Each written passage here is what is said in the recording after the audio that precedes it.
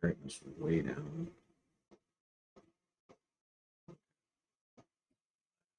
Why is auto rotate not fucking working? No, because it's turned off. How can something that's not on not work? What's wrong with you, dude? God.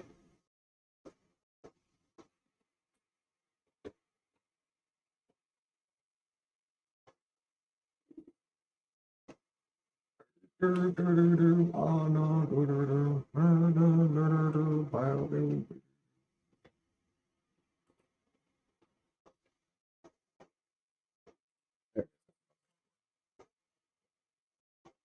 don't know what it means by configure primary and backup. I don't have a backup stream, so whatever. I can't run multi-streams like that, so I don't understand what the fuck you're complaining about. Sorry, not sorry. Whatever. Yo.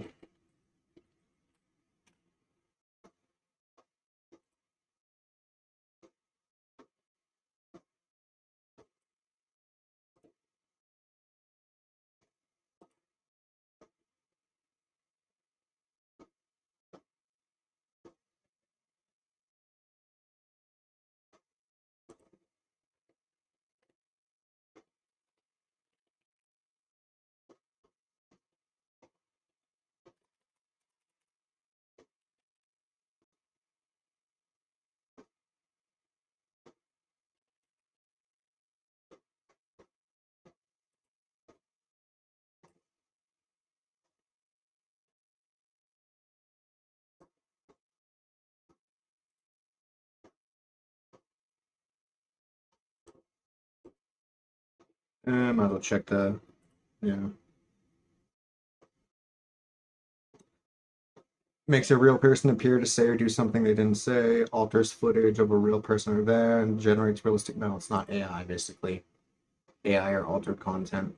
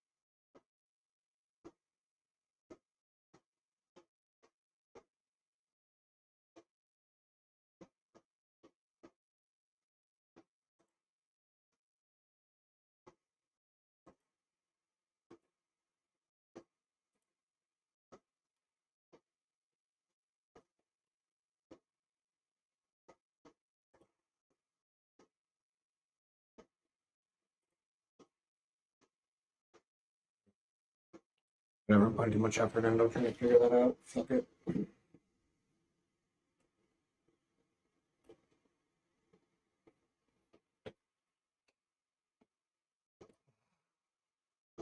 Anyways.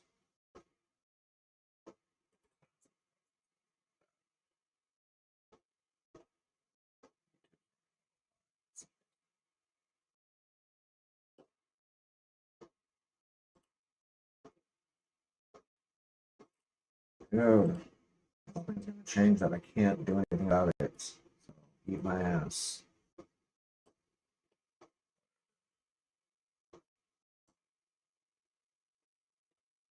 Rasputin, Rasputin.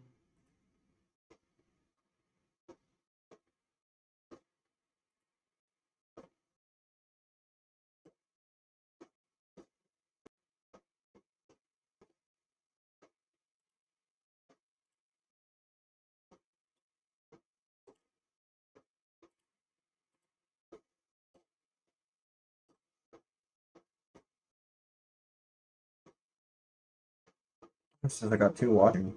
Alright, that's what's up. If anyone else is in here, pop in the chat and say hi.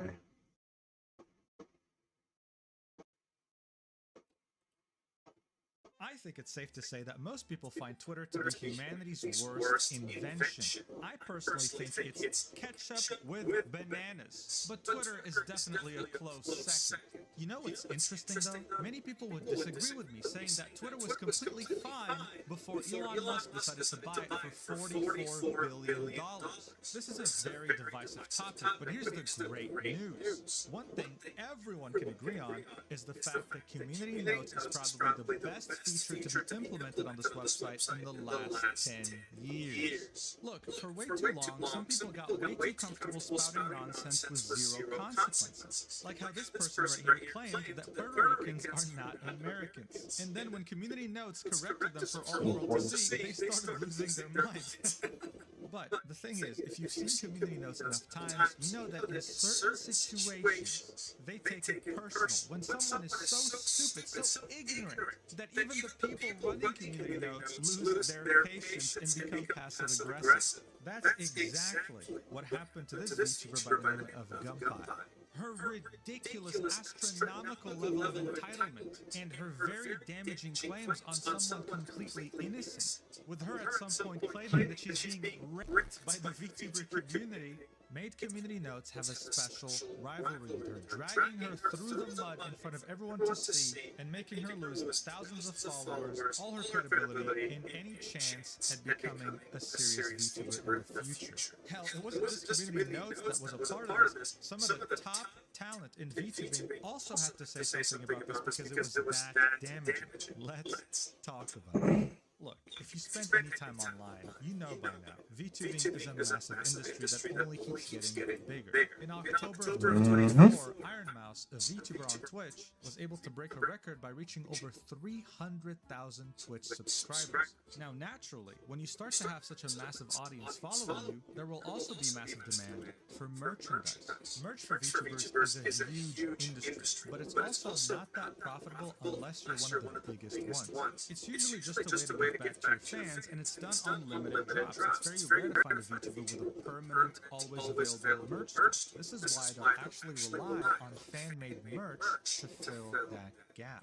Now, I know what you must be thinking, but Muja, when it comes to the massive VTuber corporations, what about copyright? In the case of Hololive, which is one of, if not the biggest VTuber corporation, they're a Japanese company. But isn't Nintendo Japanese too? Aren't they going to sue me and the 50 generations that will follow after my death for making anything relating to their IP? Well, no, actually. In Hololive and many other corporations' terms of service, they actually encourage fan-made creations, as long as you're not producing hundreds of thousands of units of merch in a mass production factory, you should be fine.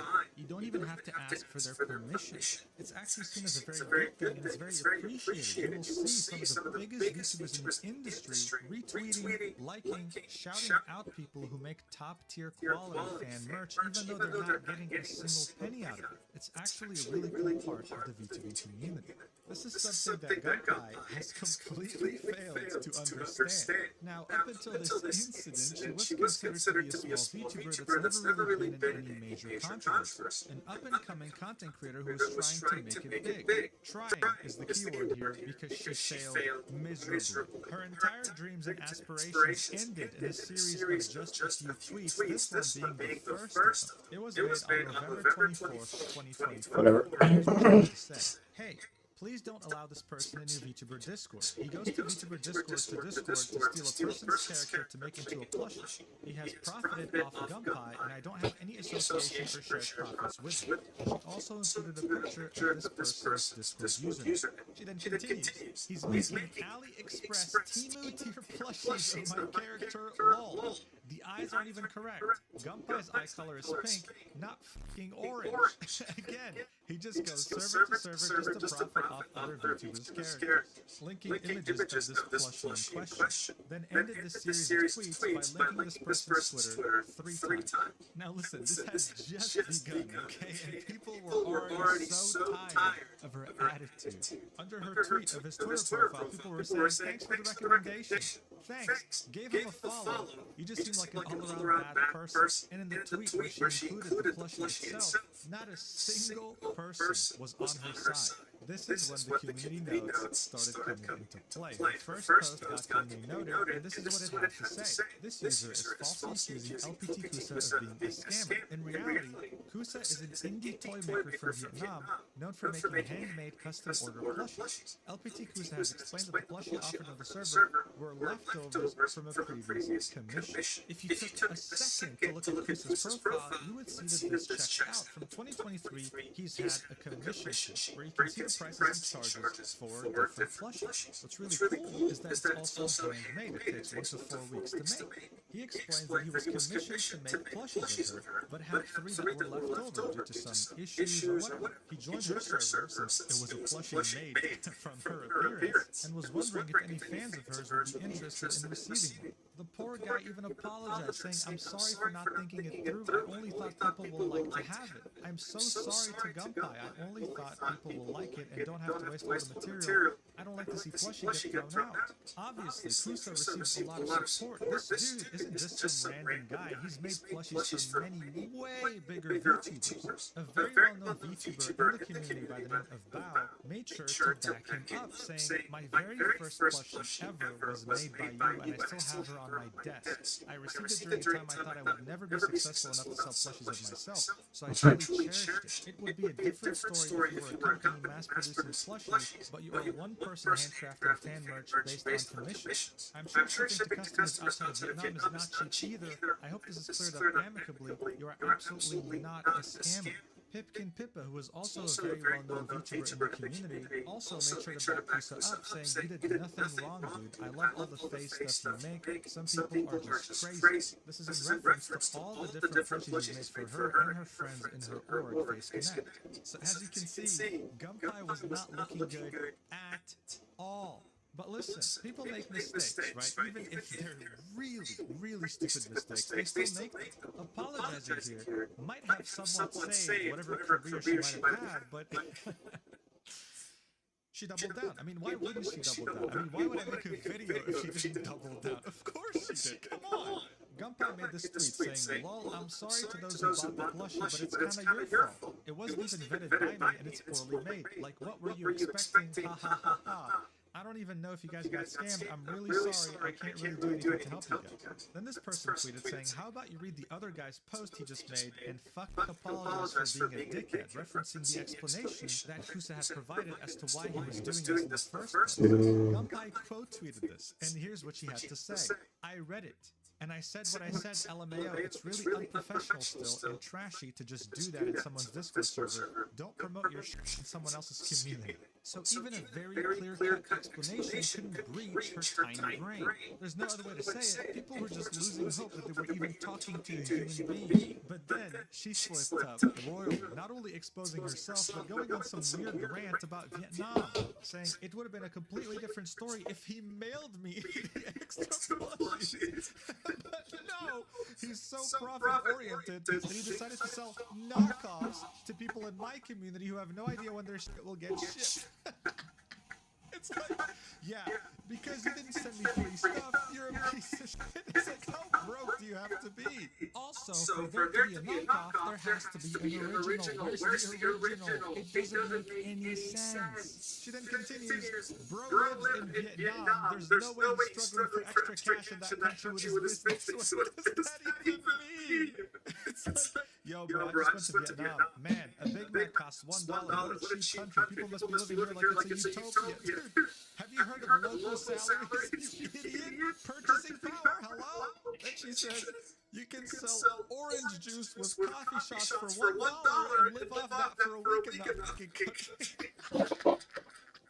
So, if digging yourself in a hole was an Olympic sport, you wouldn't get the gold medal, you'd get a platinum trophy. It was ridiculous. This is why the community notes team started reaching its limit. It was time to stop playing games.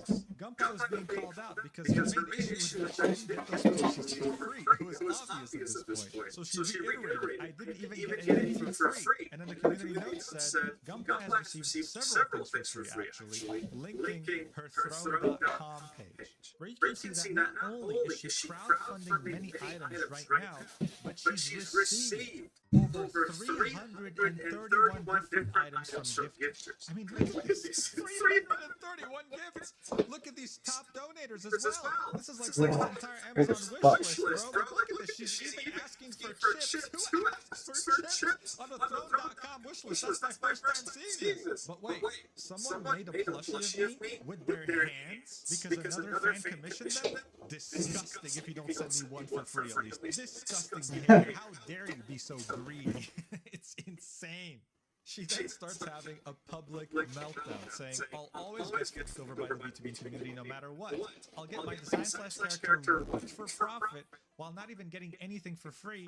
Many such cases. Now, obviously, I have to censor this R word because of YouTube, but if you don't know what it is, it's this fruit without the first letter, okay? And to say something like this is ridiculous, right? To claim something like this in public when so many eyes are on you is crazy. So community knows how to come in and step up their passive aggressiveness. They said, there is no evidence of rape by anyone related to Gunpei. Gunpei is getting publicity for their racism, reaction to a toy maker, and outrage over not receiving more for free, linking all the previous tweets we've already seen in the video. Then said, rape is likely being used to gain post engagement.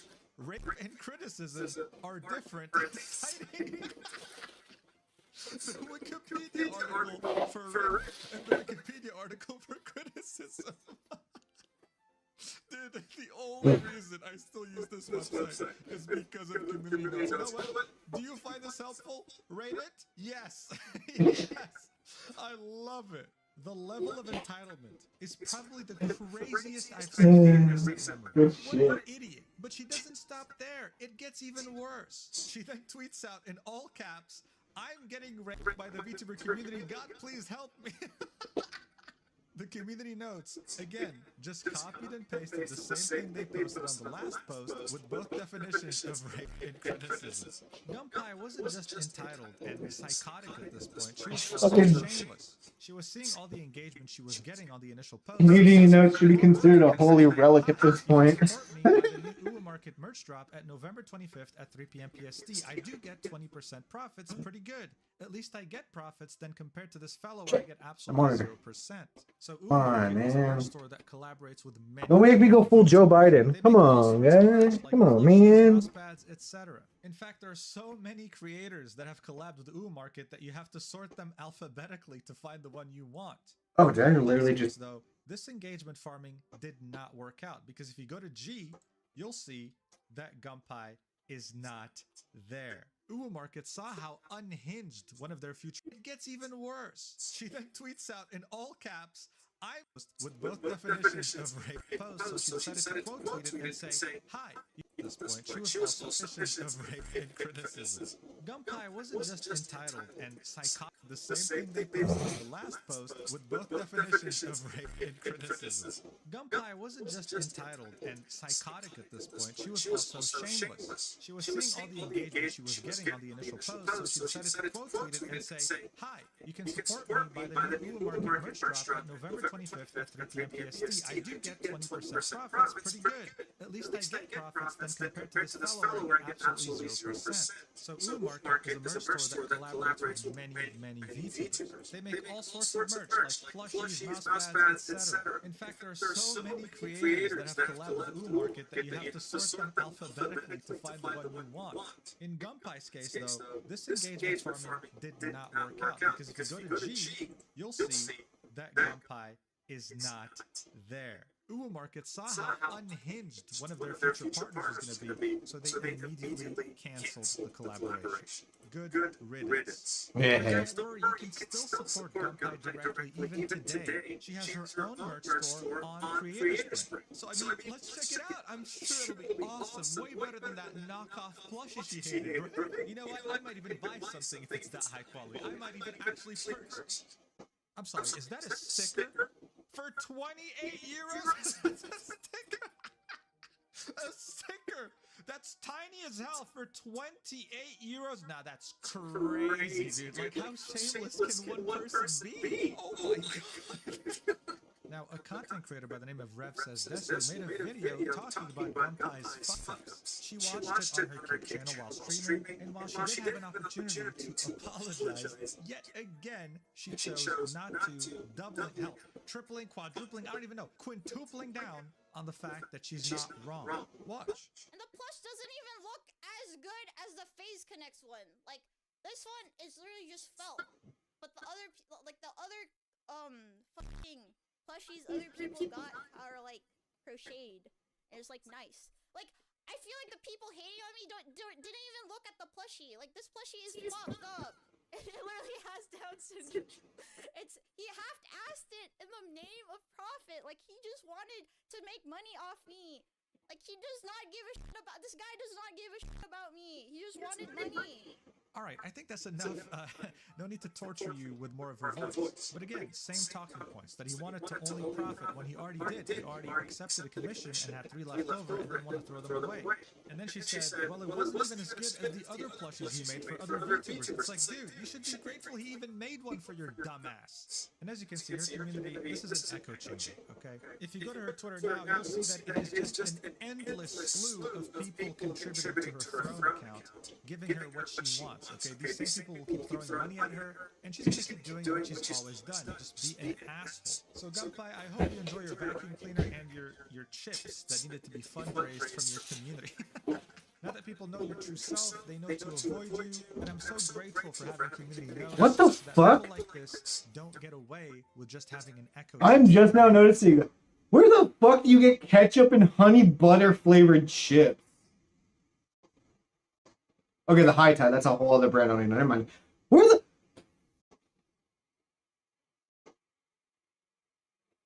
fuck do you get ketchup flavored chips? I want those. That sounds amazing.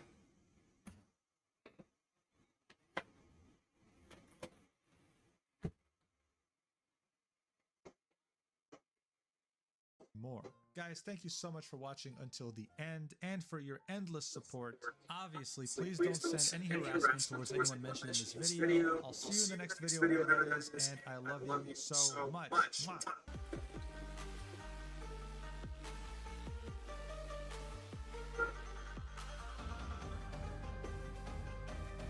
I mean, to be fair, like, I want people to...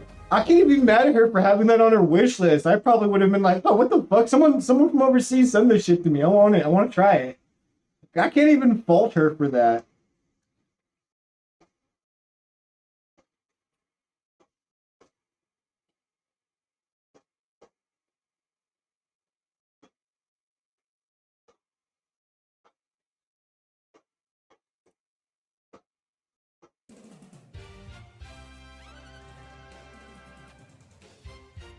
Pull up the IGN article. This is funny.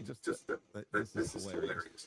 Disney, stop announcing Star Wars movies and make one. Now, you can leave out a full headline. Well, first, announcing Star Wars movies. I would like to welcome IGN over to the racist, toxic, sexist crowd. Sexist. I can't say the fucking word. You can fucking pronounce it. So why we should stop paying attention to Star Wars movies?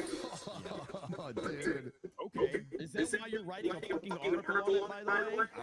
How about Disney just does a good job and listens to the fan base and not fuck this up? How about that? Yeah, that'd be nice. Another week, another Star Wars announcement that leads to language size all over the internet, despite Daisy Ridley saying only a few weeks ago that the Ray-focused Star Wars movie was evolving. It did. It evolved into somebody else's trilogy. And it was Lee's problem. And we get an update soon. The news came soon after that the next untitled Star Wars film has been yanked from its December 18th, 2026 release date and ignominiously, thank you. I'm kicked out of 3 high schools, okay? I'm one of those uneducated voters, okay? Uneducated. What did he say? What I miss? Release date and Ignore.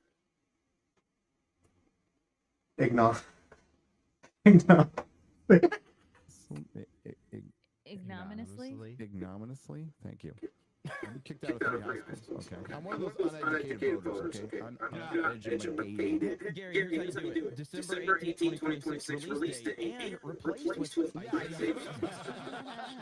That's all, just roll past it. I do that in my videos a lot, okay? I actually do that.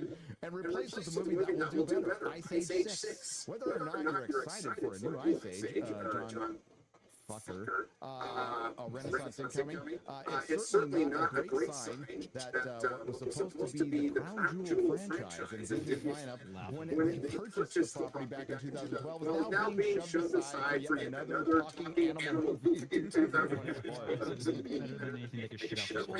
It will make more money than the Ray movie would. Twice as much money.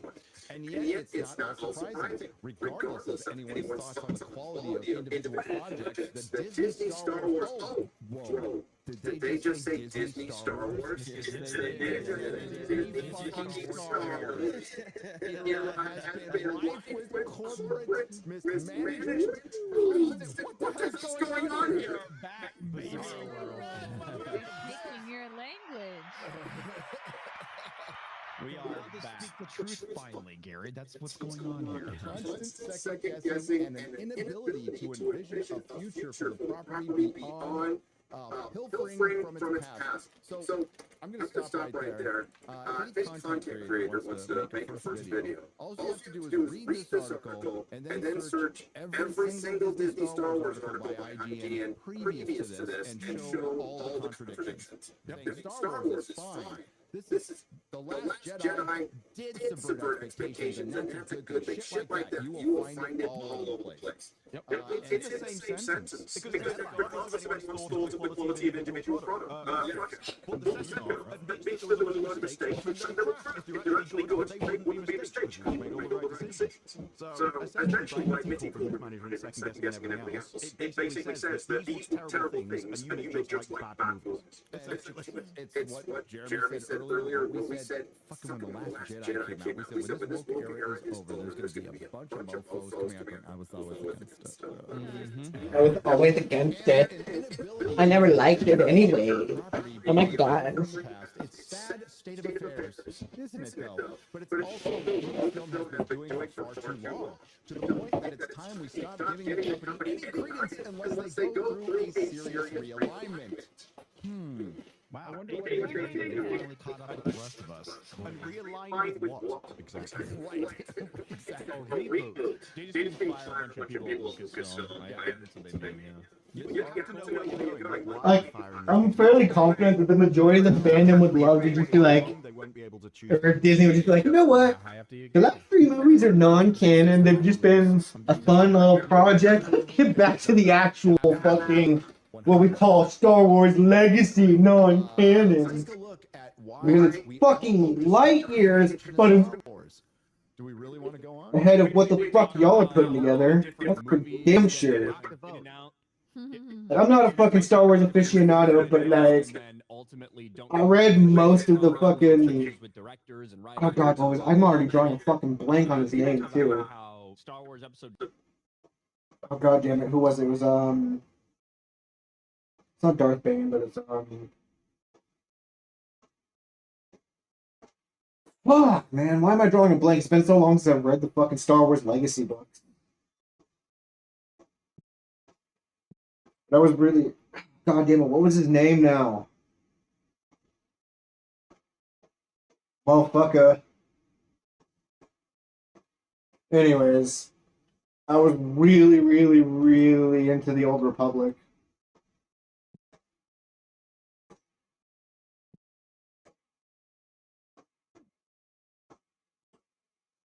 Not Rise of Skywalker was like an indication that they were just being reactive and responsive.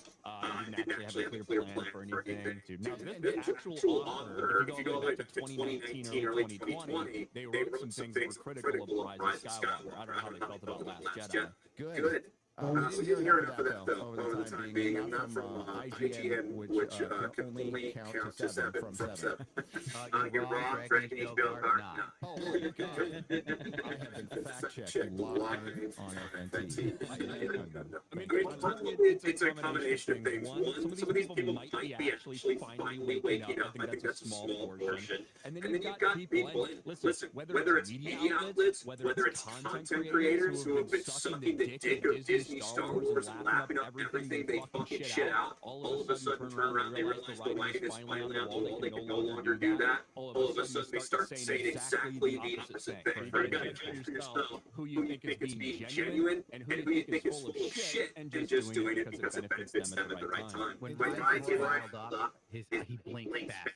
He does. Anytime. And it looks like Mike Tyson. In Ryan's defense, he was just talking like them. Opposite. I have a point to make. Oh God!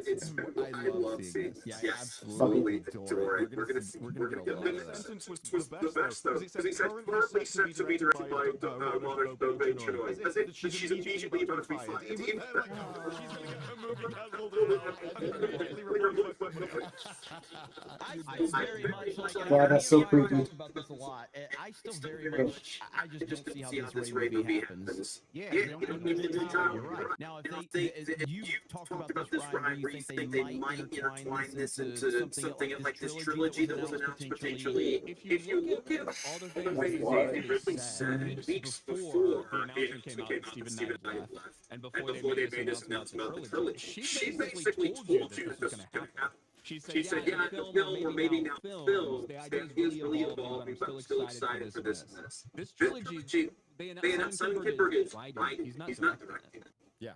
Like, don't be surprised if Sean Connery is the director for fucking this Ray trilogy part 1. Can they cancel it straight up, or do they have to convert it into something else? One thing we've learned from Kathleen Kennedy's Star Wars is that you can cancel a lot of shit. No matter if you just continue to tell you it's happening, Ryan Johnson's trilogy. If you're looking at this as objectively as possible, A Ray movie does not turn the needle at all. I mean, Mandalorian still turns the needle to some extent, not what it used to, but Mandalorian still probably get asses in seats to an extent. Ray ain't doing that. Nobody's going to see a fucking Ray movie. That's gonna be like Marvel's level. And their internals got to be telling them this. Like, to be fair, like, I would go see a Ray movie if it was written well. And I have nothing wrong with the idea and the concept of Ray as a character. But she, like, a lot of these fucking female characters, she's just fucking plank with superpowers. She's Super Saiyan plank. And that's what's so fucking annoying. Like, I would instantly like the fucking character if she got a decent fucking writing staff behind her. Like, I could forgive the fucking shitting all over the lore just to shoehorn in a new fucking character, just write her well. Fuck.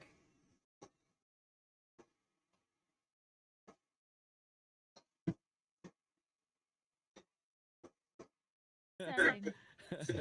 Kroger's overflowing. I just don't see how a Ray standalone movie is going to come out. If they want to turn this into like a Captain America Civil War, where they make it like a de facto, like, trilogy-esque movie, like if they bring it up and they've got all of these people in it, but it's just a singularly focused movie on Ray as a character, I just can't see how that's gonna. I don't see how that happens. I just don't. We've said it a million times, man. This is the problem Star Wars always faced. I believe Disney completely overpaid for it. Completely. If you want to justify spending that much on merchandising, okay, sure. But characters, Bob Iger came out and said, well, they've got over. How many characters? He said 5,000. I might be going way off on that. But well, you're not, because you know why? That's the expanded universe. That is Right. Talked about the planets, all the stuff they got rid of. Oh, look how amazing this world is. He was talking about the expanded universe, which they very quickly just literally shit. Almost that's almost the first thing they did right. I know you remember. But the fact of the matter is, with respect to the expanded universe fans, Star Wars is Luke, Han, and Leia, and Darth Vader. That's what it is. That's what it is to most normies. That's what's going to sell to most people. Now, Disney has all the time in the world to build up characters, new ones, and new universes and new villains, and they did. So it's a hot brand. I don't know if I agree with you that they overpaid for it. I think that, like, how much they paid for Pixar? The reason was more than Lucasfilm drove up the price because of how much they spent on Marvel. I think that I just think wow. Yeah, for Pixar? So, I mean, I don't know. I feel like it's Star Wars, like with the momentum they had when they first released The Force Awakens and all of that, like, they wouldn't have fucked this up. All these years later, we would still be dealing with billion-dollar movies if they wouldn't have fucked it up. Okay, and I can give you that. But that's a big if we could have developed, but what they bought was Han, Luke, Leia, and Darth Vader. I still think the old Republic is well known enough about games. Exactly. Yeah. I was just talking about that. Like, I'm a big fan of the Old Republic, but I'm also a fucking nerd. So it's like, does my opinion even matter? A new thing that would have brought new fans to Star Wars. They came around 2010. It would have been a license to print money, but they just lacked the brain power. Yeah, it's just like what they did with Marvel. Like, they didn't have. Is it a Gundam? It is. I didn't realize he was on fucking Friday Night Tights. I love it. Been around for decades that they could have. They did the unthinkable. Turning Iron Man into A-list. Yeah, I mean, Guardians of the Galaxy. Yeah. I don't think they overpaid. I think they just shit the bed. I think they put the wrong person in charge of it, obviously. George signed up on that, so that is what it is. But imagine if they made a fucking normal-ass land in Disney. I know, based on actual stars people cared about. Using those characters you just mentioned. Think of how sought after that would be. That experience, it didn't work with like that. Everything that they've done has been disastrous, and these are things that should have turned the needle. Harry Potter is a classic example. You go to Harry Potter, Wizarding World, Harry Potter, you love it. Harry Potter fans love it. People that don't know Harry Potter are intrigued by it, and they have the ability to do that. But there's something. There's like this force field around Lucasfilm that just doesn't allow good creative decisions no matter what. Because as we've seen, whatever you want about Disney as a company, Marvel has still been very, very successful over the last 15 years. Very successful. But there's this fucking force field around Lucasfilm's like, hey, there's those good ideas away from us guys. It's weird. As you say, Jeremy, it's leadership. It's Kathleen Kennedy, producer, worst studio head in the history of Hollywood. I don't think she's a good producer. I think that she put her name on projects with great men that create great projects. Well, I think she's a good producer too. I don't think she's shit for a producer. There's not a person in the history of existence that went to see Jurassic Park because Kathleen Kennedy was a fucking producer. I had no idea she was in it. I had no idea until later. So What she like is a facilitator. That's all they do. She's a coffee maker. She's a coffee deliverer. But Her knees get a little dirty, if you know what I mean. Oh. Okay, hey, let's reach out to this production company to do this fucking thing on set for us. She's not an idea person. No, She might also play a similar role that Charlie Clark's wife did to Mac's wife. He would go around pissing every single person off, and she would go around like, his career would be nothing but she went around basically saying stories of Landman. But like, yeah, with Catholic, I mean, we all know the answer, so we're just gonna wait, and then when she's gone, then the access media will go, she should have gone a long time ago. Exactly. Fuck yeah. Okay. All right, piss off. There's a point where you just get it's just too late, and you need to vault the damn thing and forget about it for a little while. Same thing with Star Trek. Is there a possibility sometime in the future these things can be good and go return to form? Sure. That possibility gets less likely every day. Kurtzman makes Star Trek and Kathleen Kennedy makes Star Wars. Period. Like, because people don't get. I mean, how many people are into Buck Rogers and fucking The Shadow and Flash Gordon now, which were huge properties back in the day. I mean, everything ends. You know, and there's still like a few people who buy the comic or anything, but it's not like Hollywood's running out to make. I wish they would. No, actually, I don't. I wish sometime in another reality that we get a good Shadow movie, but not from this group. Ergorotic.com. Please subscribe. I'm so choppy and I don't like it. I can't give shit about it right now. And I think I'm losing sales. I don't know, I should not be sitting at $2,000 right now. I should be closer to 4. How late in the day I am. Something ain't right. Where am I getting bad reports from?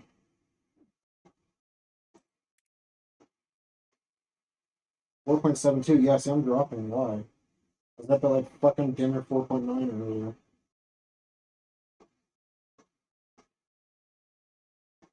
Or just keep dropping because of all those 4 stars. Okay. It's not that bad, I guess. I don't get, like, what's the determining factor in this game for 4-star and 5 stars? Like, I know, for example, like what causes the drop even lower, not having product on the show, blocking the door, or stinky people.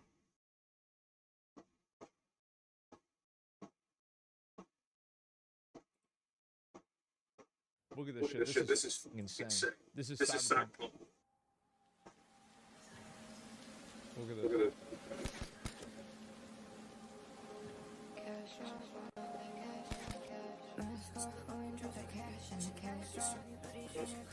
The fuck?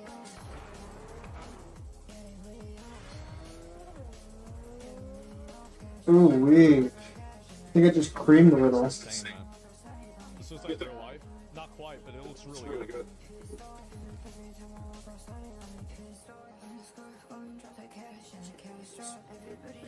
Yeah, look at this. Looks something like well, this keeps getting better, man. Especially dude, the driving is insane. Oh my god.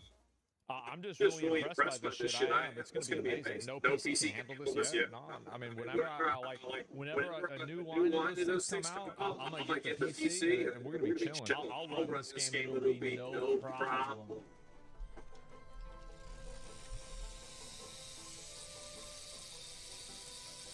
Is this supposed to do that noise? Is it supposed to do that noise?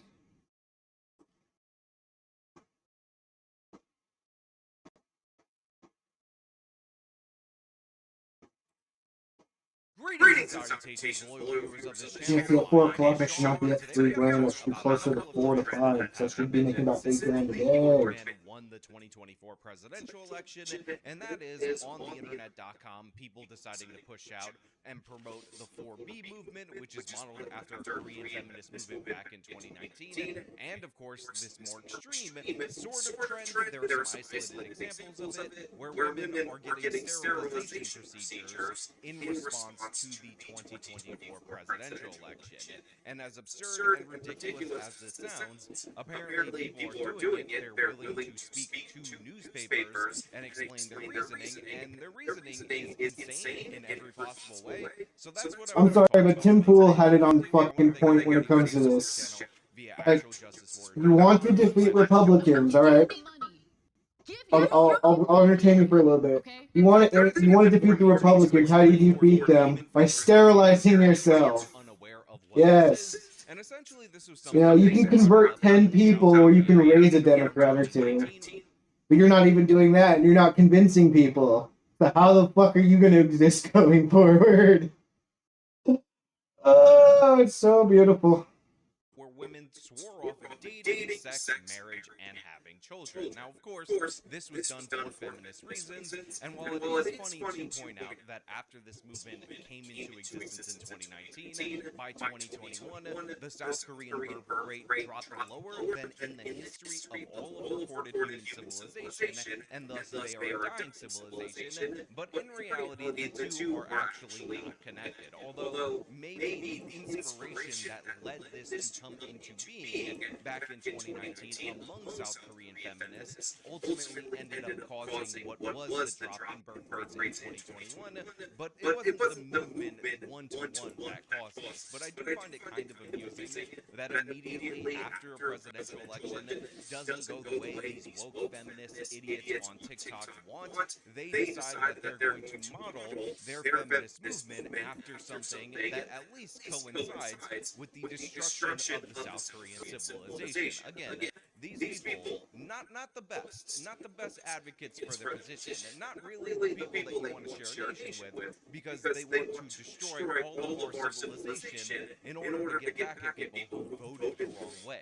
However, let's give you a little bit of a breakdown, a little bit of a perspective from that side, from this Inside Edition segment, because maybe, just maybe, you will be swayed by them. In the wake of Donald Trump's historic win, there's a new movement sweeping America. Disappointed women are actually swearing off men. There's no way I am letting any man near me for the next few years. Now look, it would be very easy for me, Sean Fitzgerald, owner and content creator of the Actual Justice Warrior channel, to look at the individuals that are promoting the 4B movement, look at a statement where somebody is saying there would be no way that she wants to let a man near her in the next 4 years, and then say, no great loss, but honestly, we are above that. We're not going to make petty personal jokes like that. No I'm great just loss. talk about making jokes, thus make the joke, and then pretend like I did it, and then move along. They're saying no to dating, no to marriage, no to sex, Celibacy, at least to me, isn't that hard. and no to having children. Like so many other women in America who have been considering. Welcome to the femcel movement. And said, nope, not anymore. Now look, I think it is very notable right off the top for me to point out that like many a bad social media trends, this one happens to start on TikTok.com, because you can see all the different various TikTok handles, not to mention these are vertical videos, but I will also mention that this woman does not sound all that serious to me, although we are going to go into a New York Post article where people are taking very serious steps in just a moment, because she said, look, for those of us who are thinking about maybe considering at some point in the future possibly getting pregnant, I woke up this morning and I said no. In reality, I would like to believe that if you are somebody who is looking to have children, if that was a goal in your mind, then you would not be swayed away from said goal by a presidential election. But the fact of the matter is, unfortunately, we have a lot of deranged people that are getting validated on social media that will make life-changing decisions based on who wins the presidency. And in the interest of fairness, I do want to point out that Laura Loomer, who is a very pro-Trump person, actually tweeted out there is no point in having children unless Trump gets elected, because essentially it would be the end of the world if he did not get elected. Now, to be 100% clear, for everybody out there in the audience, the President of the United States should not change your family structure. You should not let politics bleed into your day-to-day lives in this way, and this is obviously a symptom, and it is more prominent on the left wing of religion being replaced with politics. I'm somebody who's not religious myself, but you know what? Even though I'm concerned and I care about politics, I talk about it for a living, the fact of the matter is, it is not the be-all, end-all. It is not what I need to replace that empty feeling that some people face once they reject religion. And again, if you do so, then you're just wrong. You're absurd in every possible way, and everything about this movement is absurd, because of course, like many a left-wing movement, this also comes with the idea that you have to ugly yourself up beyond all belief. And a perfect example of this is the people that are shaving their heads in solidarity with the 4B movement. This woman is actually shaving her head in protest. It's being called the 4B movement, and women are taking to social media declaring their allegiance. Now look, overall, this obviously has no impact on my life personally. I happen to be married to my wife. My wife happens to not be an insane person, so I don't have to worry about her one day shaving her head and deciding that she has to swear off all men due to the fact that a political outcome happened. However, these people are shaving their heads. It is ridiculous. Some people have taken note of the fact that celebrities are doing this as well, like Brie Larson, and her haircut does not look good. Let's be perfectly honest about that. And to me, this is just yet another symptom of the mass mental illness that is impacting the American people, specifically young girls, and in this case, it goes into older women, and it is a major problem. It is something that is causing a big fracture in society, and obviously, women need to chill the hell out. That being said, I do find it amusing that many of these women have decided that they're not going to tell the males that they interact with that they're engaging in this 4B movement. Instead, they're trying to say, actually, I'm waiting for the right person, no sex until marriage, and essentially trying to comply with the Christian conservative orthodoxy, at least publicly, which I find to be amusing because many religious people want this from women in the first place. So your resistance against your perceived religious theocracy that is taking over via the Republican Party is to outwardly comply with this supposed religious theocracy that is taking over via the Republican Party. Again, not coherent, but what do we expect? These are a bunch of crazy people, and I find it very odd that Inside Edition is promoting this kind of behavior. That being said, promoting behaviors that are destructive to Western civilization is not very atypical in American media.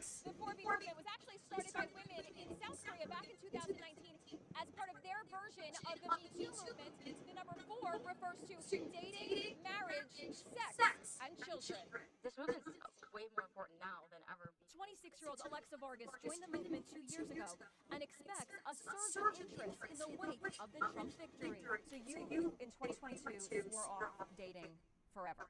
Not forever. We're not going to settle for low-value men that don't respect us anymore. You know what I love about this, if I'm being perfectly honest? First and foremost, of course, they have to interview an OG behind this particular movement, somebody who copied this off of the South Koreans before Trump even won the election. This was basically overturning Roe v. Wade, and how excited she is as an internet influencer that she's going to be able to increase her following based on the fact that after the evil orange man, you are going to gain all of these different people that are interested in resisting the evil orange. But of course, and this should be perfectly obvious to everyone out there in the audience, this is just what is labeled as the right-wing extremist group MGTOW, but for women. So essentially, this is WGTOW, and if you guys aren't familiar, MGTOW is men going their own way, and the premise of that is that women have made society so bad for men that they have to reject women. Yes, this is a very short explanation of this, but this is the exact same thing. It's over politics, and it is just ridiculous and absurd, and it is comical, and I am expecting this to not gain all that much traction, despite the fact that you have people in the mainstream media that are promoting this.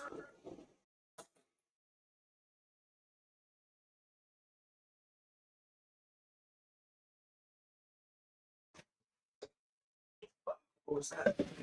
Shit.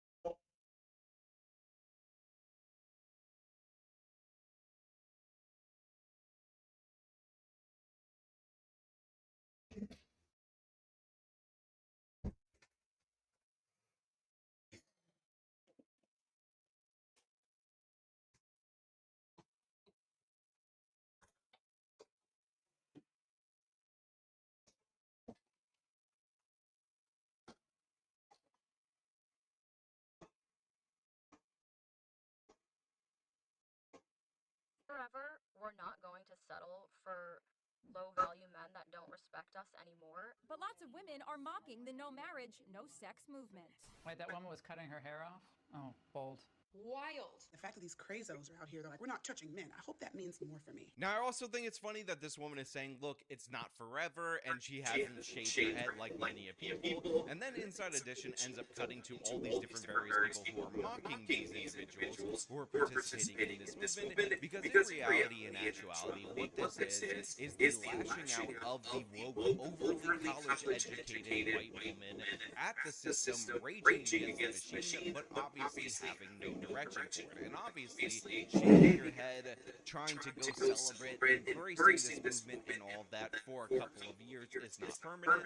But the reason why I'm doing this story is that even beyond this, there are people who are telling the New York Post that they're sterilizing themselves based on the fact that the evil orange man won the election and that we are facing a Handmaid's Tale-like society, a Handmaid's Tale-like future. So we go to the New York Post with the headline that says, these women are getting sterilized and blaming Trump for their decision. Election tied my hands. Now, obviously, this headline on its face is incredibly stupid, but you do have people that are being interviewed in this particular article. Some of them are older and likely weren't going to have children in the first place, so no big deal. But they do have a couple of younger women, and the issues that they cite, the rationale for this, is so disconnected to reality. It's honestly mind-boggling. But then again, we have a nation of 300 million people. A huge proportion of the people in our nation are absolute idiots, and some of them, again, replace religion with politics. So this is to be expected when you have a society that is, again, full of idiots. So the article reads as follows. These women are getting elective surgical procedures to render themselves infertile, all because Donald Trump won the election. The women who are speaking proudly about their decision say it's because they fear a reproductive rights crackdown under a second Trump administration. Newsweek recently spoke to multiple women who say they are turning to invasive, irreversible medical procedures to ensure their reproductive freedom remains untrodden upon. You know, every once in a while, I read a couple of sentences in a row, and I think to myself, this can't get any dumber. This can't get any worse. But unfortunately, for those of you out there in the audience, this article is about to get significantly dumber. It's about to get more depressing. And some of the women's ages that were interviewed in the Newsweek article that the New York Post is talking about is honestly kind of tragic. Now, of course, some people are going to say, well, if liberals don't want to reproduce, then guess what? That's perfectly fine because conservatives will win the culture. When in reality, what's actually going to happen is that these people who don't ever utilize their maternal instincts are going to essentially be trying to police your children through public policy, which is what we see time and time again. Now, let us get a little bit more into it so you can hear how crazy this actually is. Quote, if I am denied any rights in the next 4 or more years, I will not give them up without a fight, said Lydia Eccles, a 28 Texas woman making plans for a procedure which her fallopian tubes will be removed. An unidentified woman who had just gotten the procedure told the outlet that she felt she had no choice after the election results. Look, I just want to point out a couple of things. First and foremost, it is medically irresponsible to perform these procedures on mentally ill people that have no logical and rational basis for what they're doing. So somebody probably needs to look into that because the Hippocratic Oath, which is something that medical professionals take, is to do no harm. And if somebody comes into your medical office and says, I need you to remove my fallopian tubes, and you ask them why, and they say, well, the reason why, you might not understand this, is because the orange man won the election, and that means no reproductive rights for the next 4 years. You as a doctor should be responsible and say no, but unfortunately, this appears to not be what was happening. That being said, you have the second person, age 38, again, likely not to have any future children in the first place, saying I had to do what I had to do. I felt like I had no choice after the election because all your reproductive decisions have gone asunder post the evil orange man winning. Now, of course, I will point out, that she was able to walk into a medical facility and get a consensual medical procedure, and the reason why is because that is just not the case. But the quotes actually get even worse. Quote, "I'm not happy that I felt forced into a surgery that I did not want to alter my body. I feel like the election tied my hands and forced me to be sterilized. That is horrible." Okay, lady that I don't know that just had this irreversible medical procedure, nobody tied your hands, nobody forced you to do that. You say, "I feel horrible that I felt forced in order to get this procedure, but I need you to understand this, which is you felt forced to get this procedure because you're not smart, because you're not intelligent, because you're a ridiculous human being, and in addition to that, you're basing the decision about your body, you're basing the decision about your future, about what procedures you actually spend money on a fictional Hulu series." And no, I'm not kidding about this. Of course, The Handmaid's Tale is referenced in this article. Another woman who said she and her husband both never wanted children described her decision using language straight out of a dystopian novel and TV series, quote, "The Handmaid's Tale," in which women are second-class citizens.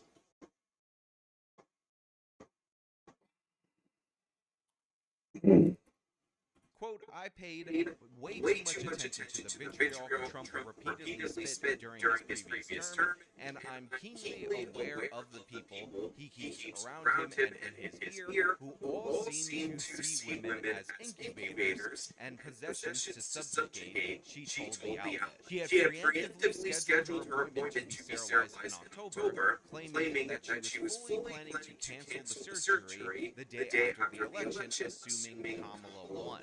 In describing her choice to Newsweek, the woman used language that suggested the elective surgery was forced upon her. Quote, "With Trump's victory, we quickly learned that my choice to cancel the surgery had been taken from me," she said. "This isn't a wanted procedure, but one of necessity due to the politics and subjugation coming our way." I don't even know what to say to this. I don't even want to keep reading this New York Post article, and honestly, I'm going to stop reading this New York Post article. If you are out there in the world and you're under the impression that Trump, Donald J. Trump, Donald John Trump, the man who has been married 3 different times, the man who cheated on each of his wives with his future wife, is going to impose a Christian nationalist dictatorship a la the fictitious Handmaid's Tale, and he's going to force women to essentially be incubators passed around between elite males, then what are you even doing with your life? And in addition to that,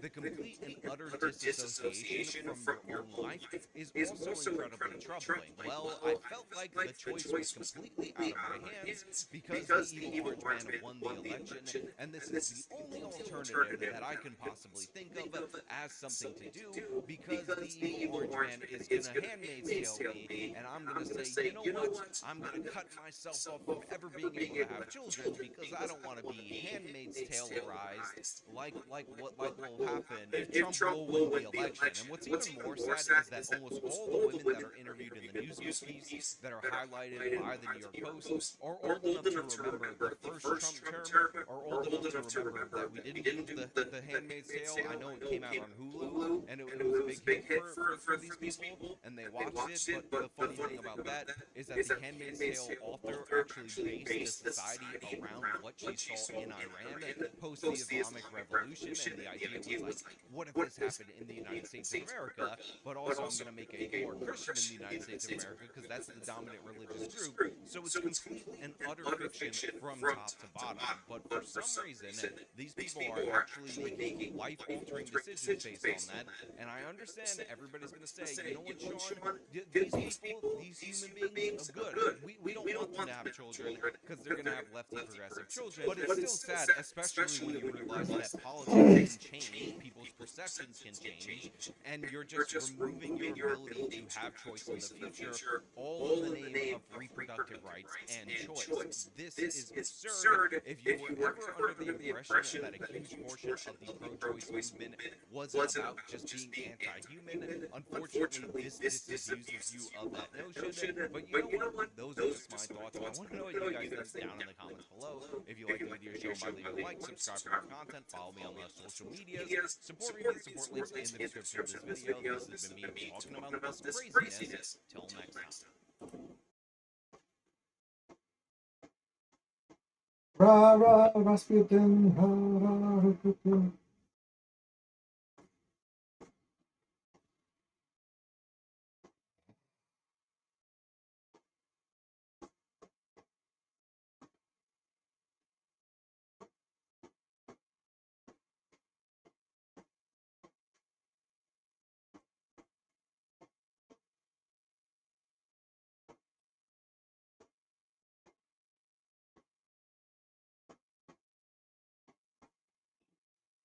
Let's see this.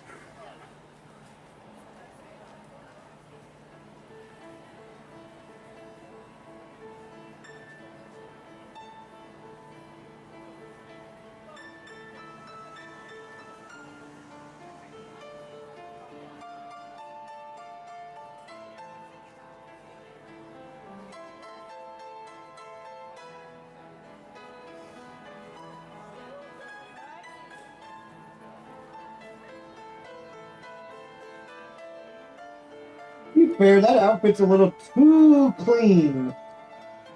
That tool belt's a little too clean.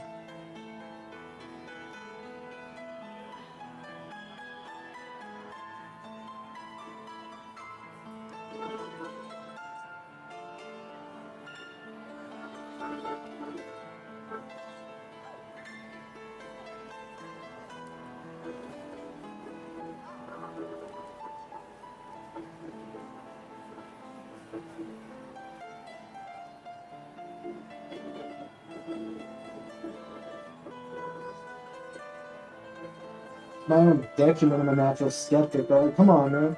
The only, and he's a good player. I'm not trying to take from that, but like, I hate the fall. Okay, no, never mind. A bit of a dirt. I'm back. No, that's reflection. That's shadow. I mean, if it's high vis. Never mind. Back to the. I'm a back to it.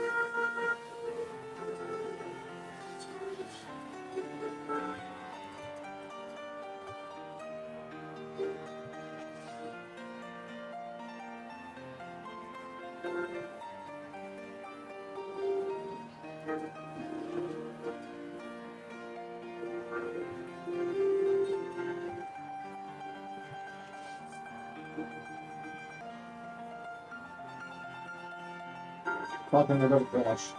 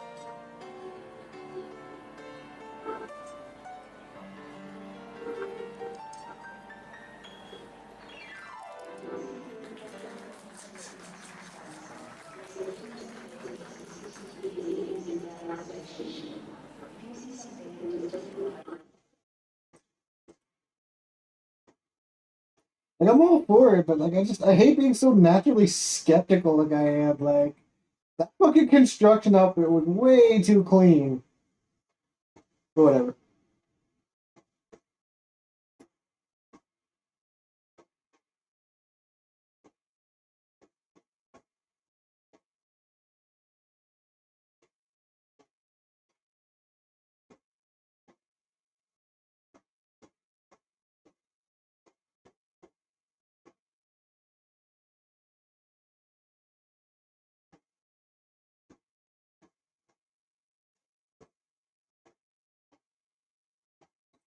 I don't feel like watching a bunch of like.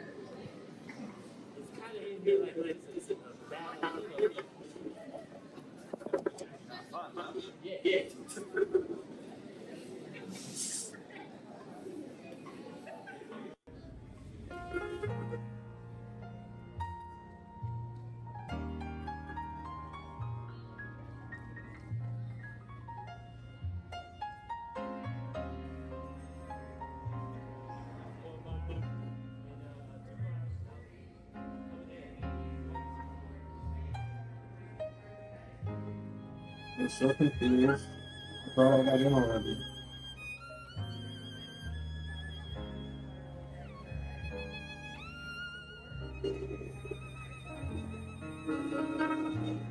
It's so frustrating. I always saved that for that, but whatever.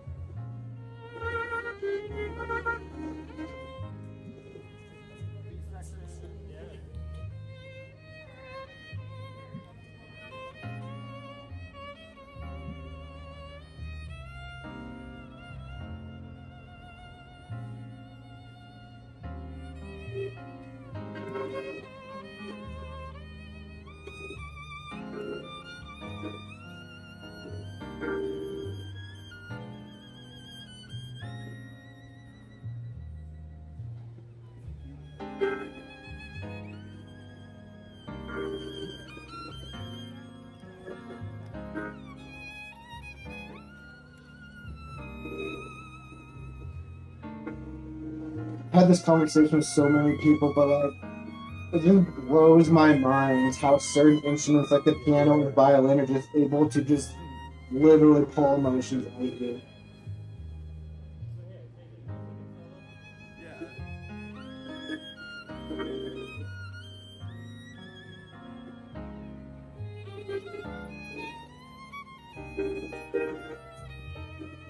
Like, there's many instruments that do many things, but like, I don't know, man. Just the ability to elicit complex emotions and feelings and thoughts is absurd when it comes to piano and violin.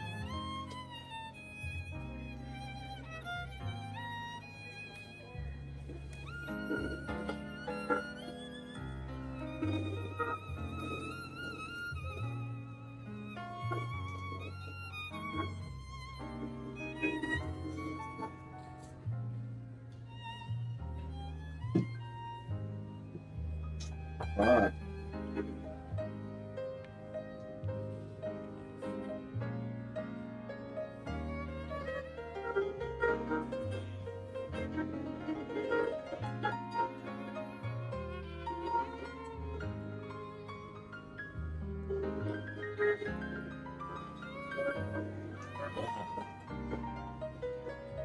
And I feel so sad because like I don't have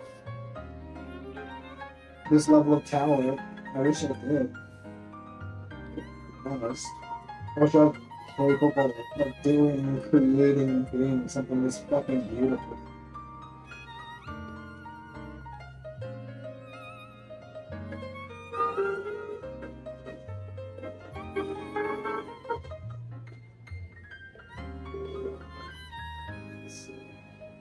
I don't know.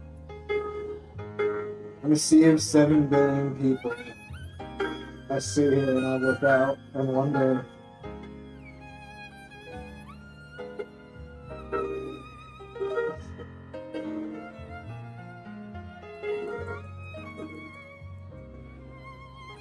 What am I?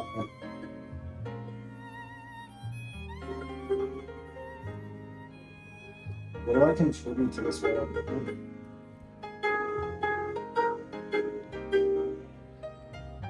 I sit here and I absorb oxygen, I consume nutrients and calories. And what do I produce?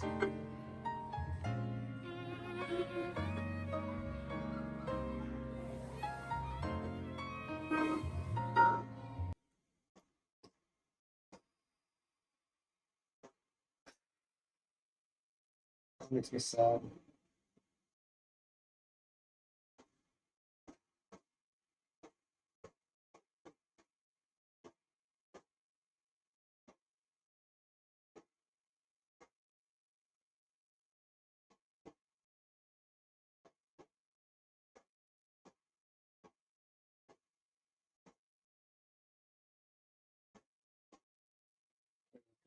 See this?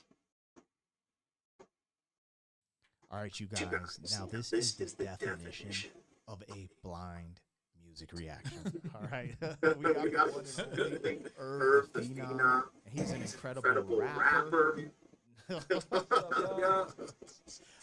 He's a rapper, a singer, a producer. We've actually toured together a couple of times. So he's a accredited artist. And today, I'm going to start this right now. I'm going to play this, and I just kind of want to see what you're hearing, what you're feeling from just you hearing it sonically. All right, let's go. Here we go, you guys.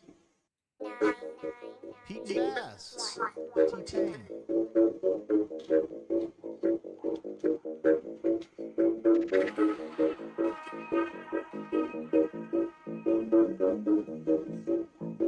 Can you turn this down?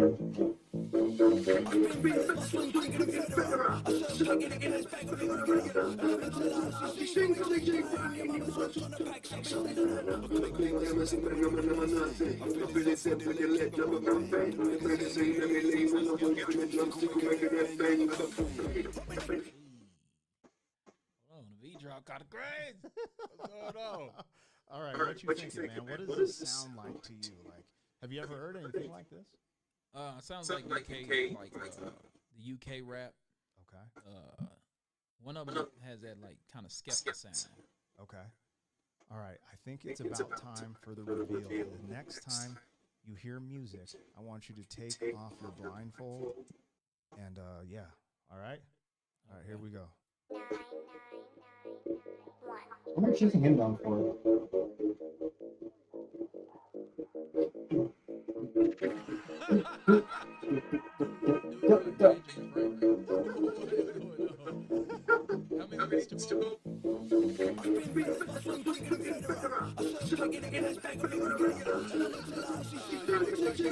That's crazy. He actually looks like Sam. What is going down, world? Welcome to the 40-year-old FUQ Boys podcast. I go by the name Black Pegasus, and today we're just having some fun. We got the homie Urban Phenom in the house. We did some reactions to some classic music, but I was like, yo, I asked him, has he ever heard Pete Baz, and he said no, and I just wanted to see your first-time reaction to this, because I put the homie Jeremy Renton in front of this, but without the blindfold. So, it's Dude just, is like, this is like, so that's the one with the deeper voice, which makes now the voice sounds actually exactly how he looks. It's like I was hearing Skepta, but now I can hear like Butler. You know what I'm saying? Like, Beep's ponytail. yeah, this is wild. He actually looks exactly how he sounds like. So when you were blindfolded, did you think it was like an old white dude? I don't know. It sounded like, I thought it was gonna be like I didn't think it was gonna be that old, but he got that sound like House of Pain or like that, like you know, they like rowdy rap from the '90s sound. Oh, that's funny. Yeah, I put Jeremy in front of this and wifey, and like I did like a blind reaction with wifey, and she just couldn't believe it. Anyway, you guys, we're gonna get into this reaction. We're gonna check this song out. This song is called T-Pain by Pete Baz. He has never heard this. Pete's Baz. Pete's the short one, Baz is the big bro. This is crazy. So, yeah, you guys, if you're here for it, like, share, comment, subscribe, and let's get this thing started. It's already started. Just saying, none of these motherfuckers ain't rocking no faulty towers.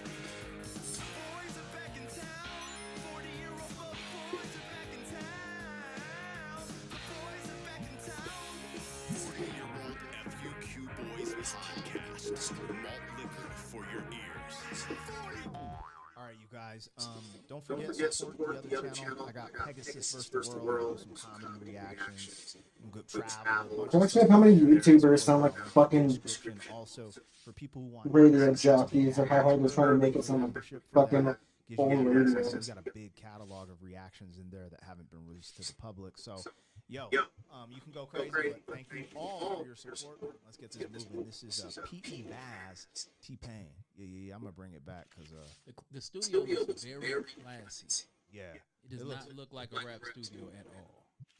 Oh yeah, yeah. You look at the poster. This is like playing singing mode or something. What is it? I don't even know what that is. Is that a buzz-in intercom? Yeah, maybe it's like a lock or something to get you in that door. Yeah, it looks vintage. It's very vintage. Nice studio.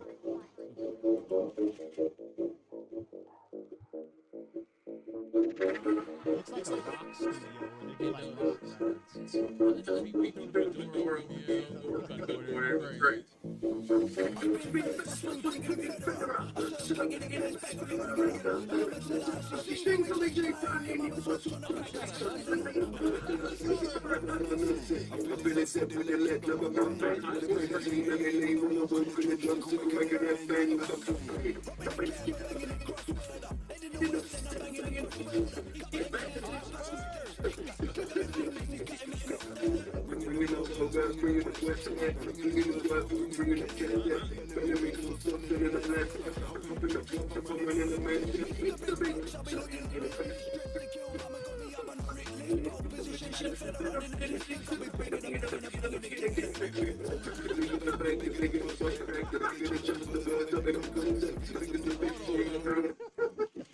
They talking dirty as shit. Like, I didn't realize how dirty it's like. Are they from the UK? Yeah. It's funny when people from the UK like, talk dirty. It still sounds kind of polite, but it also sounds like a sailor. And I feel like these are dirty old men. Because he talks about the bigger the butt crack. I'm banging a triple what? Something banging to see triplets. I feel like they're talking so dirty that I can't even understand what they're saying, but I know it's dirty. It's like when you listen to Jamaicans talk dirty, you know what I'm saying? Like, you just know it's raunchy shit. Like, I like this. Oh, that's hilarious. Yeah, they're going in. Let's get it.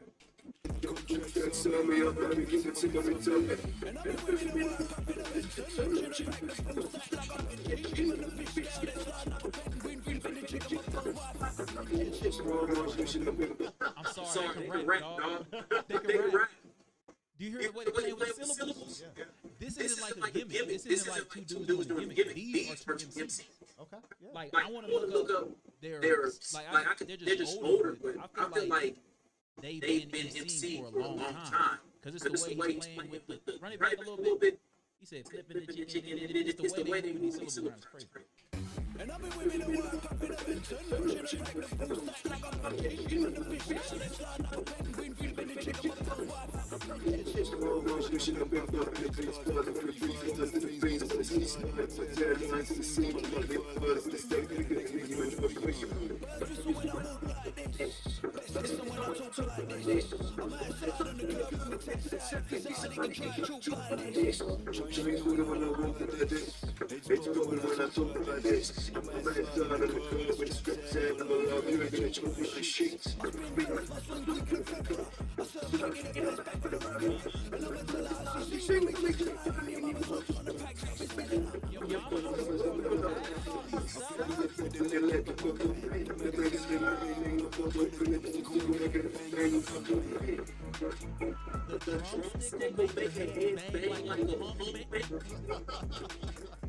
Yo, hold it down. The drumstick will make your head bang like a pump band. Nah, dog. They really rap. Welcome to Pete and Baz. They're on tour right now, you guys. Here's the thing. The way that they're rap, like, I don't feel like anybody rapping for it. Like, they got too much charisma and they cadence and, like, everything. Like, I want to know, when did they start rapping? So I'm gonna man. So people get mad at me for saying this. I'm just gonna say it though. I personally don't think they wrote it because of like so there's no proof of them ever rapping in life. Like think about how good they are, and me and you know how long it takes to get this crap. Now, with the new style of ghostwriters that write and then they send you the verse with the cadence and you can practice it and stuff like that. But then again, what they're doing is I'm about to say, as a writer, bro, I've written stuff for rappers, and they're rappers, and they still don't be nailing it. Like, they're nailing, like, it's a feat itself. Somebody else right now is still a feat. This is what I'm saying, so people get mad. I'm saying I don't think they write their stuff, but I'm not saying they don't. I don't know for a fact. I'm saying I don't think. But regardless, this is inspiration. Is us getting old shit. It's like, bro, you can do this. Just go. His hook right there is incredible. Where he's got the sheer jacket, the light blue tie, the pork pie hat with the I like everything. This is hard. Yeah, man. So, not trying to, stunt their growth. I just, better relax for they issue. It's all good. I got your back. We can go. They work. They still get his work. Our mic still work. We move on some else. Let's go. Anyways, Pete and Baz, T-Pain, their new record, dude, you guys support them, stream their music, buy tickets to their concerts. Herb is a true believer in Pete and Baz. It's the drip, presentation, and now I gotta go look up what the slang they was using because I know they said a bunch of dirty stuff that I didn't understand. Sometimes I show during reactions, bro, they perform live. They have concerts and like the crowd, bro, it's packed. Younger cats, everyone's getting hyped. Other people their age. That's why I'm like, no. It's like all young heads like us. I want people their age at these concerts. So that's what's gonna make it believable to me. Because if you don't have any fans that old, I'm like, okay. Well, old heads ain't bumping this. They ain't gonna bump this. But that would tell you if they've been rapping. Oh yeah. Well, they haven't. They just came out. Like they've only been around a couple of years, but they've taken the internet by storm because they're this freaking good. You don't think they had the 8 Mile Eminem montage like in the basement, right? Just crumbling up their verses. Coming out when they're like 70 years old. I guess.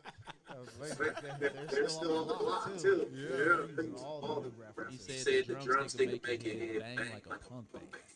Anyways, you guys, hey, I'm here for it, man. It's dope. And they're inspiration to me, and I look forward to them stuff, and they're very entertaining. So, shout out to Pete and Baz. Much love. Support these MFers. Yeah. We'll catch you on the next one. Thank you for being a man. 4 years down the road, back again. Yeah, that's all they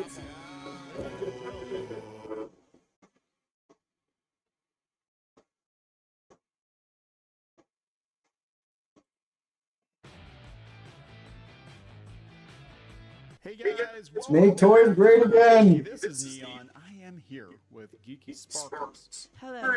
And we're going to talk about the rumor that Elon Musk is pondering buying Hasbro. And people are freaking out. Yeah, I know, right?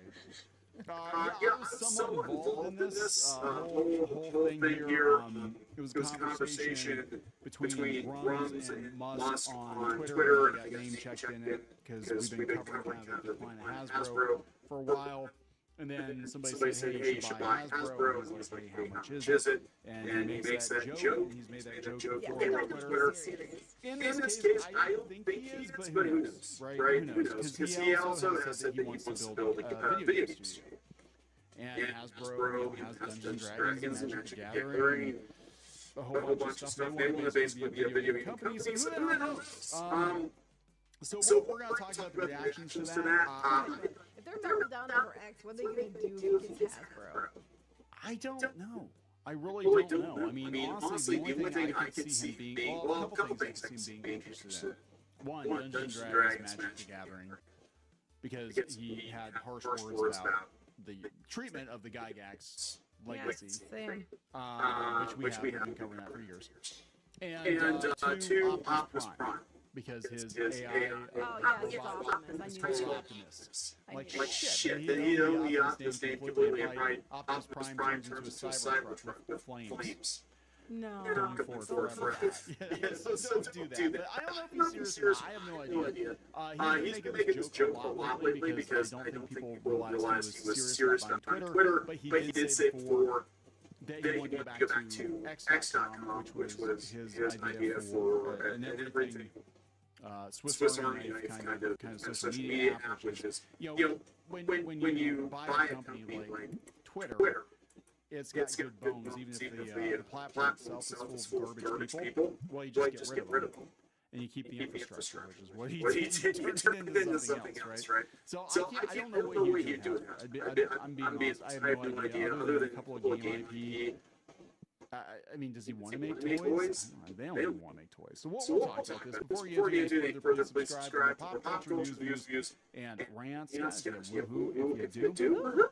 Go out to clownfishminds.com, help support the reef. We've got a couple of signed items, lots of other stuff. Thank you very much. Clownfishtv.locals.com also has the podcast content on it. So this is from comicbook.com. I think Benny sent this over this morning. I saw this. I didn't realize people were flipping out. I took it as a joke. But maybe we should walk back there real quick. For those of you who don't. Yeah, let's explain the situation. Let's explain. So this is the infamous thread here with Grums where he was talking about in the 50th anniversary.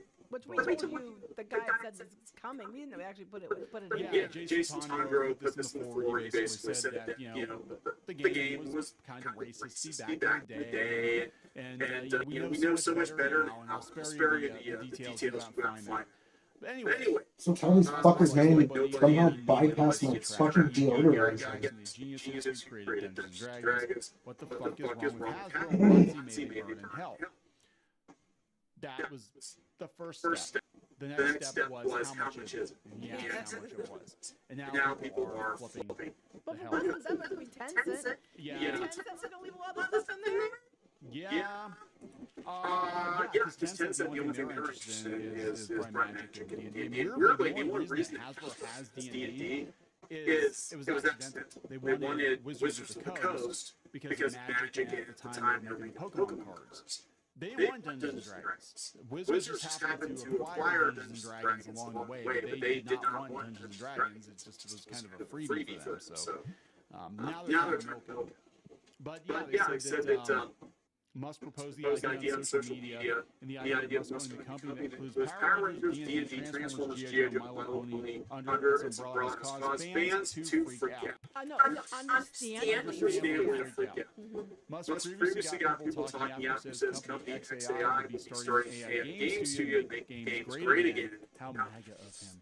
But this current proposal has had ripple effects through a host of franchises due to how many Hasbro currently owns. Well, Hasbro Hasbro and Disney are in-stage capitalism personified, right? Like Hasbro's purchased pretty much every toy company except Mattel.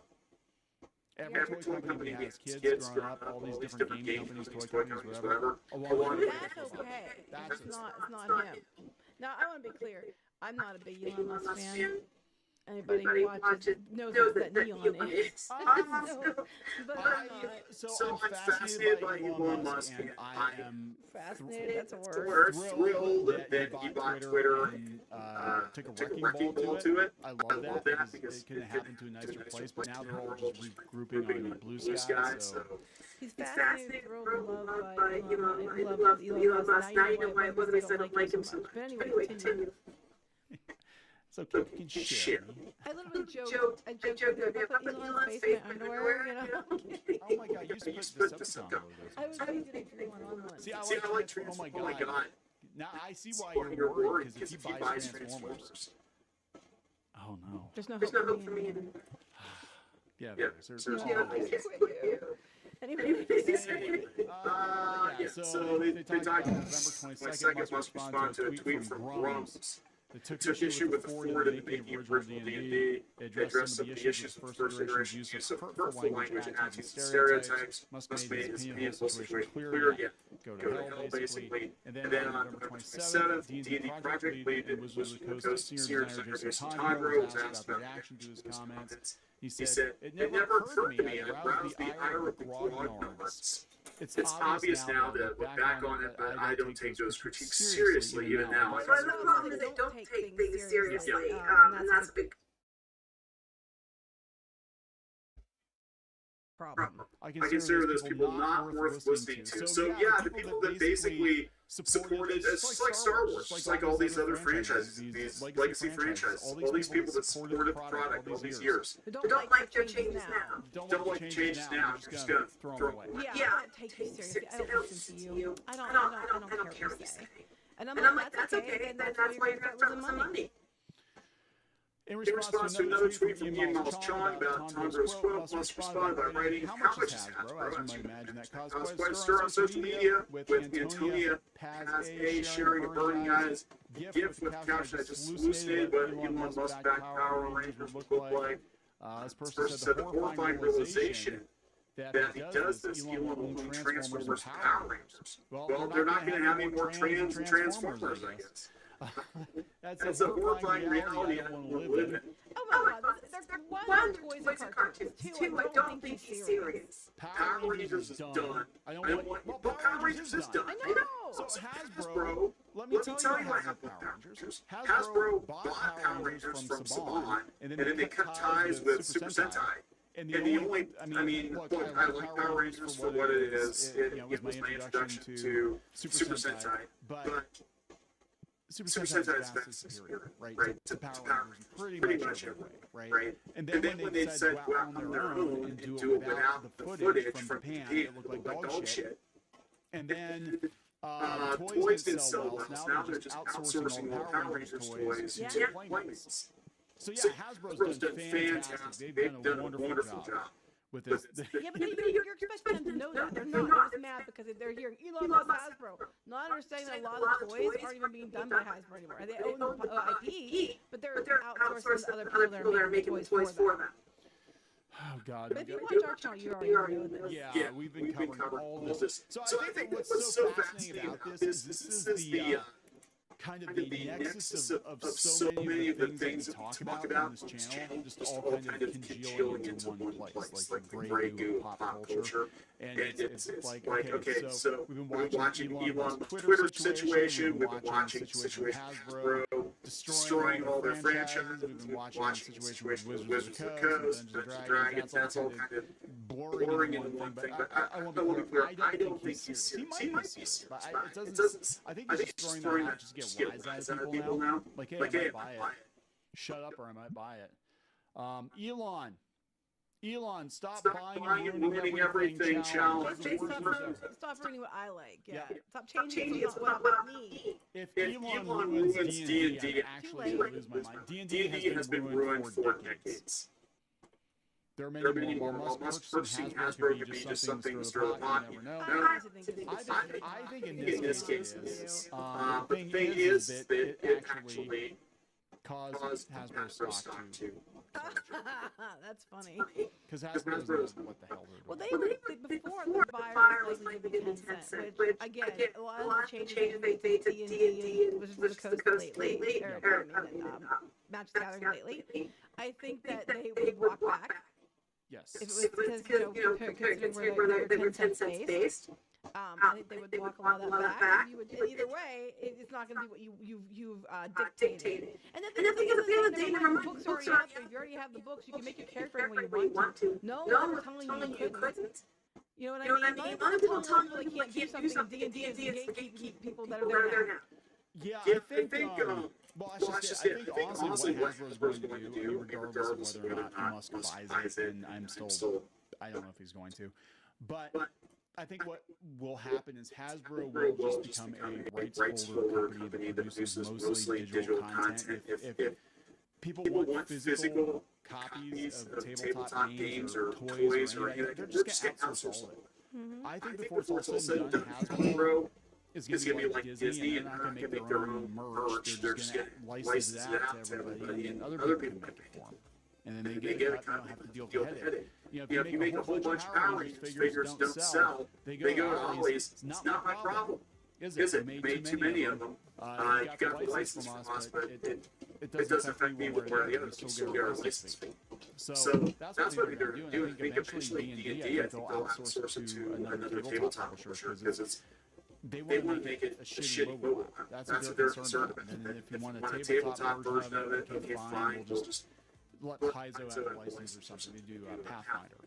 And let them have the license and they can make D&D branded books, right? Just like other people make D&D purses and D&D shoes and D&D this and D&D. You know what I'm saying? That's what they're probably going to do. And that might actually be the smarter way to do it because when you outsource to other companies like that, it seems like they care more about the product and the IP than Hasbro does. It does seem like that. They're nicer made, and they seem to put a lot more thought into it. Yes. So I'm just saying. So we're gonna wrap this up. Yep. Please subscribe for more pop culture news, views, and rants. We'll talk to you later. Bye.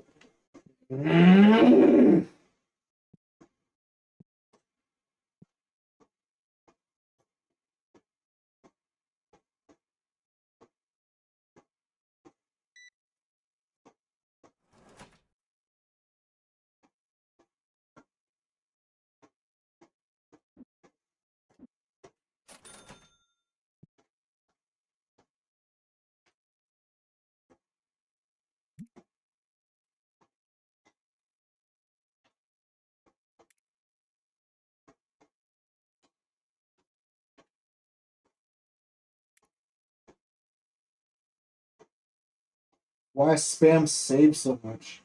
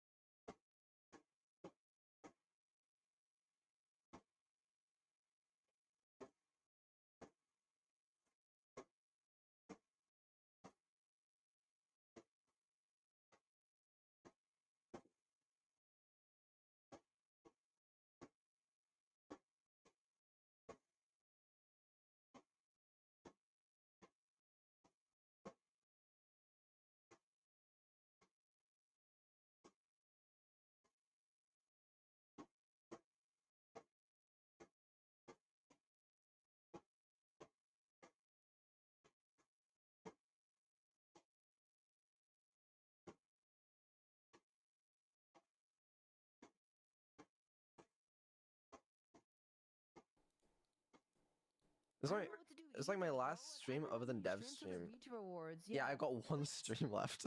Oh, and then your subathon? I think.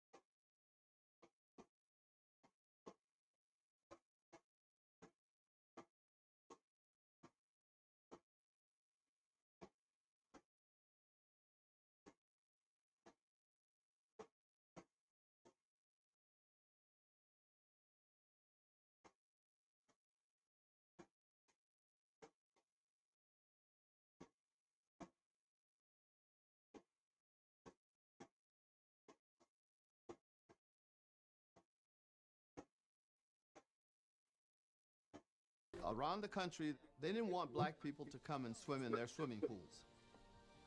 And Fred said that is absolutely ridiculous. Right.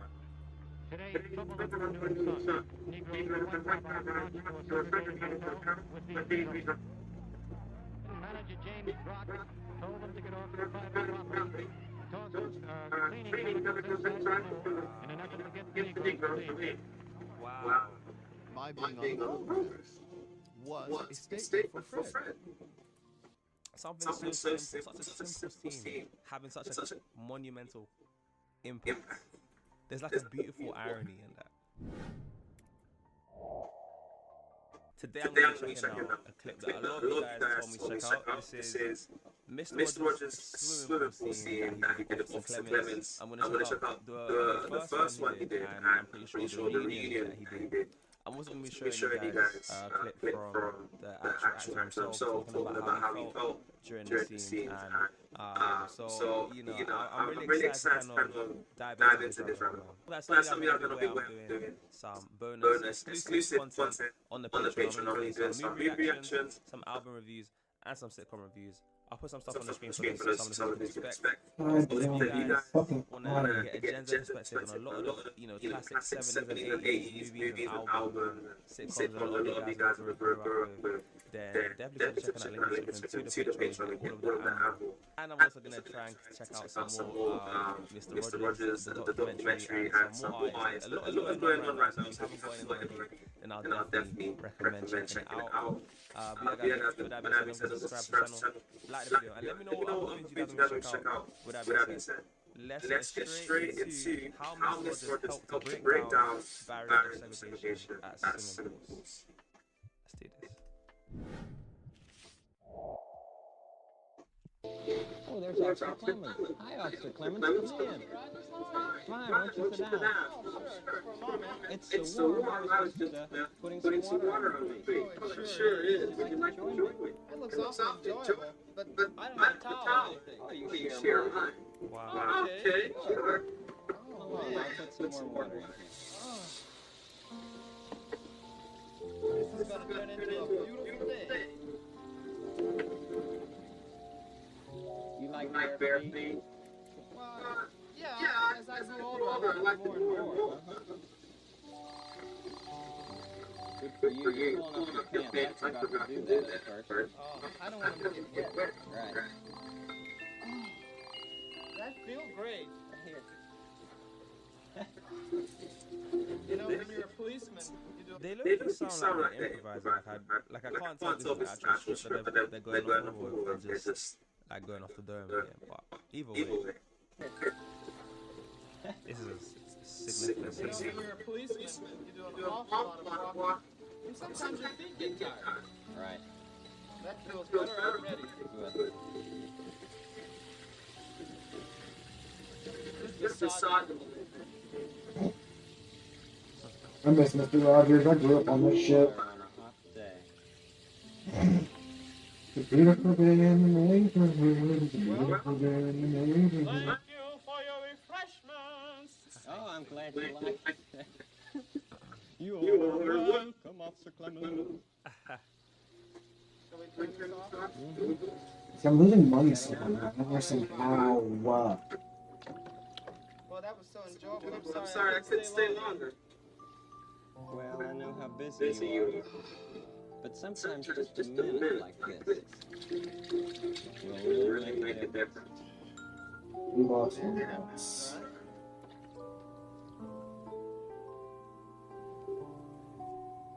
wow. And now, that one. Thank you. Who can put your hand in my hand and be ready to feel safe and strong? So you can do it.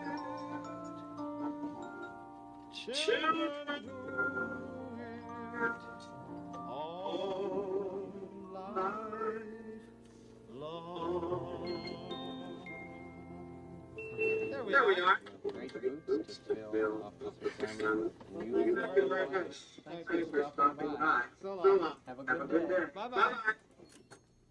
Wow.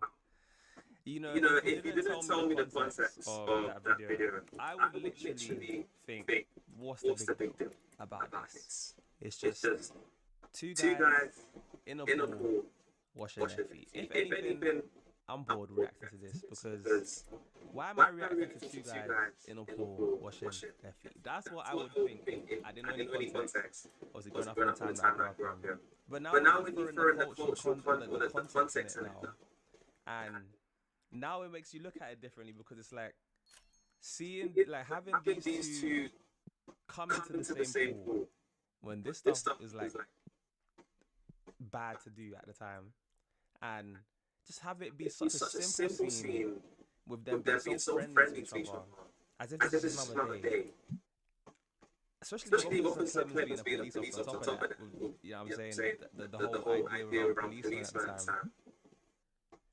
That this, like, I can only imagine just how much this would have broke. I was gonna say the broke the internet, but the internet didn't exist then. But this was just revenue. Like, this would have been such a monumental moment. Something so simple, such a simple scene, having such a monumental impact. There's like a beautiful irony in that. Of course, a lot of you guys probably will be able to inform me and enlighten me a little bit more so in terms of the context and the weight it would have had. If any of you guys would have been young enough to remember watching this, maybe like share some thoughts on how this would have impacted you seeing something like this at the time.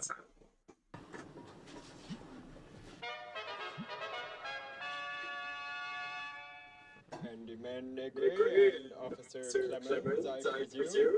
Correct as always, Your Highness. Could we take a close look at your badge here, Officer Clemens? My friends, I think, can read it. P-O-L-I-C-E. I have always felt policemen to be the most dangerous person in the neighborhood. So to have me playing a police officer, I was tremendously hesitant. But there was something reluctant about Fred to let go. And I said, Mr. Rogers, I would be very happy to be on your program, as long as it doesn't interfere with my singing. We had and now it can go. We don't want the snow anymore. And he teased me about that for 20 years and say, Officer Clemens, are we interfering with your career? We interfere. He was relentless, but he also told me, he said, that was the moment I loved you. Wow. He said, because you were not going to kiss my ass. Those are Mr. Rogers' words. Wow.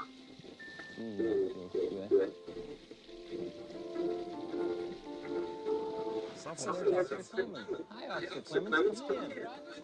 Fine, why don't you sit down? Oh, sure, for a moment. It's so warm. I was just putting some water on my face. Oh, it sure is. Would you like to join me? It looks awfully enjoyable, but I don't have a towel. Oh, you can share mine. Okay, sure. Around the country, they didn't want black people to come and swim in their swimming pools. And Fred said that is absolutely ridiculous. Right. Today, Negro and white man launched to a segregated hotel with these results. Manager James Brock told them to get organized properly. See, right here, good God. This is the complicated nature of U.S. politics and race relations going even way back when. And people want to sit here and wholesale say, oh, it's the white man oppressing the black man. There are layers to this issue. And where the term, I can't even say, comes in. This is a black man pouring bleach in a pool with other black people. It wasn't just white people being racist to black people. It was a whole system of upper class uppity fucks oppressing the lower class and using base level observations as their scapegoat. Cleaning chemicals inside the pool in an effort to get the Negroes to leave. Wow. My being on the program was a statement for Fred. cool water on a warm day. Why is this still just sitting around here? Like, I've been seeing this clip fly around here, and I didn't realize that's what he was pouring in cleaning chemicals. Segregated hotel with these results. Oh, that is. Oh, because I popped it on the room. Told them to get Okay. off private property. Tossed cleaning chemicals inside the pool in an effort to get the Negroes to leave. My being on the program. Yeah, I didn't even like when I see stuff like that, and just how different the mindsets and attitudes were. It's just that's just like, again, that's something that just like shocks me. Like when I actually see, obviously I knew it existed, but when I see it like, in the flesh, it's kind of like, wow, I literally can't believe that times are really like that. Do you know what I mean? And, yeah, man, it's mad to think, just, you know, if I was born like, I don't know, like 70 years ago, do you know what I'm saying? Like, just how different, 60 years ago, just how different things would have been. But that's something Clemens talking about his time. He said he hopes to interview with his singing career, and Fred is teasing him. Again, you know, just Fred just having that love and compassion from what it seems like from the beginning of his career to the end of it. And you can tell that's how he generally was, because you can't keep on an act like that long, right? Like eventually, you know, the stream is gonna start peeking through the cracks, right? And it just shows how journey Miss Rhodes was in his message, and just how real what he was saying was, because he kept the same message from the beginning to the end, and yeah, what an icon this man was, and like obviously you can see how much or why he can do so much. Because how could you not, man? Even to this day, me referencing as who grew up, who was basically born from the moment he died onwards. Rest in peace to him. How he's still impacting people, kids like myself to this day. If that doesn't say something, I don't know what does. Obviously, this came out way later. Obviously after things have changed, and we got Francois, I guess, saying his thoughts on it as well on this one.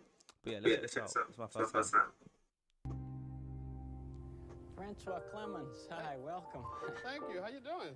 Fine. How are you today? Fine. My feet were tired, so I thought I'd just soak them for a while in this water. Does it make you feel better? It does. Would you like to try? Sure. On the show, he would say, I love you just the way you are. One day I said, Fred, were you talking to me? And he looked at me and said, yes. I've been talking to you for 2 years. You finally heard me today. Wow. And I just collapsed into his arms and started crying. Wow. That's when I knew that I loved him. There are many ways. Yeah, man. Just what he just said there about how he started crying. From Mr. Rogers saying something so simple, but it just holds so much weight. And I can imagine, like he said, he's been saying it for 2 years, and it's only now he feel like he, you know, finally heard him. Wow, man. I wish I was like flying or just being able to see that. Like I've always had a curious mind. I wish I would be able to see what that would look like, and try and like wrap my head around the concept, just how deep that would have been. And that moment right there, man. And I just collapsed into his arms and started crying. That's when I knew that I loved him. There are many ways to say I love you. There are many ways to say I care. No man ever told me that he loved me like that. I needed to hear it all my life. My dad never told me. My stepfather never told me. So, from then on, he became my surrogate father. Wow.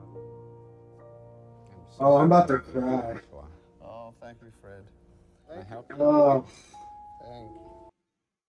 Honestly, like, I really do attribute to, and it's sad to say that the TV raised me, but my mom was more obsessed with drugs than being a parent. It's like, I honestly do attribute my emotional intelligence and well-being, or at least emotional understanding, thanks to shows like this, who are completely okay with expressing how you truly feel and putting your heart on the sleeve. People like Mr. Rogers, who was the man among men. And then even in my later years, I learned more respect for him too, because it's like he wasn't just this soft, kind old man on the TV that taught me how to express my emotions in a healthy way and how to show appreciation for the world around me while still maintaining that level of curiosity and exploration. But then to find out that he was a war veteran, he went and fought and killed. And see, it's that duality of man. It's like, I would never have thought that Mr. Rogers in his beautiful little sweater, was capable of violence. But that's kind of the adage, the most dangerous men, or the kindest men are also the ones that are the most dangerous. I don't know, man. I don't know, man. It's hit you in the fucking feels. So pretty much like the same scene again. Obviously, Francois talking about.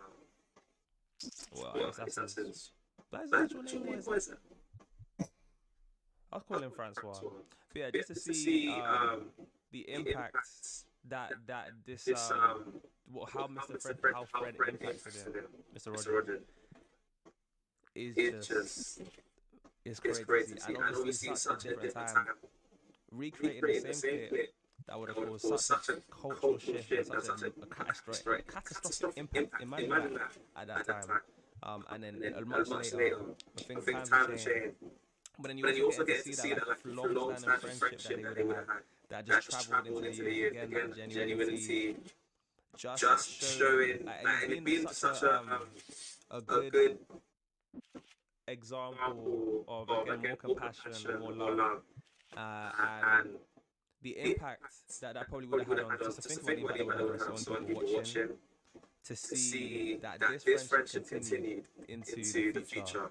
And even Francois himself talking about it, just hearing how much that would have impacted him.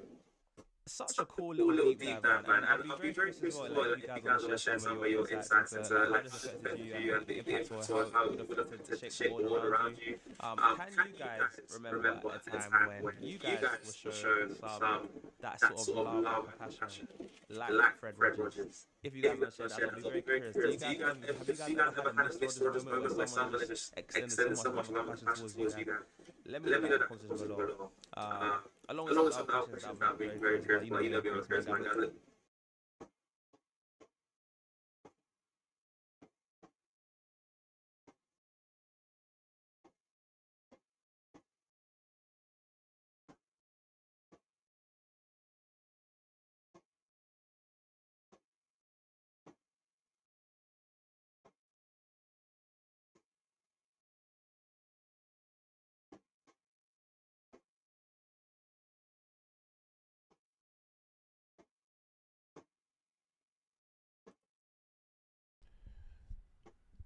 Hey you.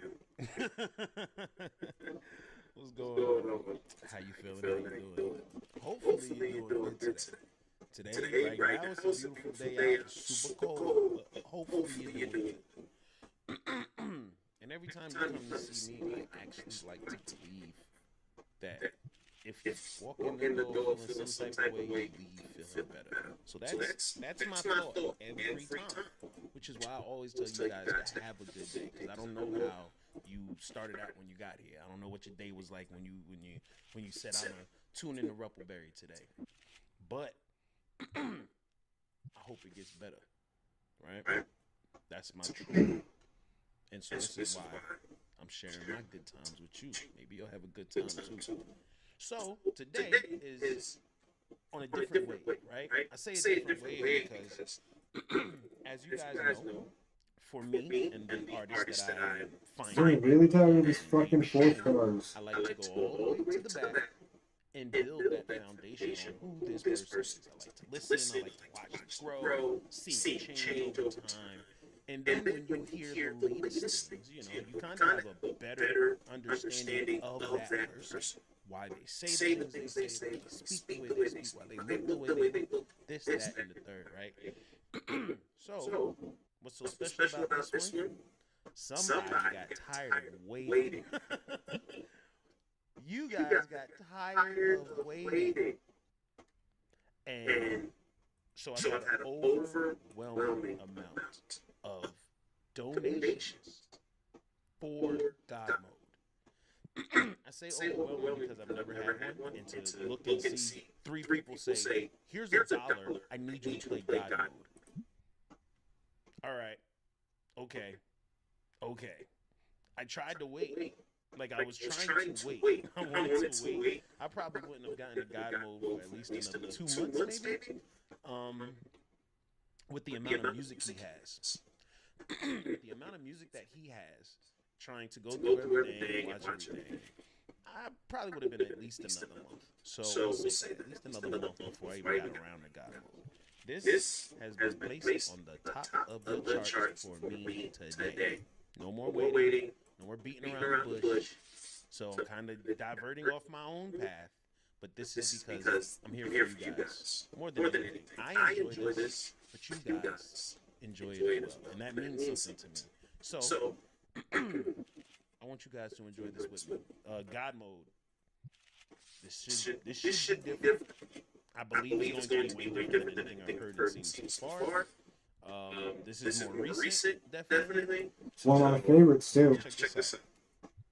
I've been hearing that they think my political music is boring. Tell them I'm sorry. I've been rapping about things that I feel are important. I can talk about how rich I am, all these little rappers that I'm bigger than. I can show you the impact addiction had, how the liquor turned me to a different man. I'm not the kid. Yeah. Yeah. Because Tom wasn't doing political rap when I was just checking him out. When I checked him, nothing was political for real. He was just talking about his standpoint. I'm going to start from the top if you don't mind. I've been hearing that they think my political music is boring. Tell them I'm sorry. I've been rapping about things that I feel are important. I can talk about how rich I am, all these little rappers that I'm bigger than. I could show you the impact addiction had, how the liquor turned me to a different man. I'm not the kid who was visiting Disneyland. I'm not a perfect Christian, have a sinner's past, but I sobered up prescriptions hit the trash. Now I'm sitting back with 50 billboard flags, $20 million and a million fans. Middle fingers flipping, I can't flip them back. I'm so independent, so they get the message. I've been spitting facts, I'm not a fiction fan. I am the truth, I am the glow, I am the proof. You can reach every one of your goals. You can be too drunk, way too high, but it's never too late to have hope. I am. First of all, not even about to speak about the lyrics. Did Nova shoot this video? Is that just the thing? He raps and she records and she produces the video? Is that their dynamic? I'm not even into. I just got to the point where he's with Nova and I'm starting to see more of her videos she shot for him and things like that. So that's what I'm talking about. If this is her, she has grown as far as her videos and editing too. So yeah. Message, I've been spitting facts, I'm not a fiction fan. I am the truth, I am the glow, I am the proof. You can reach every one of your goals. You can be too drunk, way too high, but it's never too late to have hope. I am the one, I'm gonna preach. You can reach every one of your dreams. You can be up against the whole entire world and you can beat them if you just believe. They've been saying I'm Illuminati and I'm going to hell. Desperately searching for any excuse to explain why I've done what they can't do themselves. The only way they can make sense of my famous claim I worship Satan and labels of health. I don't have an advantage. It's natural talent. Your ego is damaged. Admit that you failed. I remember back when I was the only political rapper. What the hell happened? All of a sudden, everyone who never gave a damn got political and started rapping. Tragic.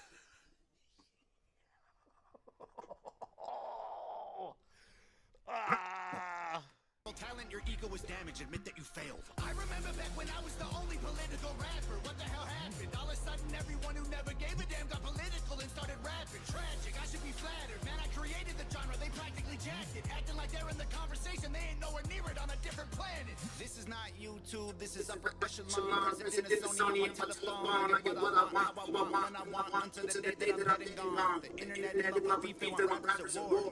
But I don't care who's coming at me. I swore that I wouldn't do this no more. The last time I battled the man that I trampled, lost his career and had a divorce. That wasn't fair. Homie got torched. I feel the weight like I'm carrying around the corpse.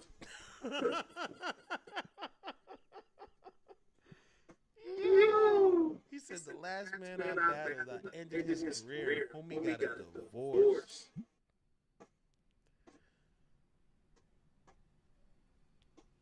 Oh man, I haven't even made it to that. I don't even know who he was battling.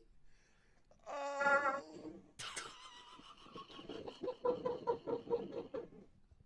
This is blowing my mind because I was on a certain path with Tom. We were growing together, and apparently there has been years of things that have happened between this God mode and the last thing I've heard from him. And he is not a different wavelength, but stronger. Stronger. Like, I'm gonna run this back at a couple of seconds. What? Yo.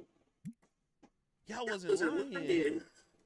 This is upper echelon, president of Sony on my telephone. I get what I want, how I want, when I want, until the day that I'm getting gone. The internet in love with beef, they want rappers at war. But I don't care who's coming at me, I swore that I wouldn't do this no more. Last time I battled the man that I trampled, lost his career and had a divorce. That wasn't fair, homie got torched. I feel the weight like I'm carrying you around the court. Still no deal, still no team, still just little old me, still making fun of the whole industry, still. That's his studio. Where he makes the jammy jams. The jammy jams? Yeah. The jammy jams. That's where he makes the jammy jams. Stop it. On my own beats, I'm the only multi-millionaire in my family tree. I keep hearing rumors that my parents rich, and that's how I got in the league. That's a big L-I-E. If you want to know the truth, I guess I can show you why I move like this. Let me take you back into my head, tell you about the movie I live. Alcoholic, nothing in my wallet. Every doctor said that I was depressed. Should be in a coffin or inside a cardboard box and addicted to meth. I was sleeping on my best friend couch, always dreaming of a West End house. We was living in a basement, sweet east side, praying we get out. Motorcycles on the front lawn, bunch of crackheads in the alley. Open up my bedroom window and tell them there's empty bottles they can have. Cops at the door, I couldn't sleep, making up noodles to eat for a week. I couldn't stomach the food I was making if I wasn't high, so I always had weed. Yo.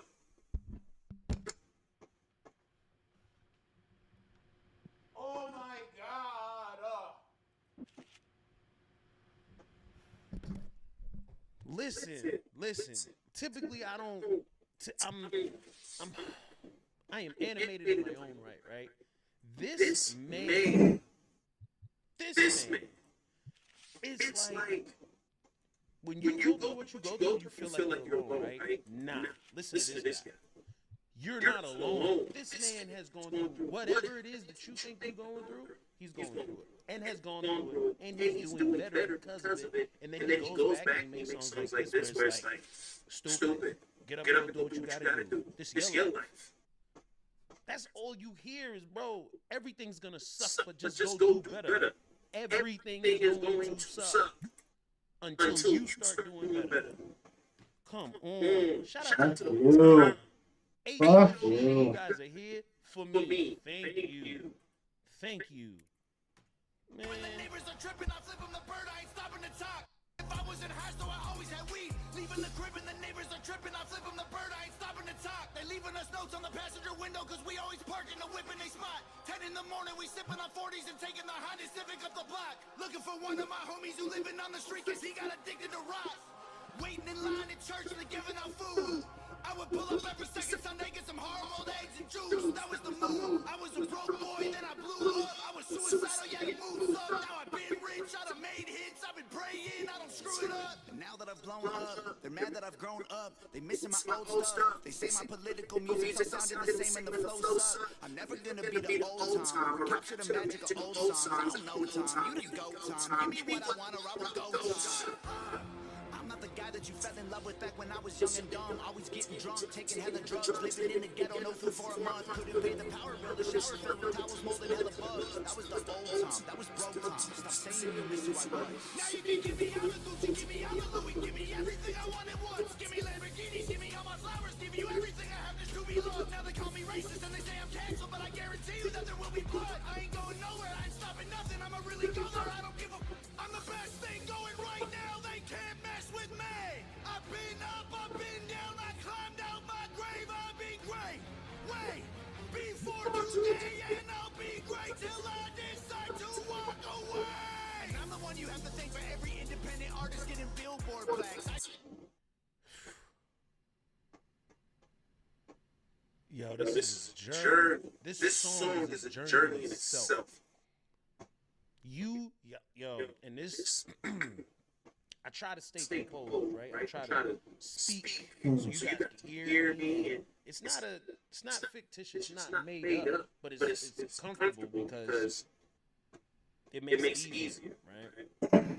Tom puts me in this position where it's like, nah, bro, like, it's okay sometimes to just relax a little within yourself and speak from your heart. And people will still understand that. People still get you. People will. They're not gonna look at you crazy. Tom, this is a good one.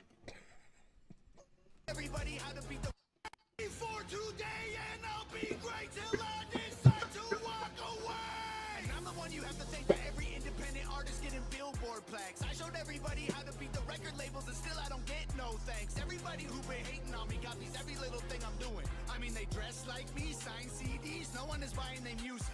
I'm the blueprint for these YouTube kids. Every single little view you get, every time you get an iTunes check, you just imitate what I do best. I'm on Fox News, I'm on Rolling Stone, in the New York Times, on the radio. Got a billion views, milli on the gram. You still paying to be verified, man. I am the reason that Billboard removed all the digital sales charts off their website. I was outperforming label artists and executives pressure them to hit the red light. Universal, Warner Music, Sony, CEOs wanted me dead, but they ain't never gonna really kill me. They just cancel the digital charts instead. Stop telling me. Is that for real?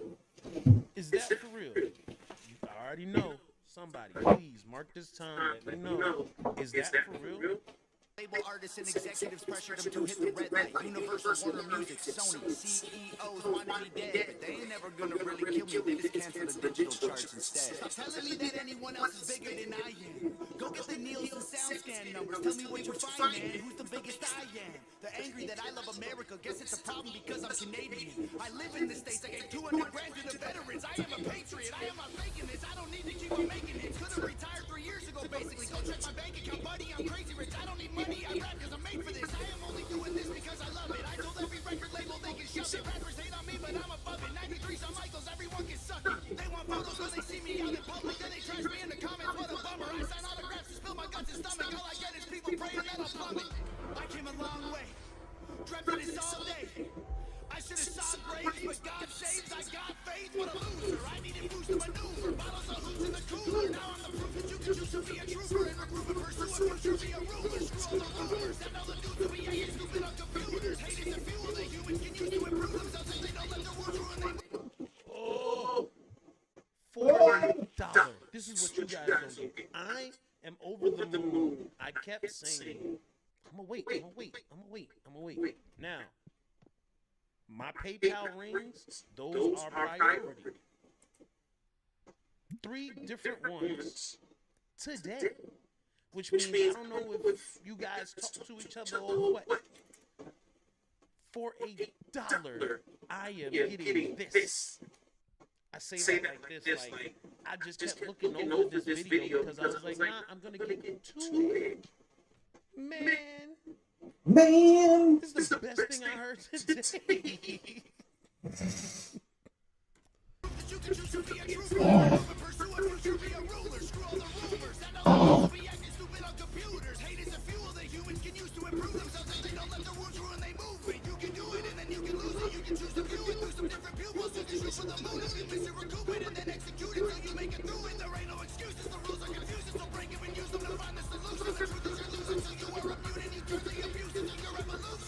Addicted to plenty of pills, poor mentally ill. If I can do it, you can do it. I went from homeless to drunk, turning down record deals. Got so many wins that I forget the win. So many plaques inside the prison, getting hard to live. They so jealous, I'm just glad that I ain't them. I ain't them. They got money, they got pennies, they got dollars, but they ain't been making any sense. They got hundreds, they got thousands. I got 10, 11, 15, 20 something names. But this ain't always what my life Was that Nova? I've only seen her face like once. You know what I'm saying? So I'm not sure. Let me know.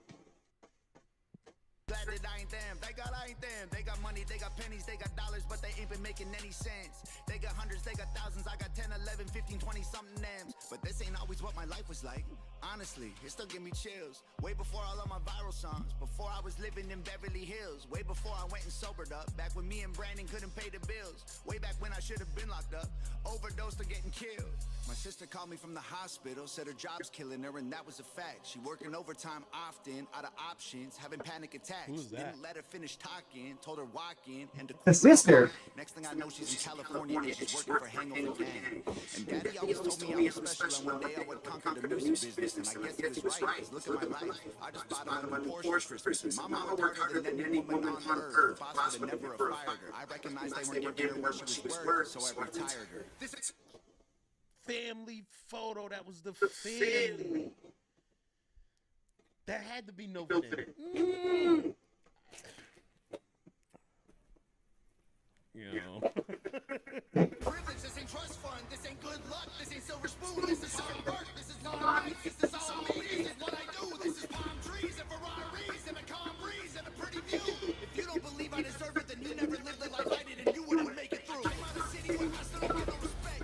I'm moving away and I'm low and everyone else is so stuck in the town that I left. I'm not impressed, and then they say in my video views are all fake and I honestly hope it helps get them some rest. I'm worth 30 million motherfuckers, all you bums are living check to check. Now everybody is an enemy, they all jealous that I'm a celebrity. Well, screw them, screw the government, screw the record label, screw the mainstream. I'm in God mode, they in beast mode. We are not the same, we ain't equals. And I pray to God that you can deep throat. Got 11 inches for you weak hoes. Y'all cannot critique me, I ain't in my league still. All your hate completes me, I got be killed. Y'all just wanna beat me, maybe be chill. Leave them bleeding in a wheat field. All my muscles heat, you can beat.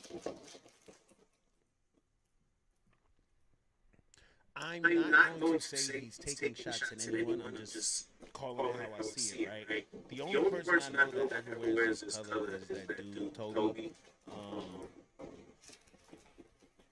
that I've ever seen. Doesn't mean anything.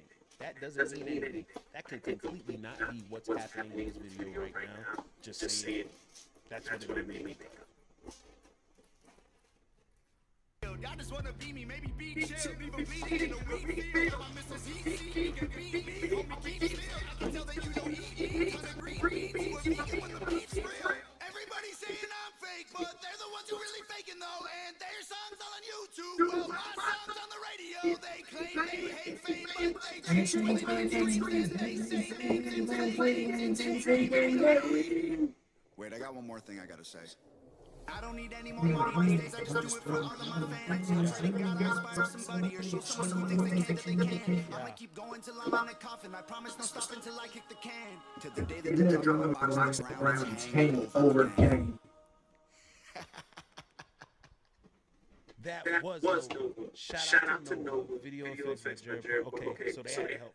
Shout out to Nova because I kind of figured that was your doing. Once again, I'm completely mind blown by this man and his performance. Everything he said in this track was strictly to the effect of, I have been proving y'all wrong. I have been doing what you say I can't do. Hence why you're going God mode. Every single thing you said I cannot, I showed you I can. And still continue to do. All the lies you posted, all the things you said that aren't true, I'm literally showing you that they're not true. But guess what? It's okay. I'm assuming God mode is that, man, because people love to hate, and some people hate that they love you so much.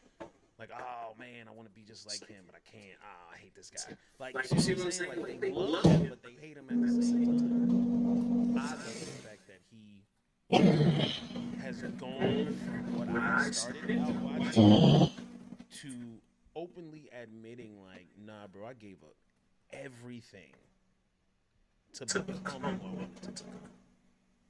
Hence why he's able to. Fucking sinus infection's gonna drive me up a motherfucking wall.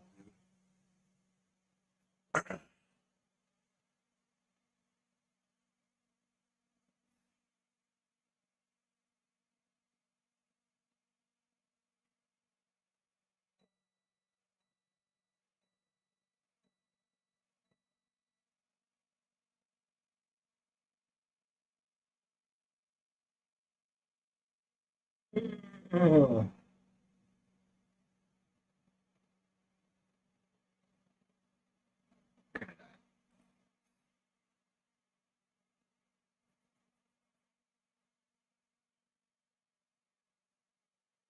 I wonder, actually.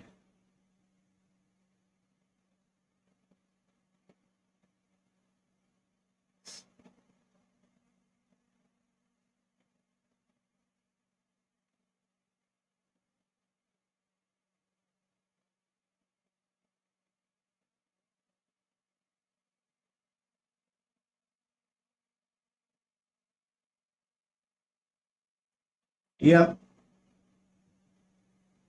Yep. Pardon his son Hunter Biden from the charges of tax evasion and the gun charge that he was facing. And literally nobody was surprised about this, even though Joe had repeatedly admitted that he wasn't going to do that. Look, he was always going to do this. He was just lying to us to tell us what we wanted to hear because he still thought there was a chance he was going to get reelected. Now that he knows there's no chance he's going to get reelected, why would he let his son go through that? And honestly, I can't even be mad at the dude. I would have done the same thing if it was my kid. Those charges were stupid. And Joe is a liar. He's been a liar for decades. He's a politician. That's what politicians do. They lie to you to get what they want. And these aren't the charges that any of us care about anyway. We want to get charged for the stuff that's on that laptop. I feel like this whole thing was a back and forth political war between the right and the left where they literally used the Department of Justice to fight with each other. I honestly would have been shocked if Trump didn't pardon Hunter anyway. These charges were basically just technicality charges, and they never would have gone after him for him like they did if he wasn't Joe Biden's son.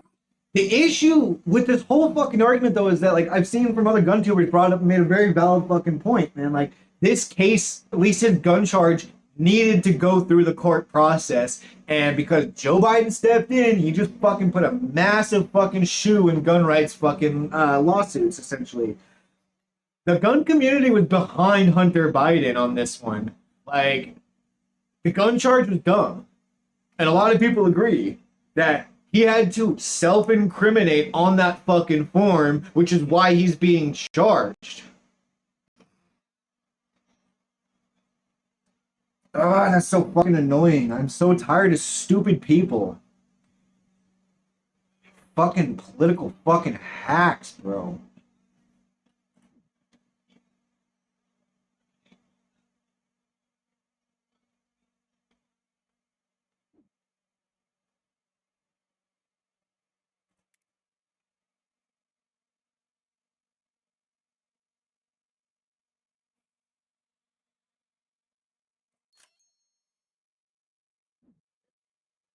Risk of going negative. Benefit is the bigger the store, like the higher the fucking customer margins.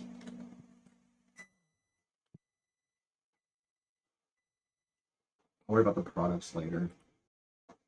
Most of my products are barred behind like 2 to 3 days worth of farming cash. Double save because I know this fucking game. Shit the bed.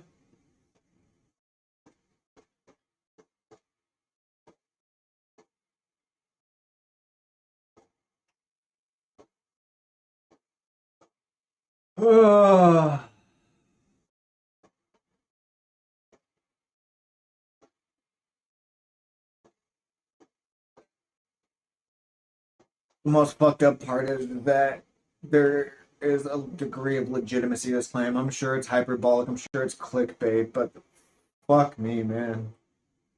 I don't even want. I'm gonna. Avowed subreddit. Avowed subreddit labeled us as racist subreddit boys. We a racist subreddit? Actually, you know what? If we're a racist subreddit, wouldn't they like us? Because the people that work on the game are racist too. Apparently, they made a wheel of racism. All of these game devs are losing their minds lately. It's hilarious. Dead by Daylight developer allegedly forcing employees to undergo Wheel of Privilege DI training. Wheel of Privilege? I mean, seriously, that's gotta be one of the lamest things I've ever heard. God of War director David Jaff blames YouTube drifters for killing Dragon and Veilguard and compares transgenderism to being black. Imagine being lectured about all that stuff from this dude. I guess that could... I guess that could make sense. I don't know. I feel like that's not. No, it doesn't make sense because like. No, it's not. Yeah, no, there's no way because like even if you're transgender, you can act that gender and then fit in 100% with society. But you couldn't do that if you're black because like you have to change your skin color. Yeah, no, it's not. Yeah, it doesn't make sense. These are all by Fan Impulse, by the way. They also wrote this. Avowed art director wants supporters of Donald Trump to quote-unquote feel the sting of shame for the rest of their putrid line. Bro, this guy was born too early to be a fuck. What was his name? The guy's name, Space Marine 2, not the Inquisitor, the Chaplain. Bro, this guy was born too early to become a chaplain in the Warhammer 40k universe. Yeah, I mean, Leandros, exactly, yes. He's the guy. There's so much that confuses me with these people. Why are they always so mad? Damn, why do they always get no accountability? And also, why do they always sound so lame? Like, who talks like that? Oh, they're putrid lies. Oh, they're talking like they're anime villains. Wheel of privilege. And then the kicker is that these dudes are like 45 babies or something like that. You would think that they would be more mature, but somehow they're not. Let's start with this wheel of privilege. Teaching that fat people and black people are oppressed. Oh my god, look at all the sexuality, ability, formal education, skin color, citizenship. This is sad, man. Is really my physics professor taught us this? Your what professor? Physics?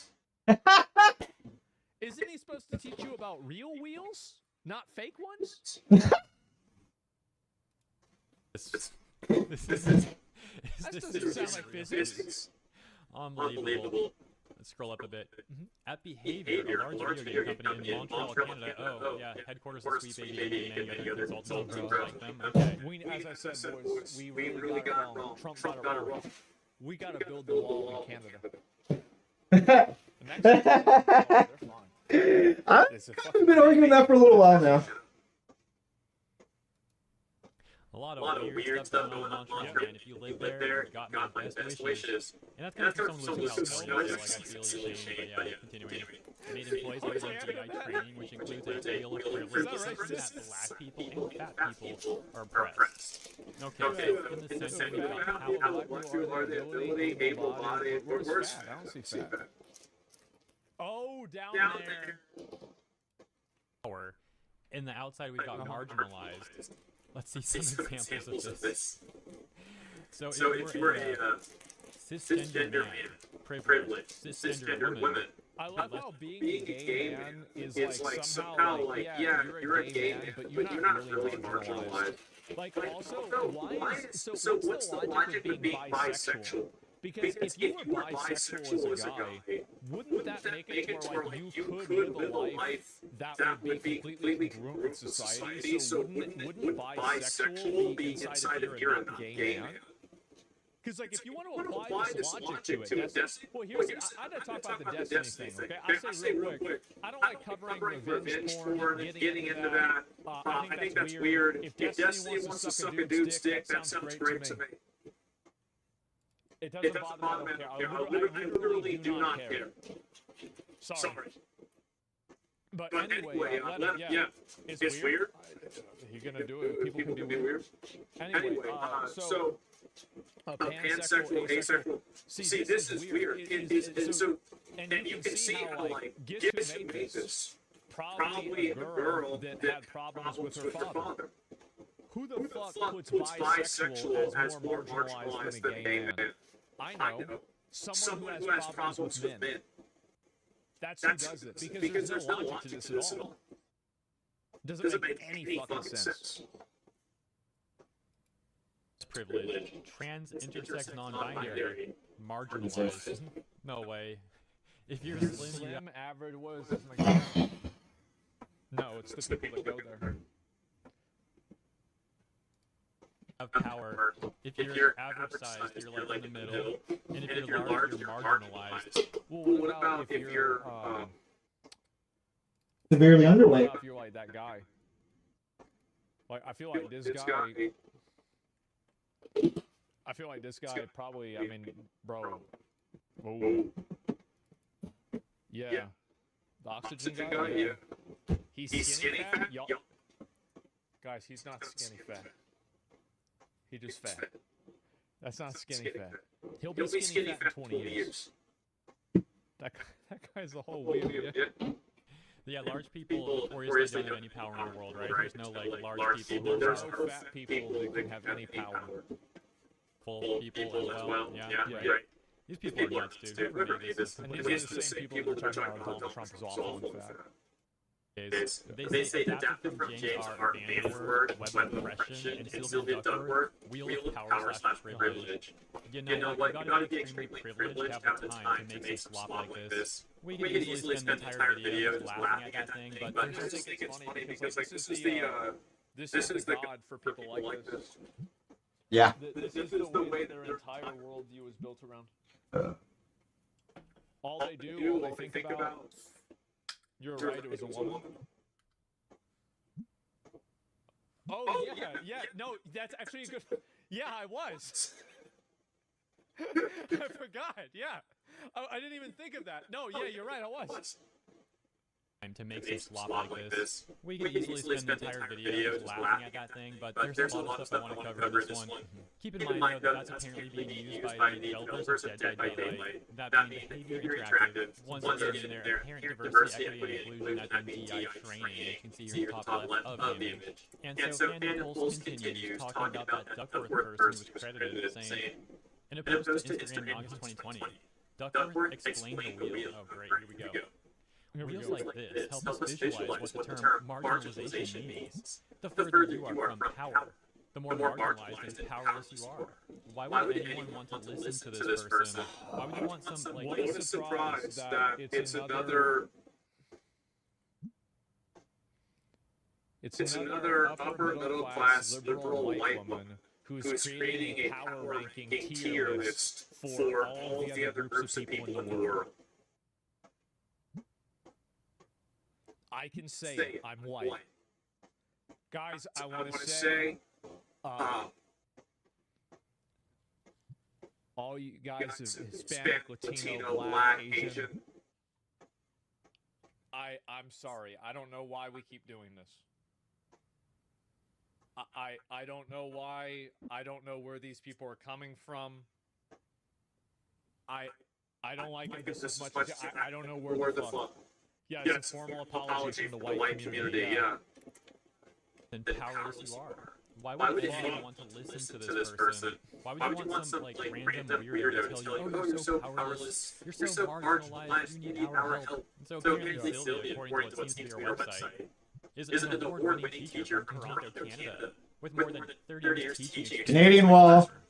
On her Instagram, Canadian Wall. A number of what seems to be children's books. She's got smash hits like Trans people exist in the future. So you're saying they're not real now?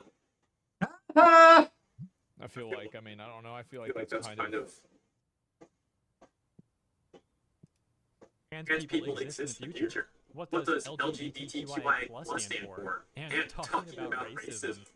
Then she's also... Why is it that lesbian and gay are two separate categories? So can women be gay?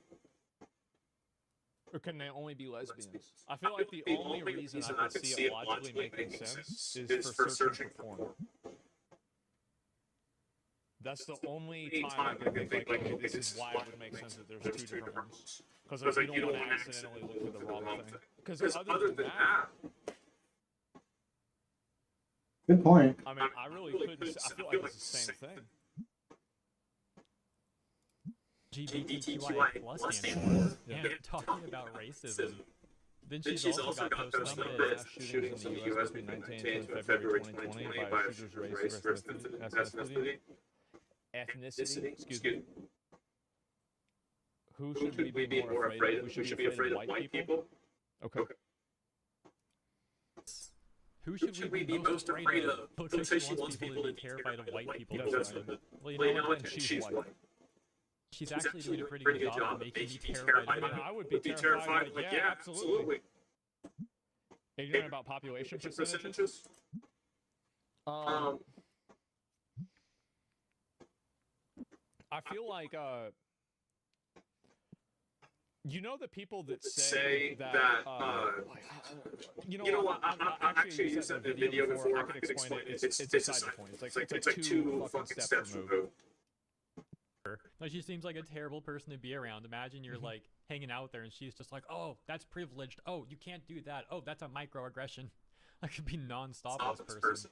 But hey, I guess the Dead by Daylight devs would disagree. They must think this person's brilliant or something. They're using her teaching in their own TI training course. Now let's check out the reason why they do this. So this is, you have to understand that there's an ecosystem of people like this that create their own existence. So the way it works is that you have people that are in human resources and people that are involved in PR and the other types of like systems that are inside of a company that don't really make the company any money, but they just prevent the company from getting sued. And these people have to create a need for themselves. So what they do is they find people like this woman that will identify problems that then HR is uniquely qualified to solve. So they're necessitating their own existence by pushing this stuff. It's not really because they believe it. It's not because they care about it. It's that the existence of these problems necessitates their own existence, which guarantees their job security. Yeah. See how this works?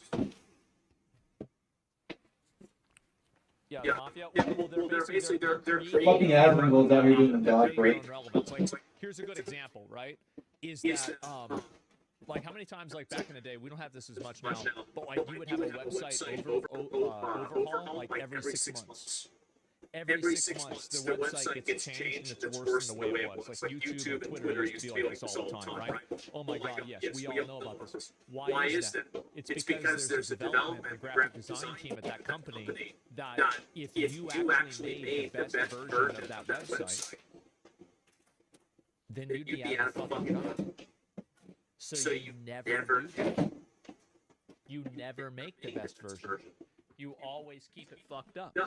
And so you'd be fired. Exactly, right? And so people have this all the time. Dead by Daylight started doing this in 2021 with pride flags, charms, things you can equip, and other flags like real country flags. I actually don't think that's that bad. I would only find that to be bad if you could fly actual countries' flags. Yeah, I did. Now, I think that like having that in the game is kind of silly, but I don't think it's that big of a deal. Explains Blizzard. No, a pride flag would probably be the least gay thing in a Blizzard game nowadays. Ha! A valid art director wants supporters of Donald Trump to feel the sting of shame for risking their future lives. Says this guy apparently. And Avowed is that game sets released in February 2025 action role-playing game by Obsidian Entertainment. Independent Blue Sky ahead of the elections in the U.S. Matt Hansen reacted to a post from Thane Greenwood. I also firmly believe that this guy needs to be a chaplain for the Space Marines. He has to be. Like the sad thing is that he was born too early to be a chaplain for the Space Marines, and he was born too late to burn witches. So now he's just sitting here on Twitter getting mad. This guy could have had a very, very successful life in like the 1500s. Yeah, I mean things would have been so good for him. And now he's just sitting here on Twitter rooting and hating. Yeah, exactly. Crushed. He just missed. It's a blood for not being nice to the moral supporters of an aspirational gore-soaked director. Wait, this person's the one who's talking about like crushing people into blood, and then they complain about it. I firmly believe that we need to crush these people's spirits with the blood and earth and not be nice to a moral supporters of a generational war-soaked dictator. They need to feel this sting of shame for the rest of their putrid lives, and that is me being nice. Yeah, bro, this guy is straight out of Warhammer.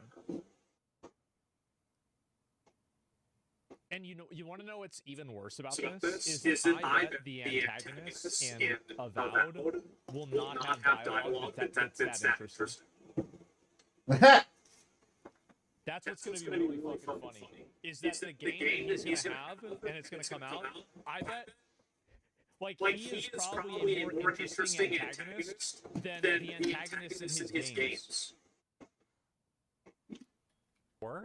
Did I read that correctly? What a hypocrite. Hanson replied to this writing.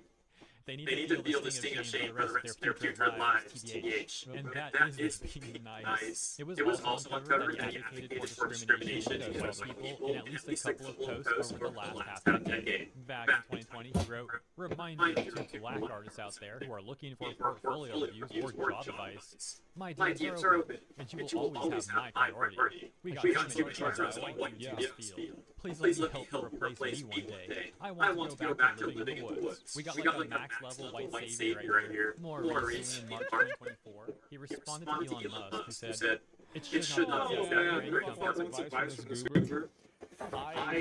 It's just embarrassing. These people are so embarrassing. I'm not condoning these comments, but as a game studio, does Obsidian have a good track record? I hope Without is good. I'm gonna play it when it comes out. And like, I don't care what this guy says. Like, I mean, he could be a psycho. He could be a Nazi or you know, some like super communist guy. Like, if he makes a good game, I'm probably still gonna play the game.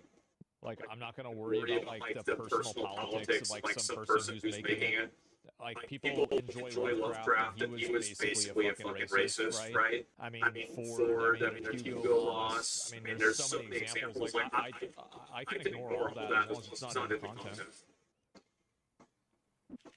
Super communist called tanky? Maybe I'm just saying, right? In the gaming industry to be racist and sexist against white guys. Hanson reported, "Oh, Elon, you sweet summer child. This will only embolden me. You sad sack of SHIT. Why do you guys think there's so many of these out-of-touch people in the gaming industry? It's like non-stop lately. And that takes us back. It's because they...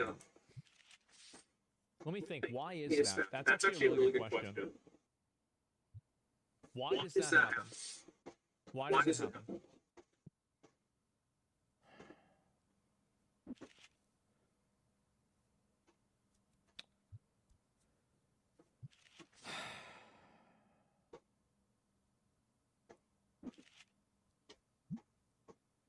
It's the school.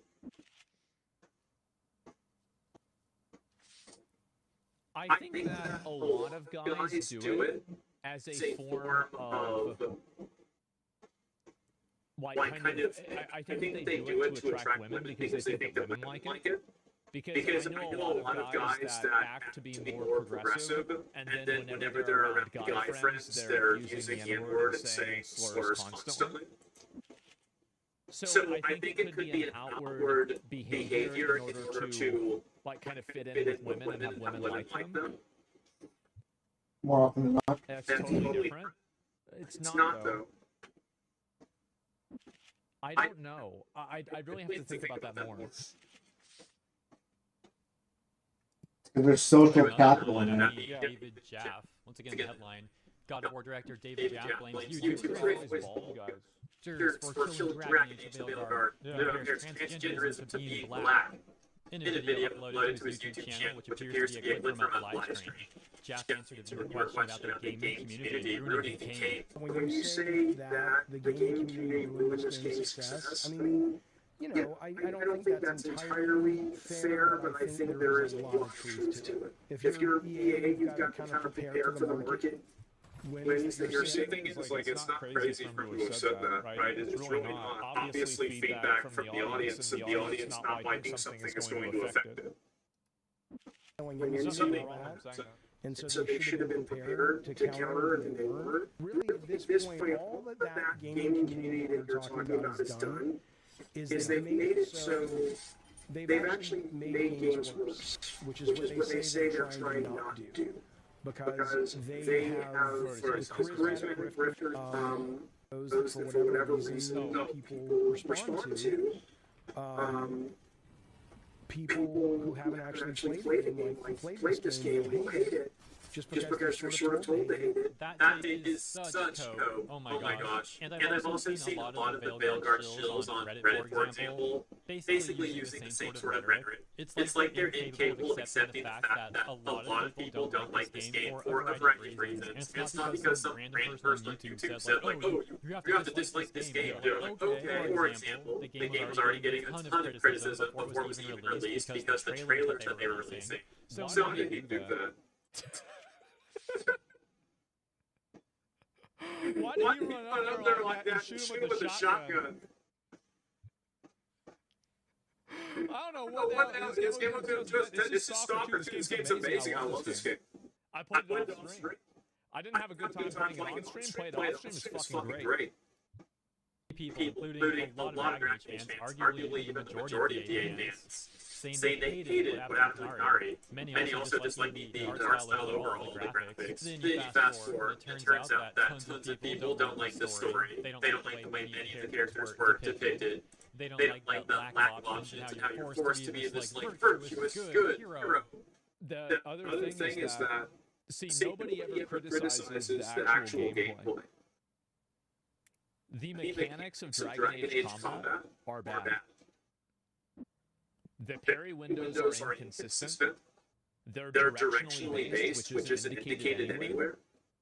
And a lot of the types of movement, and there's an inconsistent pattern for when your character gets knocked down and when the character doesn't get knocked down. So Angry Joe did it. I don't know if he did or not. It's part of the gameplay. Well, it's like people get so focused on like, oh wow, this character's gay. Who cares, right? Like that's one thing. But like if the game sucks to play, that's what's really gonna matter in 10 years. Jumping is kind of ass too. Well, like the jumping, for example, I don't even really think it's ass. The jumping works kind of like. It works kind of like Monster Hunter, where it's kind of a tangent. But like how in Monster Hunter, when you jump, it will make your character move up more so you can fully complete the animation. And in Dragon Age, when you attack while jumping, it gives you more control over your character's movement. And so like, there's a lot of mechanics in the game that are inconsistent and I think not very good. And while some people like the combat, a lot of people also didn't like that either. And these, of course, are just a few examples. David Jaff could go on Steam and take a look at the reviews here, where they're aggregated, take a look at the negative reviews, if he really thinks people just don't like it because YouTube drifters. I mean, look at this, man. These people got pretty good hours played, 94 hours, 25 hours, 62 hours. And there's like very nuanced takes here with tons of information on why people disliked it. So yeah, let me know what you think about this David Jaff person, director of God of War, Twisted Metal, the Avowed situation with that art director, Matt Hansen. And of course also at the beginning of that situation with the Dead by Daylight devs using that whole wheel of privilege. I'll leave it there. Hope you enjoyed my coverage, and if you did, consider liking and subscribing. Have a great weekend, and I'll see you in the next one. All of these games. This is to me, that is the funniest fucking thing for me to see the Wheel of what? All of these games, it's basically, so this is something that a lot of people like subscribe to really hard. It's called like basically intersectionality.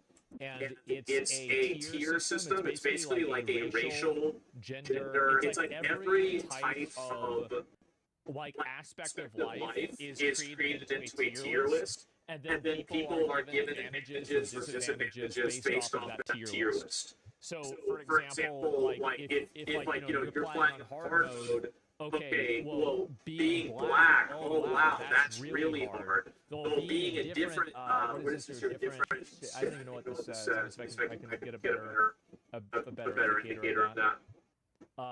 Different shades. Different shades. Okay, so they don't want to say basically tan or whatever. We're back in 1938. Yeah, basically, right? I mean, sure. It's based on studies, so it's not some random list. Well, I think it also depends on each person. And I think also it's very fair for you to say that there are people that have advantages in life, but whenever you create a tier list and then you make it a defined science rather than something that's individual, here's the problem with things like intersectionality. The reason why they're a problem is because they fundamentally dehumanize people. They take an individual that is comprised of tons of different individual characteristics, their own hopes, their own dreams, their perspectives, their intelligence, their view on the world, and everything like that. I'll link you this video. It's a very good video. And I was glad to see the opposite of creativity. Well, there's more than that, right? So, and this is what I find to be very interesting, is that when you take a person and then you distill their identity down to their gender or down to their skin color or down to their income or anything like this, what you're doing fundamentally is you're dehumanizing them. Because you're taking a person that is a complete system with tons of identities and tons of different attributes, and you're distilling all of that down to a singular attribute and then you are making decisions based off of that. And so that's why it's bad to make decisions based off of statistics, right? And it's almost like it's a cult. Yeah, exactly. You're basically making an outlier. Is it pseudoscience like with astrology? No, astrology is totally fake. This isn't totally fake. It's kind of in the middle. It's prejudice? Yeah, exactly. It's not progressive at all. Well, it's extremely regressive. And this is why I've been against it. It's actually one of the reasons why whenever I was talking about like the Israel-Palestine stuff and I got in trouble for it with Twitch, it's actually one of the reasons why I apologize for it. It's because I fell into the category of categorizing everybody that's part of a certain group as people that believe something. And I think it was a bad idea to do that. And so whenever you do that to a group of people, you do dehumanize them, and you take away their own individual agency. And I think that's what happens all the time now. And it becomes totally normalized. And the dehumanization happens all the time. And I think there's like acceptable targets and not. So yeah, they say never apologize. I'm not apologizing to people that were mad. I was apologizing to my community because I thought that I was creating bad content. Right? And I could have done a better job communicating and delivering better content. If somebody on Twitter gets their feelings hurt over something that I say, I don't care. They can cry a fucking river, build a bridge, and get over it. Who cares? But if I'm feeling like I'm not doing right by my community, then that matters a lot more to me. So yeah. I don't think anyone uses the wheel to examine any specific individual. I think it's meant to be used as a generalized view and a privilege based disparities. You think that this wheel isn't used on an individual basis? It's absolutely used on an individual basis. It's used like this constantly. Yeah, all the time it is. You did apologize to your bandit, you caved into the mob line. No, that's fine. People want to think that. That's okay. I explained why I did. If you don't like that reasoning, then you're going to think whatever you want to think. Right? I mean, I don't want to argue with you about it. But anyway, I feel like I've explained it like 7 times. They create game characters based on it via the point system. Well, that's what Overwatch did. Yeah, you're right about that. And you can see also, this is actually a really good point. Thanks for bringing that up. Overwatch, Blizzard, diversity wheel. Diversity chart. Look at this.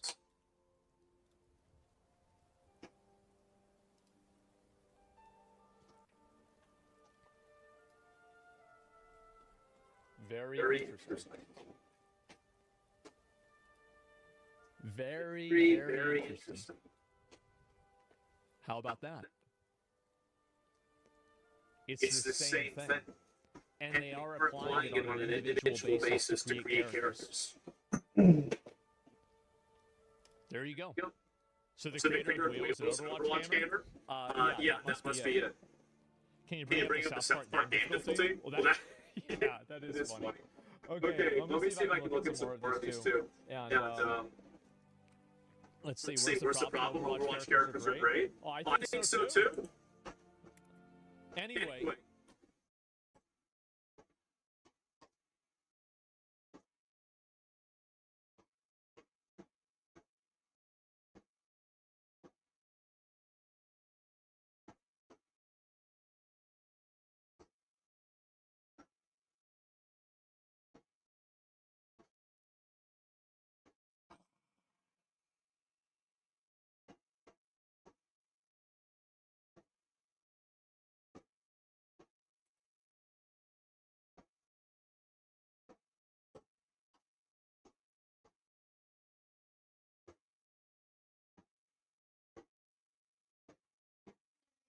I'm bored.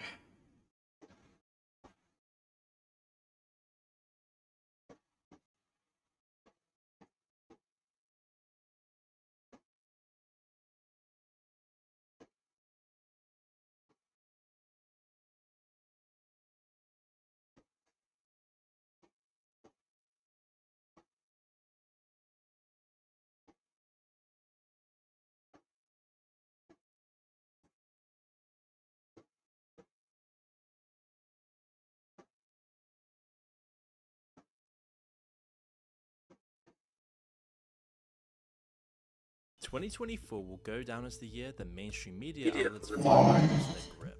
As the dust settled after the US election, it became clear that Trump and Vance's appearances on podcasts were instrumental to their success, which really highlighted how independent media, even just random podcasts, are now more powerful than most mainstream media outlets. And after the election, it just seems the media's ratings are down in the gutter. The New York Post is reporting its parent company Comcast has confirmed a massive spin-off of its cable networks. The Los Angeles Times fired the entire editorial board Thursday. CNN announced mass layoffs earlier this week, and MSNBC viewership precipitously plunged following Trump's victory. A month after being released, Rogan's podcast with Trump nearly has 52 million views. In comparison, it's estimated that only around 42 million people tune in to watch the election live across 18 TV networks. This means that it's pretty likely that more people have heard Rogan's podcast than actually watch the election unfold in real time. So let's explore why so many people are changing the channel and abandoning their legacy media for years. In the weeks since their defeat at the polls, both the Democratic Party and mainstream left-wing media establishments have been asking themselves one big question: why did they do this? For something as big as the 2024 election, there's never going to be just one answer. Now, you can easily point that they changed the candidates and the whole fiasco with Joe Biden's health problems, as lots of people already have.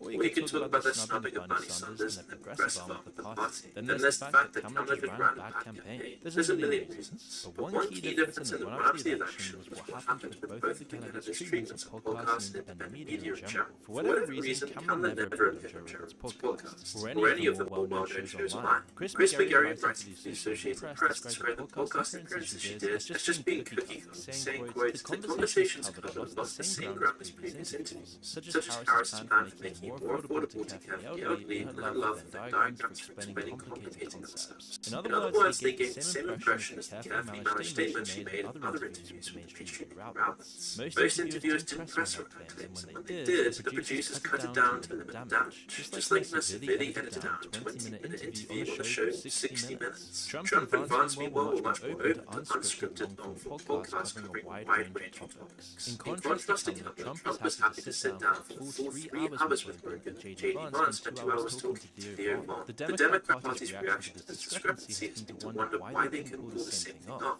In their view, as it has been since the pandemic, Rogan as a Republican plant set as convincing his massive audience to vote for the right wing. And to be fair, there's probably some hint of truth to this, as he did actually endorse Trump in the end. But that was only on the eve of the election after it became clear he wasn't going to get a camera interview. In fact, Rogan had actually endorsed Bernie Sanders in previous elections and primaries. But who did you vote for in the primary? I think I'll probably vote for Bernie. Interesting. Yeah. Because I think Bernie and Tulsi together would be a devastating combination. I really do. The Democratic Party used to have his endorsement and his vote, but they lost it when they silenced that section of the party. Of course, through the ideological lens, Rogan is just part of the greater manosphere conspiracy to indoctrinate young men into fascists. For anyone who's seen the podcast, it's kind of a ridiculous take, but it's truly a line that actually pushed it. Just listen to this clip of MSNBC analysis pushing this exact narrative. But what they have done in their online media ecosystem is build a radicalization engine, literally the way militant groups do around the world, that takes people from relatively low-level annoyances with the world. Why are things so expensive? Why is my kid learning this new thing in American history in school that I didn't learn?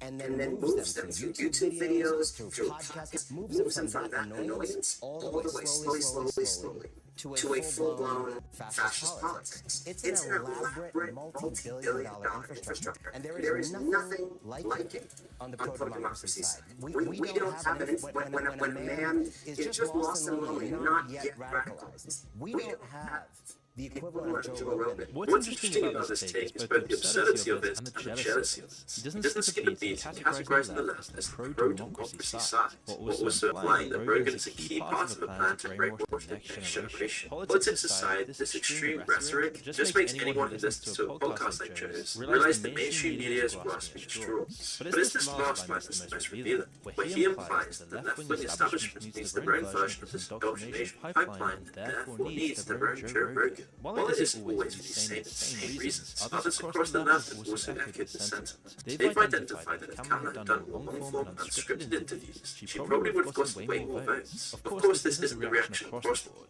Where there's jealousy, there's resentment, and you don't have to search far to find that.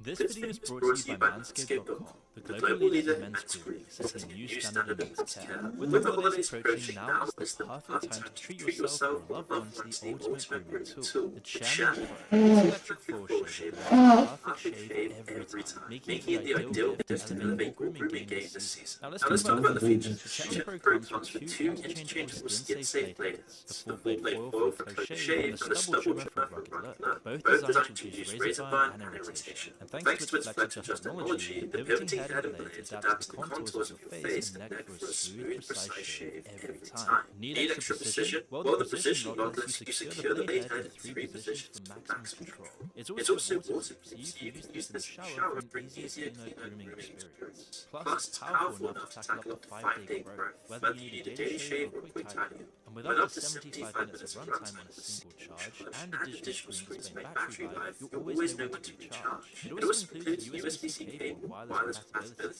And with its features like the travel lock and LED spotlight, it makes this the perfect tool for holiday trips or on-the-go grooming. So if you're searching for the ultimate gift this holiday season or want to upgrade your grooming routine, the Chairman Pro is your answer. It has everything you need to keep your face looking feeling its best. So use my promo code MOON for 20% off of your order, plus free shipping. And what better way to treat yourself with someone special this season? That's 20% off plus free international shipping with promo code MOON at manscaped.com. So join over 11 million worldwide, trust Manscaped, and give the gift of grooming this season. ABC's The View was originally created to try and live up to its own name, to give a platform for a wide range of women's perspectives and key issues. Of course, in the decades of running, that's changed. More recently, like a lot of new shows, it's become really unapologetic in its clear bias. Just take one of the co-host words about Joe Rogan on a recent episode of the show. In it, she makes a strange accusation that he believes in dragons to discredit it, all while bragging about how stringent their fact-checking is in comparison to online content. I think that's why people like our show, because they know that we are checked by ABC News. But it's checked by everybody. Yeah, I mean, if we're wrong, we have, the legal note here.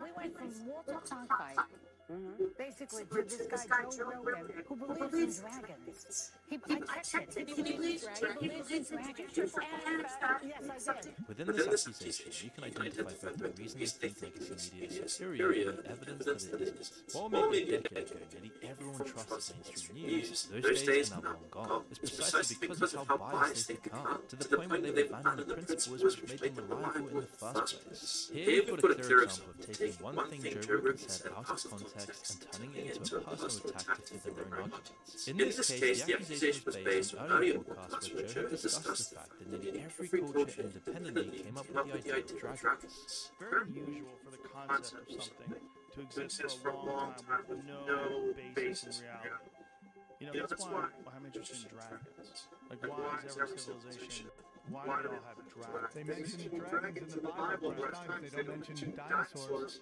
Well, I think because people weren't alive when dinosaurs were alive, but I bet they were alive when dragons were alive. I bet dragons were a real thing. It's such a feeble attack that both Fox News and Joe Rogan himself counts on the opportunity to make fun of it. I had to read the thing about the View because I just thought it was funny. What's That's the only reason why I read that about me. I was trying to say that I believe in dragons. Wait, what is this? I just heard about it. I checked it. And the lady goes, "Did you double check it?" She goes, "I checked it. I believe in dragons." But it also highlights just how out of touch the mainstream establishment media has become about why they've lost so many viewers. Only Fox has seen a bump in viewership, although they're the exception. It's likely based on a functional monopoly of mainstream right-wing coverage and the way they use mainstream. Although they've also been far more willing to work with and pay attention to independent media as well. It's why the company that owns Fox is now putting people like Piers Morgan on YouTube, as they realise that everyone's turning to social media outlets instead of mainstream old networks. And we can see why. For most other networks, it's been a terrible first month. MSNBC in particular are in a tailspin, losing an astonishing 53% of their viewership compared to October. The other networks aren't far off. CNN saw a 22% drop in ratings overall, and a 43% drop during prime time compared to their election coverage. It clearly isn't a time for them to put their heads in the sand. So let's analyse just what went wrong and why so much of their audience is tuning out and turning to independent media instead. One benefit with the podcast space and independent journalism in general is the amount of time you have. It's a bonus that pretty much anyone can agree on because it makes a clear difference. Firstly, complicated issues can take a long time to unravel. There just isn't space to properly explore a topic in a 2-minute monologue or a 30-second speech. Regardless of time, it's guaranteed that you're going to have to cut out some important context. But with a longer conversation, you've got plenty of time to give things the consideration they deserve. And it brings us on to another benefit. How much more natural the final product feels. Most TV shows, there's a tight schedule where every second is accounted for. Over the past few decades, we've seen political debates and discussions on network TV melted down into 30-second sound bites that fit this mold. The time pressure is so great that the best pundits are the ones who can offer the most extreme, simple version of their thoughts on an issue. Surface-level engagement is king, any real depth is just out of the question. And the end result is like reading the titles of 30 different books, compared to actually just reading one good book. These discussions end up promoting bias, because there just isn't room to include more than one viewpoint in the average mainstream political show. When you can find the rare show that does try to do it, the debates are rarely meaningful because there isn't time to really explore two opposing views. That isn't to say that independent media can't be biased either. We're never going to escape that. But in a longer format, there isn't much room to hide, and it gives audiences time to stop and think about what they're hearing. The lack of invasive editing helps as well. Like all of these benefits, it makes the conversation and the ideas clearer. With mainstream media, you get an incredibly restricted view of an issue that some parts dropped out because they weren't exciting enough. People have had their words completely warped by editing, and audiences get misled all the time. The root of all these benefits is that independent journalists and people who create independent media aren't indebted to outside influences in the same way as legacy media is. Within the establishment, there's tons of pressure from journalists and pundits that influence what they say. There's the agency they work for with its own idea of what they should say. There's often a billionaire owner or a set of shareholders pushing the agency in a certain direction. There's even the culture of the workplace and the content that they're already making, which has its own sway. And it's created a world where you get ahead by following the party line, saying what you're meant to say and never rocking the boat. Meanwhile, for independents, it's more like natural selection. People gain and lose popularity and influence based almost purely on whether other people want to give them their time. Both independents and the legacy media are always searching for ratings or views, and this influences both kinds of content. But with legacy media, there are far more infringing influences, and it really restricts the content they make and the things they say. One of the only things the legacy media has been clinging to is their prestige and reputations. The argument is that because of the establishment surrounding it, legacy media is more trustworthy. They say they have years of reporting the truth under their belts and strong principles of journalistic integrity. Independent media, on the other hand, is therefore much less responsible and rife with misinformation because they don't have that same oversight or reputation to uphold. Now, as for Rogan's recent comments, on one level it's just comical. Hearing this rich and famous guy express worries that even though he's paid to talk for a living, he's going to be silenced in the future. While this biased picture might be true for a few organizations, it clearly isn't the case across the board. And it's especially not true for the majority of mainstream networks. They get things wrong all the time, push misinformation when it suits them, and they warp their narrative to fit their own agenda. Just take the previous example of how they responded to Joe Rogan, using their own made-up misinformation to create an attack against Joe for allegedly spreading misinformation himself. The hypocrisy is insane, there's plenty of examples.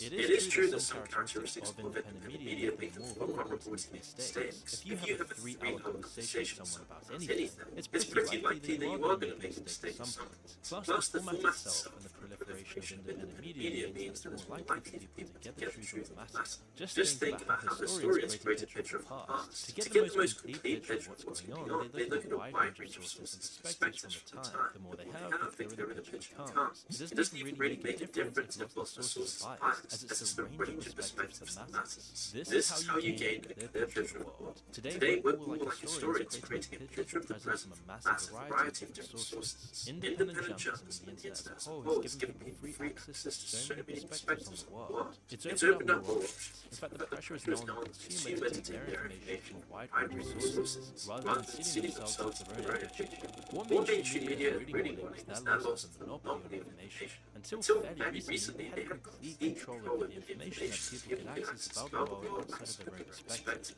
People are enjoying this freedom and abandoning legacy media in droves. While it can be messy and chaotic, it's great to free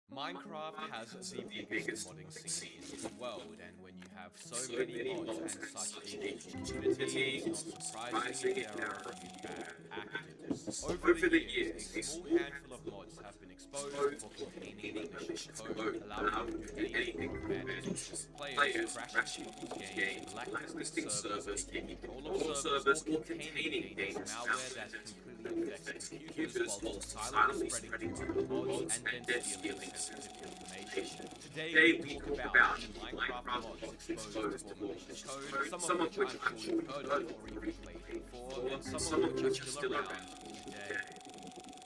In 2020, a Minecraft mod known as Corel Tombstone, a mod which adds a bunch of custom features related to deaths in the game, including tombstones, graves, magic, and much more, was exposed for having malicious code. The mod was popular, used in a variety of very popular mod packs, popular enough as a matter of fact that another mod developer would take decompiled code from the Corel Tombstone mod, specifically related to particle effects, and add it to their own mod called Treasure 2, another quite popular mod which adds various new and rare chests to the game. The creator of the Corel Tombstone mod, Corel31, disliked this and deliberately added malicious code to his mod that would crash the game if he tried starting it with his mod and any of the Treasure 2 mod developers' mods, claiming it didn't respect Tombstone's license. Another developer made a bypass for this crash, so Corel31 made the game crash if his mods were present too. Now, what's interesting is that apparently the developer of Treasure 2 removed Corel31's code over his own particle code after, but Corel31 did not believe it. Basically, Corel31 was so upset that another mod developer temporarily used part of his particle code that he entirely blacklisted his mod from working with that developers, and another made a bypass, forcing the game to crash. Now,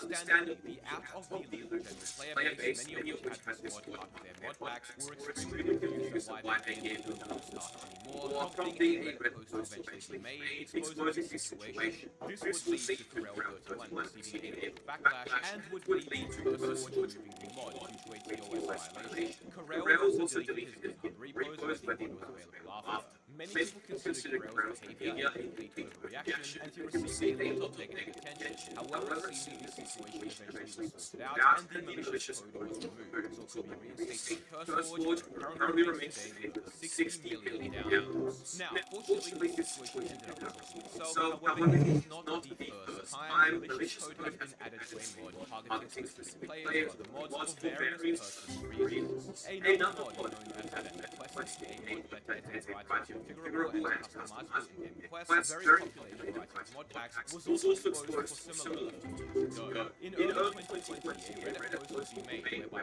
players discovered undocumented and mostly hidden code recently added to the beta questing mod that will harm specific players who took advantage of an exploit with the mod using a hacked client that allowed them to get operator access on servers. Effectively, if the mod detected the player was using that client, the mod would de-op the player from the server, reset their inventory by deleting their items, reset their quest progress, and then ban them from the server. You may be thinking, why are people so upset? The mod developer tried to do a good thing, right?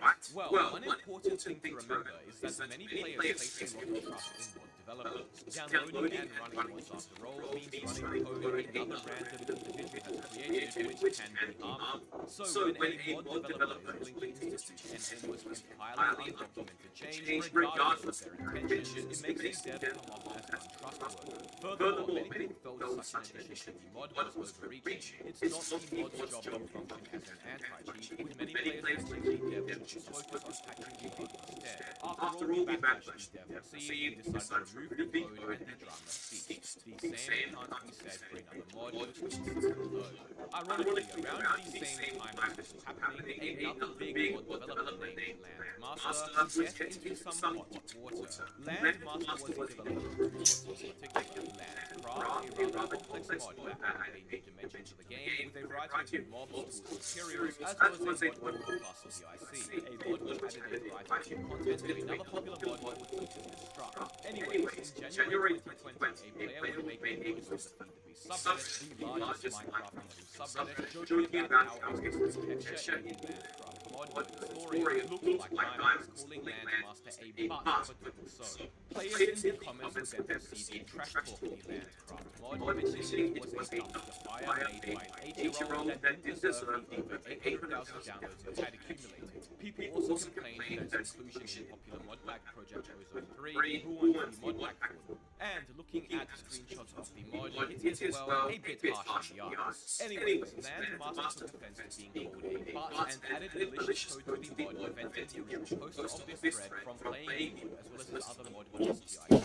He added a Minecraft account with the UID block. Adding such malicious code broke CurseForge's TOS, and as such, all of Landmaster's mods were removed from CurseForge entirely. This broke many mod packs as the Plus TIC was used in many that relied on progression. Remakes of the Plus TIC were eventually released, but the original Plus TIC and Landcraft are still not available to download to this day, and it seems that Landmaster does not develop. Be sure to subscribe, by the way. We are on the brink of 700 subs, and all it takes is 2,000 to get there before the end of the year. No pressure. Traincraft, a transport-focused mod adding trains and various other transport-related features of the game, also was exposed after it was found to have code in it that would crash the game if specific players tried to play. Hilariously, this time it seemed like the dev just decided to keep adding players to this blacklist whenever they annoyed would criticize him and his mod.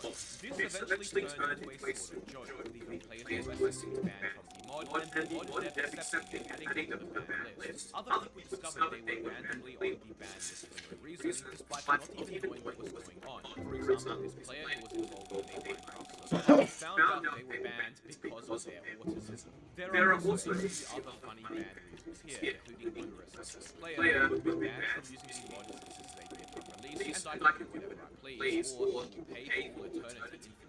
This even got the attention of a Minecraft community manager who condemned the behavior, but mentioned there was nothing they could really do. Eventually, a banned player would report the mod to CurseForge and take it down. The dev of the mod was not happy about this and doubled down, removing the code that would crash players' games, with the dev instead adding code that would remove specific textures from the game for these blacklisted players, which apparently was not in breach of CurseForge's TOS and allowed the mod to be reinstated. Quite a funny story. And this isn't the only funny but petty story. Almost 12 years ago, developers of two very famous Minecraft mods, GregTech, a mod notorious for being extremely grindy and having an extremely dedicated following, and Construct, another extremely popular mod, would get into some very long and amusing drama. This all began in 2013 when an item duplication bug between these mods was found, where players were able to get more ingots from a pool of iron or ores and metals, for example. The developer of Tinker's Construct would be alerted of this exploit and would add a warning message that would appear in the chat whenever it loaded well,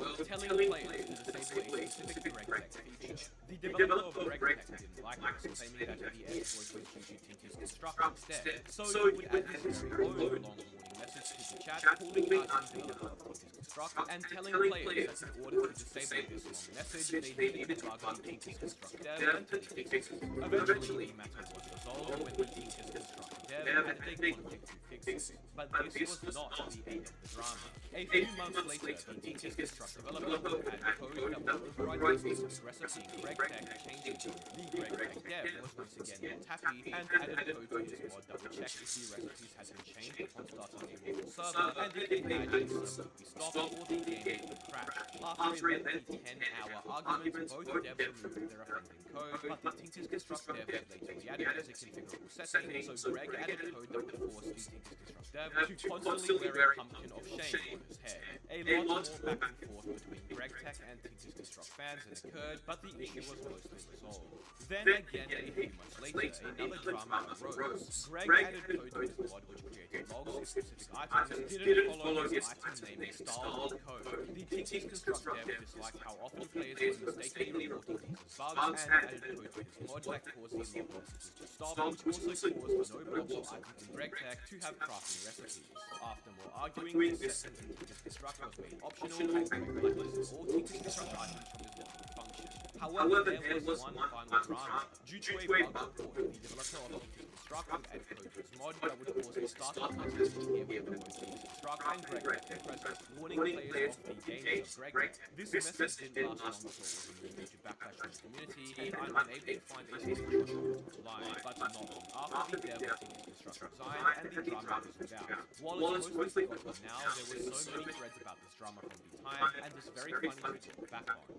Pixelmon is one of the most famous Minecraft mods there is, and it had quite a share of drama, but we'll be focusing on one specific occurrence. In March of 2013, it was discovered that the Pixelmon mod had disguised code in it that allowed the Pixelmon developers to remotely shut down servers, blacklist them, as well as ban specific players from playing on such servers. The Pixelmon devs were effectively able to choose what servers could and couldn't run their mod, and what players could and couldn't play them. And considering how popular some Pixelmon servers were, getting hundreds of players daily, this was a very big deal, as it was effectively the same as a backdoor. Many players were upset when this information would come to light on Reddit, believing it to be an breach of power and a breach of trust. The Pixelmon development team would make a statement claiming that the code was added in order to protect servers from serial abusers, basically players who cheated often. This did not fly with the community, though. It was not the Pixelmon development team's job to moderate servers, and this still didn't account for the fact that they could remotely shut down and blacklist servers. The drama got so heated that even Gojek developers would respond, mentioning what the Pixelmon team was doing was not okay, putting pressure on them to release a new version of the mod with the code removed. The Pixelmon devs would eventually oblige, removing the code from the mod, but then a few days later, with the MCA a YouTube video discussing the drama, getting it taken down. More drama than ensued, but eventually things returned to normal. So far in this video, all the mods we've talked about exposed to having malicious code haven't gone as far as to actually cause damage to users' computers or attempt to steal sensitive information. Well, only a few months ago, a Minecraft mod was exposed for containing some very dangerous malware. A Minecraft Windows borderless mod, a mod which adds a setting to the game allowing you to play in Windows borderless mode, similar to many other applications and games, was found to contain a dangerous program. Windows borderless mods are common and are used by millions of players, including myself, so this mod was clearly intentionally trying to hide itself and promote itself through that fact. Modrift, the platform the mod was hosted on, would release a blog post stating that if you downloaded and ran the mod between May 4th and May 6th of this year, you were affected. The mod harvested sensitive data from Chromium-based browsers, which included account tokens, stored passwords, banking information, personal addresses and information, as well as much more. The users who reported the malware in the mod happened to get their Discord accounts stolen by it. Fortunately, only a few hundred people were affected, but the same cannot be said for the next mod, or rather series that were affected by potentially the most deadly malware attack in Minecraft modding history. In June of 2023, a series of Minecraft mods was found to contain dangerous malware, which would be named Fracturizer. A malicious player uploaded a variety of mods containing malicious code to CurseForge, which a high-profile modpack developer, likely speculated to be the better Minecraft modpack developer, downloaded, which infected files on their computer without their knowledge. One of the many infected files happened to be a mod which was then uploaded to CurseForge. Furthermore, a variety of other mods and even plugins and buckets were affected in the same way, with there being speculation that some mod-developer accounts on CurseForge were hijacked by the malware developer, who then used these accounts to upload more infected mods. This malware was able to bypass CurseForge and buckets virus checks, as it hid itself in layers and stages, whereby it initially acts as a normal mod, then saves my computer's memory, then makes itself automatically run the startup, obfuscated it of course, then finally steals your sensitive information. It was a very complex and detailed malware. Obviously, as mentioned, the goal was to steal sensitive information, such as Discord credentials, Microsoft and Minecraft credentials, browser cookies, passwords, and more, even including replacing cryptocurrency addresses that were in clipboard with alternate ones, likely owned by the attacker. The malware also continued downloading other malware every time the computer started. Thousands of people were affected at minimum, including at least 20 mods, 6 mod packs, and 36 bucket plugins. Interestingly, there were actually ties in this malware's code to another malware incident, this time in Minecraft plugins. About 8 months prior to Fracturizer in September of 2022, malware was reported to be found in a variety of Minecraft plugins used on Minecraft servers. This incident was eventually named Skyrage and occurred as a Sega plugin developer's account was compromised, leading to plugins being uploaded with malware inside. It was very difficult to isolate which plugin or plugin specifically Skyrage was hiding in, as once a server was run with an infected plugin, it would infect all other plugins and the server jar too. It also installs malware to the server's operating system, effectively allowing it to do whatever it wants. Eventually, a Skyrage malware removal was made, which was able to check and clean all plugin and server jars, and supposedly not long after the Sky Rage in our web disappeared. The original source of Sky Rage has never been found, and what's even scarier is that it's technically still active today, with reports still appearing online every so often from players who downloaded shitty plugins or even legitimate plugins which may be infected. And that about wraps everything up. Be sure to subscribe. Thank you all so much for watching.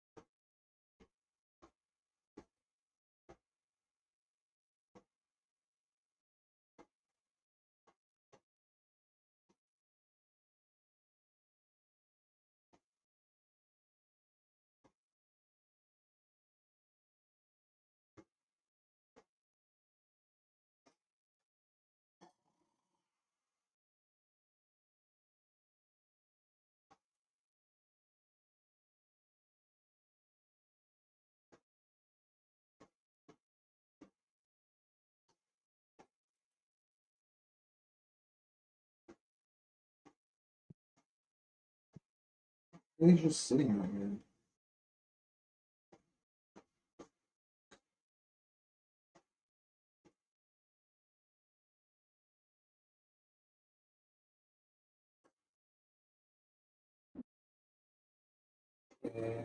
Interesting.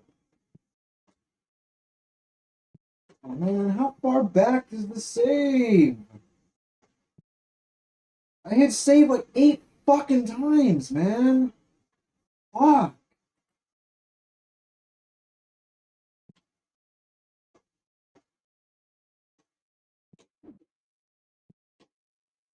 We're on the ground. I don't care.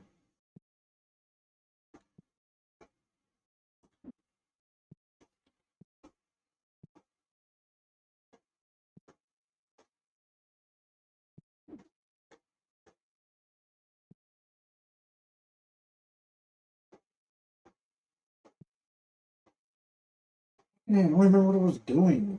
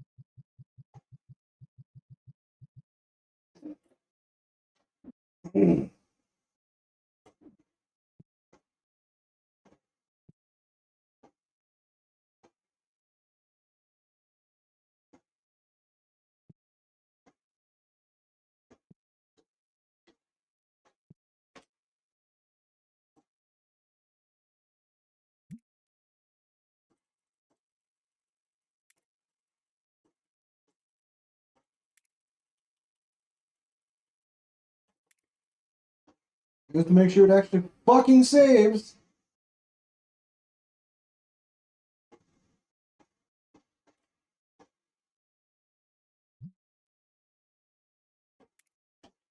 When good cops are awesome. You're safe. We're gonna get you to your daddy, okay?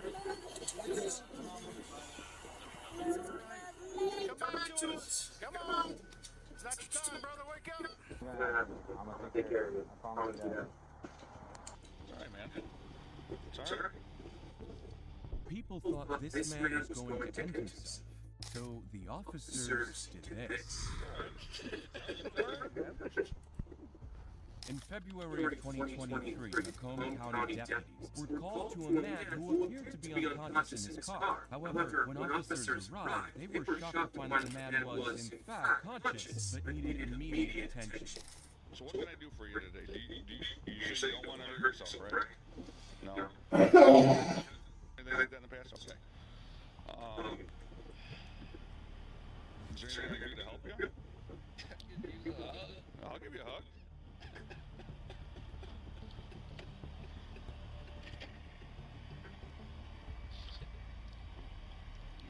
Seems like you got a lot going on, man. It's alright. It's alright, man. It seems like a lot to take on, you know? We can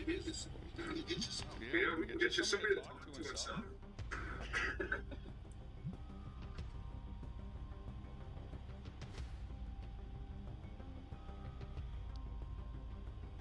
Where do you work at?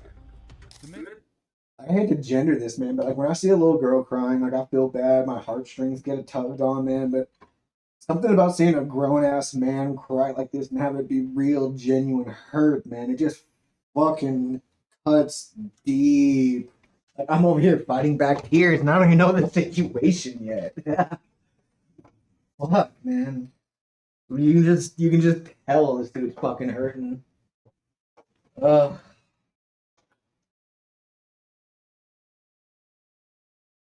Man disclosed that he was headed to work, but parked by the roadside because he felt down and needed a break. He appeared overwhelmed and lonely, but the officers would show him that he wasn't alone. That's my name. That's where the Macomb County Community Health. You can call them.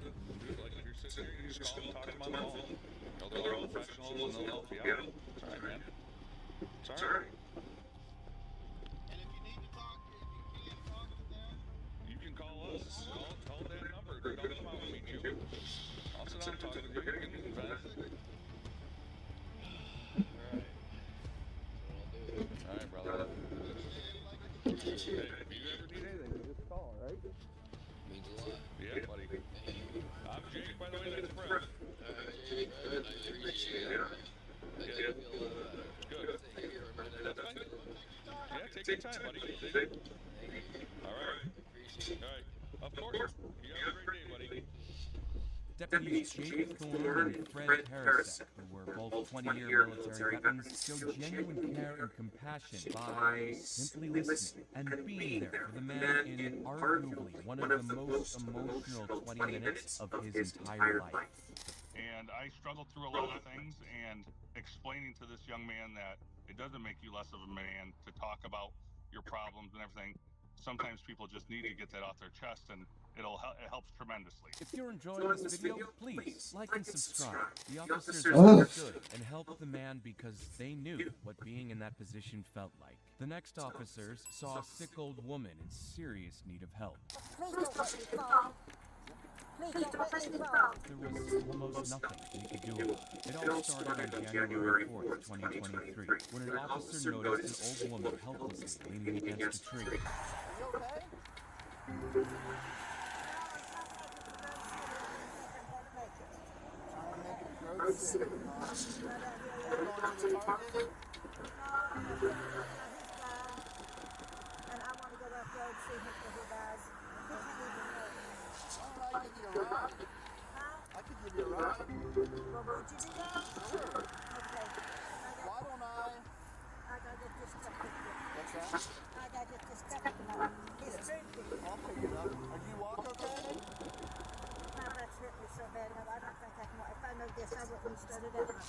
The woman seemed exhausted and almost appeared lost to the officer, who needed to find out who she was and possibly take her home. But just then, he was approached by the woman's family, who had some shocking details that would explain everything. Okay, so what's going on? This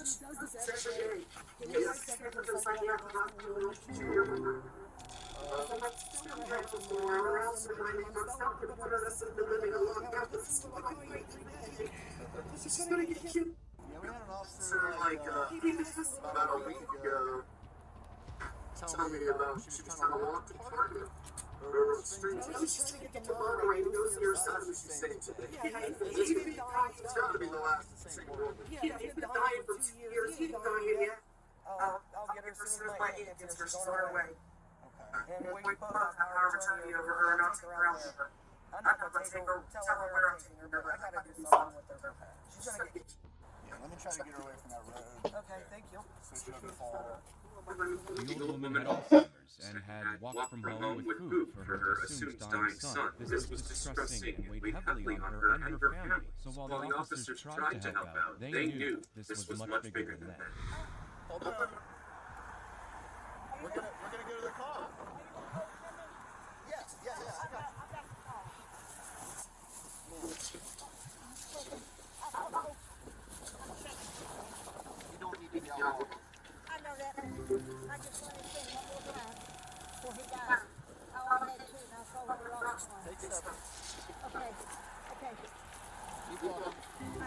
It scared the fuck out of me because this is like what my future looked like realistically. Oh, it stresses me.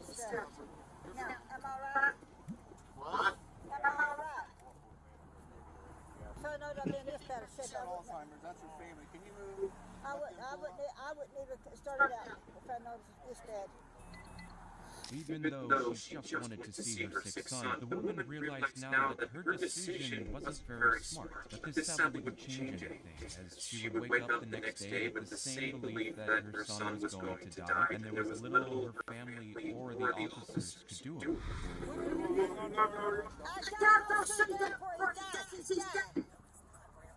I know he is. Well, I'll go out there where he's at. I'll stay. I won't come home tonight. I'll stay up there. I don't want to hurt your arm. Am I hurting your arm? I can hurt my arm, no. Why didn't you see you before? Last week you saw another one. Officer.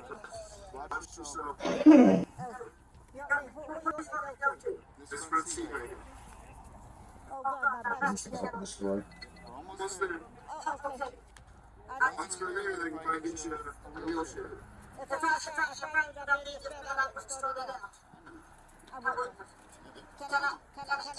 Are you going to tell me? Please don't let me fall. Please don't let me fall. Oh. Take it nice and easy. Am I all right? Gotta hold on. You're not gonna fall. Okay.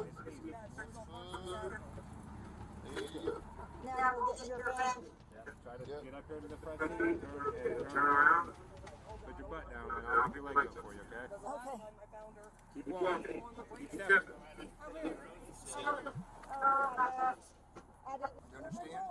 We're gonna wait for Thelma and we're gonna go to the hospital, see if you're alright. I'm alright. Oh, I gotta make sure of that. I told you. Make sure, okay? You told me earlier you was going to sleep. You didn't go to sleep. No. Because I'm worried about that. I don't want to lose him. I've already lost one, and Listen, I can't have no more kids. Grandma, listen. They called and said he's fine, and you was there yesterday. Okay? I want to see for myself. Grandma, you was there yesterday. I promise you. I didn't go in. Yes, you did. Heather and him took you yesterday. You went, I promise you. The officers helped the family the only way they could and accommodated them until they eventually took their grandmother to a hospital. Nothing they did could change the woman's condition. However, this woman's next actions would determine if her unborn child lived or not, and she wanted an officer to help her make the right decision. Why? What's going on? I'm homeless and I'm done. This was a few minutes after an officer was called to a woman who claimed she needed a ride to a rehabilitation facility. I called Mary Haven told me to call Nat Care told me to call you. Okay, what's going on? I would have read it. Okay. Why?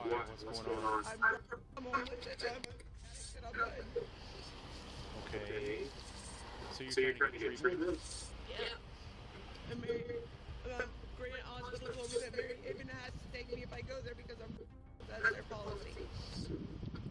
But I have no way to get there. Because I have to go to one weekend. Because the one mental health won't accept me because of Which location you have to go to? one on Jenkins and High Street. Jenkins and High. There's staff there, right? I called him what the fuck.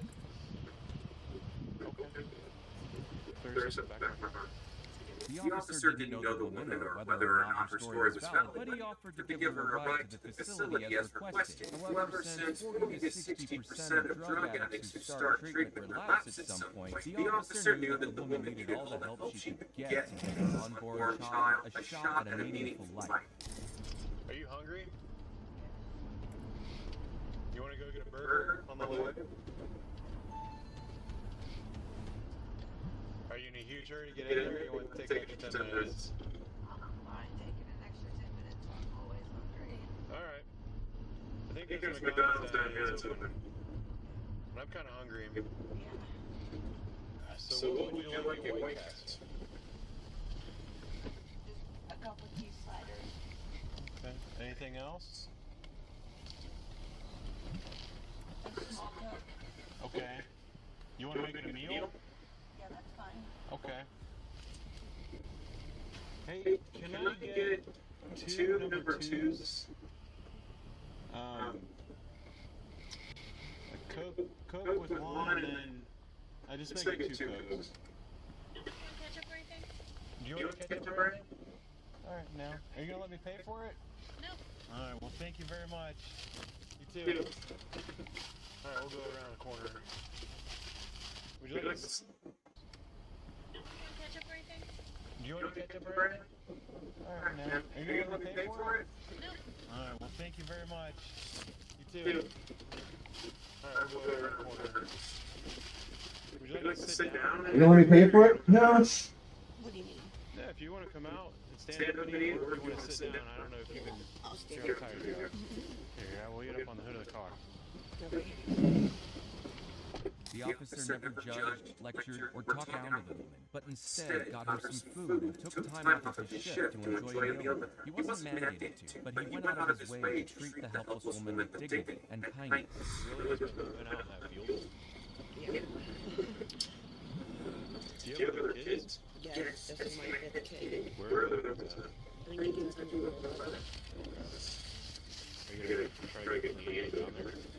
I'm probably not going to go to Kentucky, but that is my goal to get clean and Haley and raise that. I want Damien and Mason, they're 15 and 14 now. Go down there, they're doing really good in school and everything, so I don't want to take them from her. And they'll be adults in most years anyway. Like, obviously, if my mom I would get them as well. But, my baby turns 5 on Friday. Yeah. You're 5 and 7. And I turned 40 this weekend. Happy birthday. What are you gonna do? January 11th. There's definitely some stuff going on right now with stuff that you're using to do, so it's best to get inside safe. Right. Rather than off the street. I didn't want to leave my family after we didn't separate. Well, this is a little bit more I'm bored. Take care of me and my baby. You don't plan on seeing him anymore? Well, I mean, if that's the right thing to do, then I hope you stick to it. But most of the time, people don't stick with that story. They go back on it. This is the third time I want my baby to come back. And he obviously had another divorce situation. Because it just keeps getting worse. Being selfish and thinking about me. Yeah. I brought kids into this world and there shouldn't be about it. Because they don't have a choice. The officer made the woman comfortable while giving crucial advice on how to get her kids better. Watch them grow up. She seemed to want this too. And so after the meal, he took her to the rehabilitation center where they both said their goodbyes. You're welcome. Thank you. Fantastic. Great work. Alright, we'll plan to see you more. Alright. The officer's actions were outstanding, but no one could choose to change her situation. The next person needing help was a 2-year-old toddler. And he was completely devastated. We're gonna get you your daddy, okay? On March 1st, 2024, Akron police officers noticed a vehicle reportedly stolen with a 2-year-old still inside. So while some officers searched for the car thief, one officer decided to stay back and be with the kid. What's your name? You don't know your name? Let me get you out of first. You okay? It's okay. Let me get you out of first. Nice search. The vehicle owner reported that he parked and went into a store, only to come out to see that the car was gone. So the baby was all alone in the car for over an hour with no idea where his father was, leading to this emotional reaction. Check this out. You have a flashlight? No. It's okay. Here, you want to hold this? No. All right.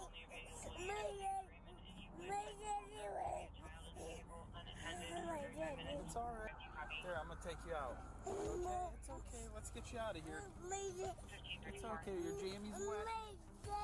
It's okay. It's okay. It's okay. We got some books here. You like dinos? I like them. My little boy likes dinos.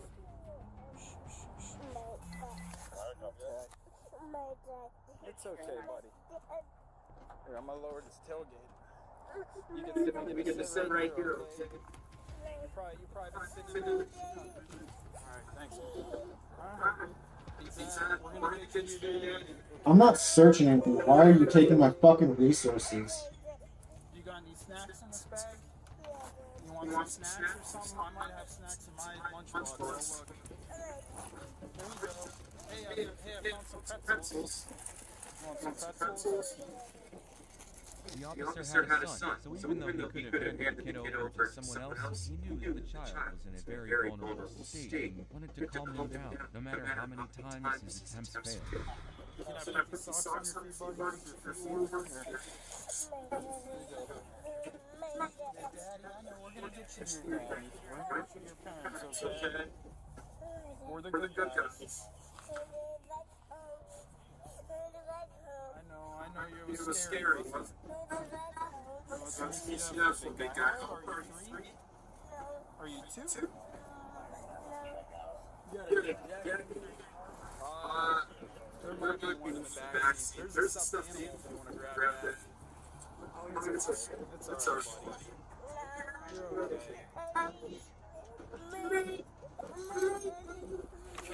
You're a brave boy. We're gonna get you to your daddy. Think it's gonna work? You're the father here. That's right. Yeah, we get this. We don't want to get cold. I just Uncle part-time every now and then. Babysit. There you go. Hey, thanks for your help.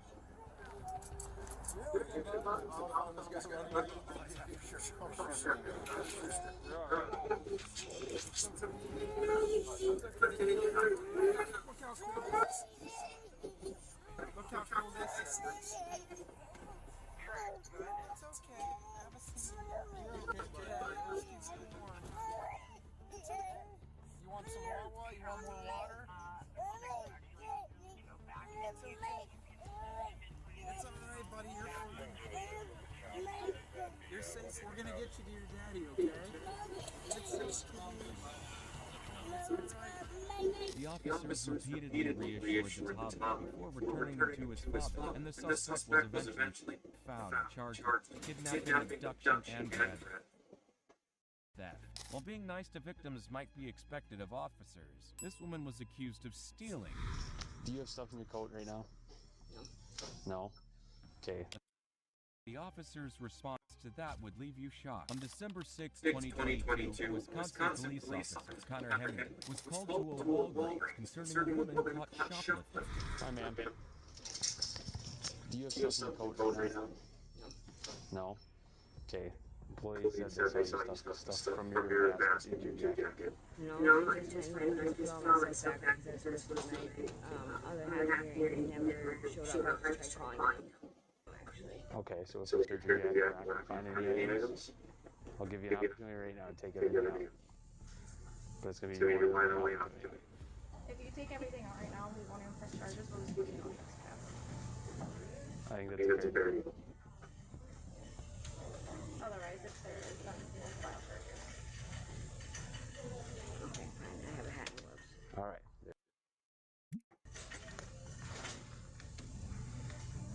The woman lied to the officers, but was caught almost immediately. She was lucky not to get a theft charge, as the store only wanted her trespassed for stealing. But there was something about the theft that moved Officer Connor. Do you have an address? Did you say that? No. Are you working anywhere, Jane? No, you just hold up. I don't have any money in here, so I have no. I get it, but you can't just steal it, okay? Do you have anything else on you? Just that clothes. Because if they check cameras and they find anything else, then it's going to turn into a theft charge. Okay. And you don't have any gloves or hats or anything? Okay. I have one pair of gloves.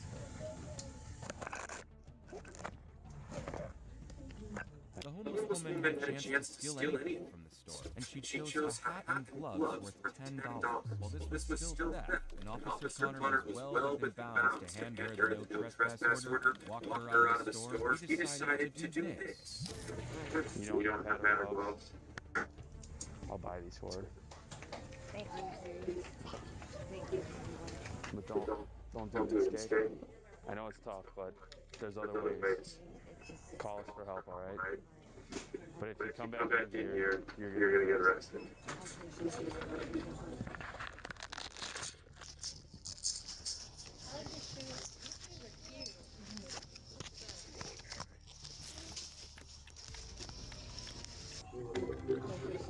Yeah, it's cool. 9.7 ain't worth, you know, especially like if you're out on bond and stuff.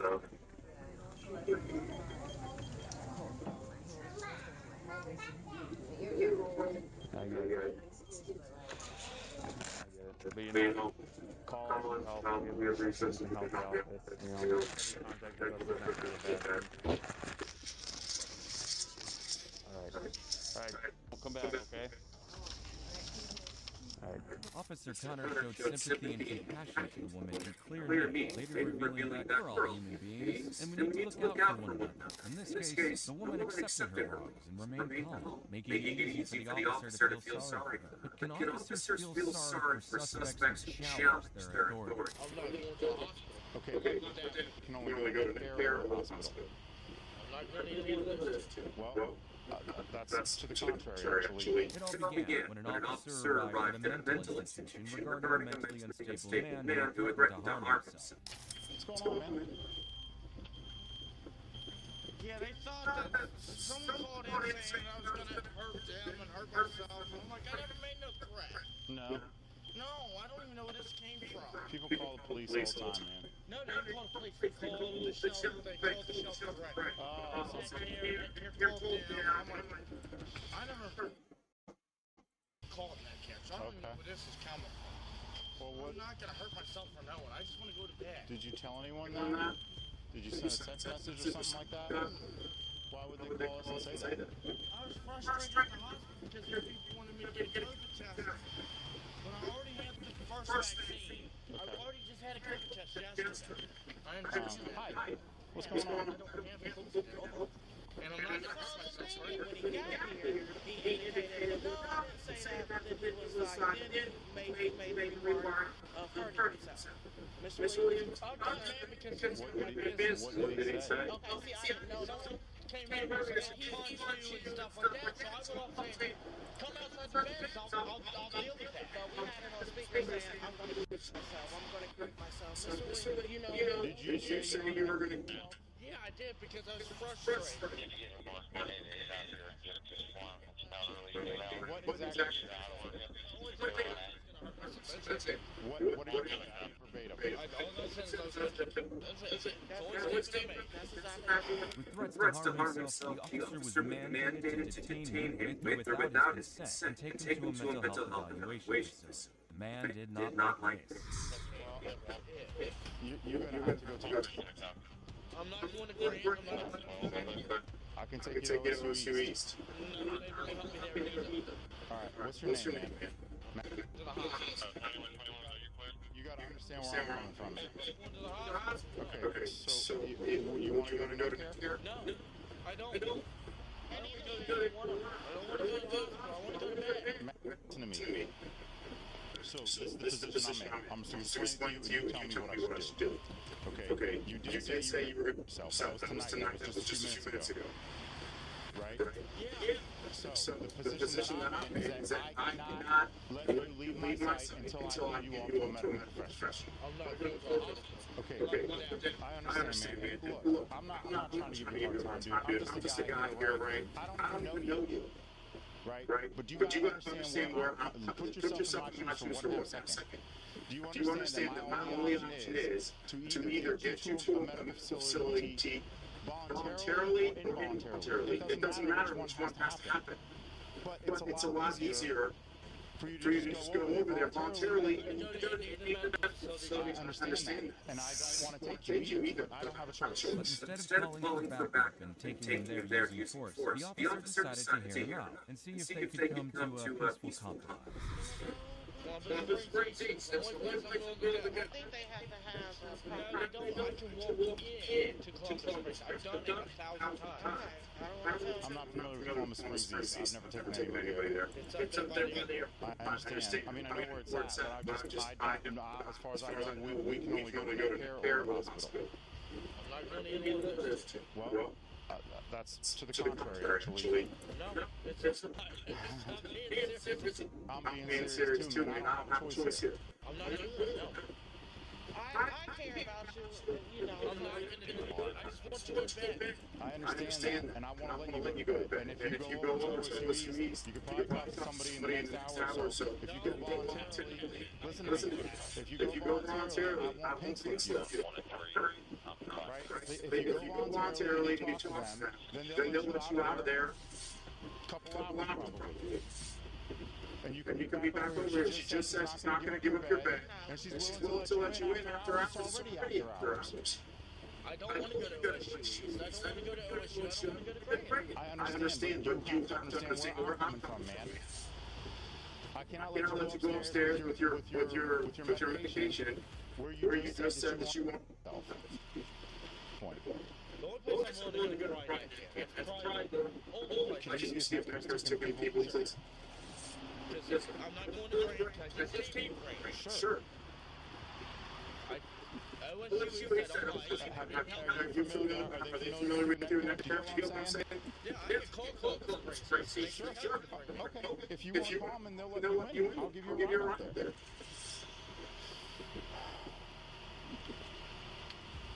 What you got? Yeah. They are. Okay. If he gets a hold of Columbus Springs East and they'll take him, we'll just give him a ride there. If not, we'll take him on Center. The officer put the man's request above his need to be right, even though he wasn't very respectful. He listened and was kind and patient enough to ensure the man was comfortable while getting what he needed.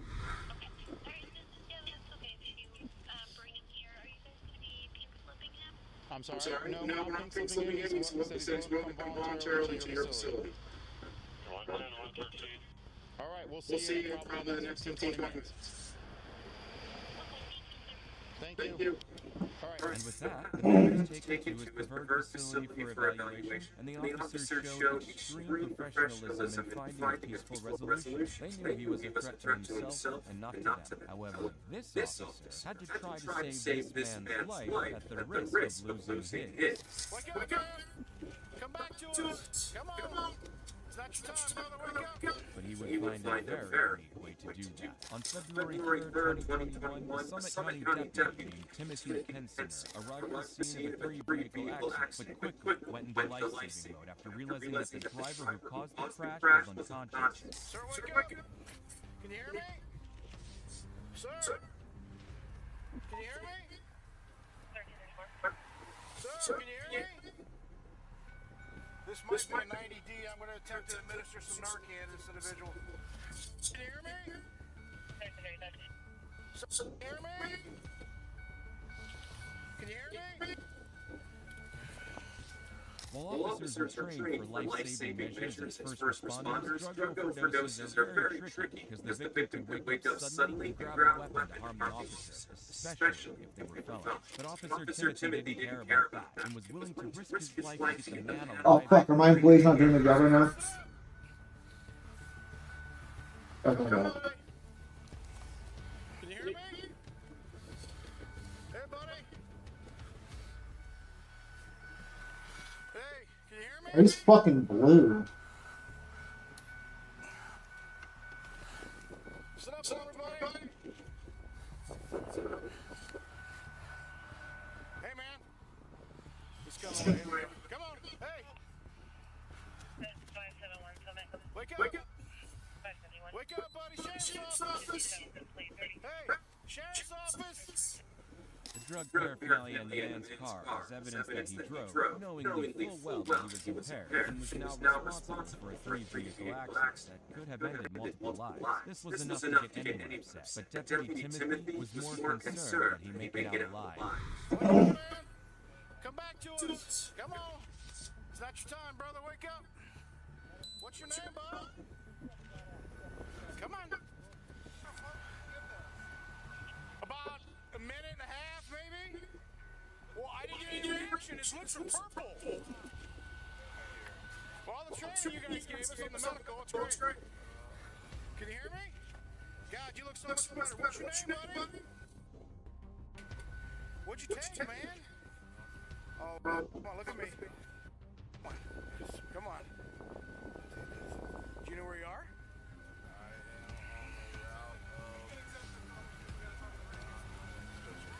Huh? Nick, want to try and stand up for us? The firemen want to talk to you. And then you and I are going to have a chat, okay? Ready to roll? All right, what do you want to do? Just stand up, bud. You want to stand up? Come on out here.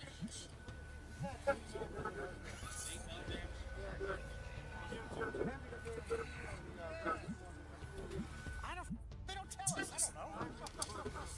All right. Come on. Hey, stand up for me. We're going to get you out and make sure you're all right. Get this Narcan and you're working good, man. Clean all that crap out of you. Come on.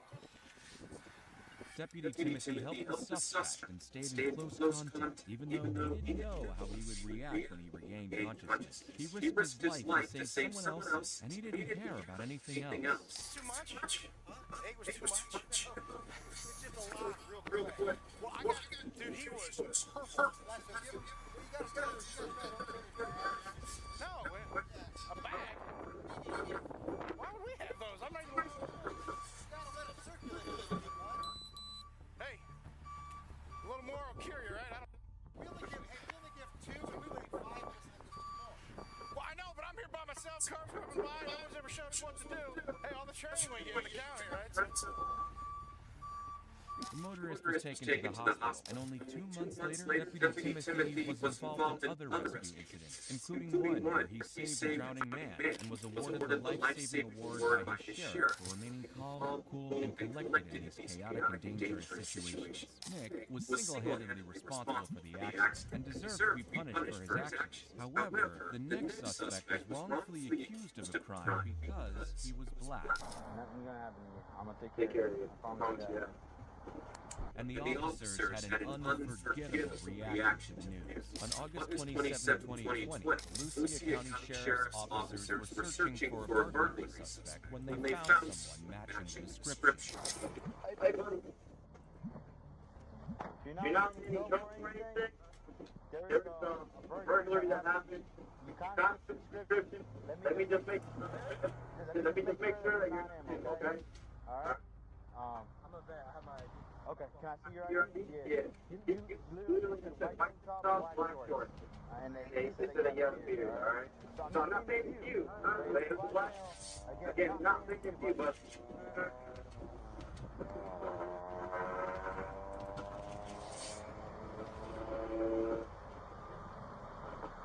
48.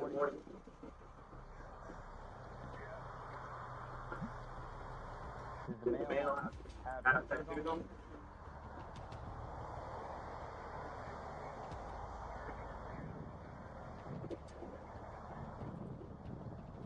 And white beard. correct?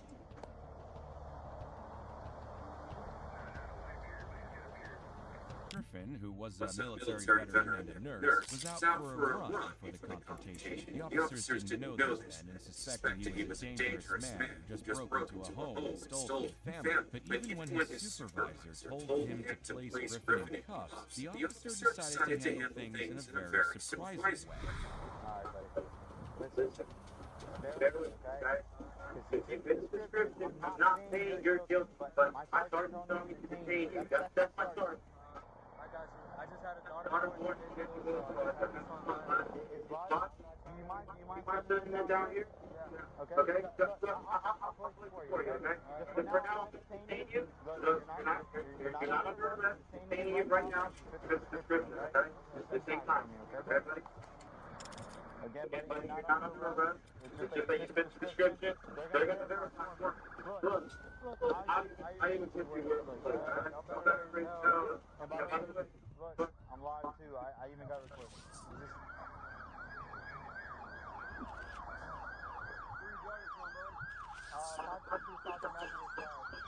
One of my homes, a couple of homes down again, like I told you, we're not saying it's you, but you fit the description. That's why I'm saying it.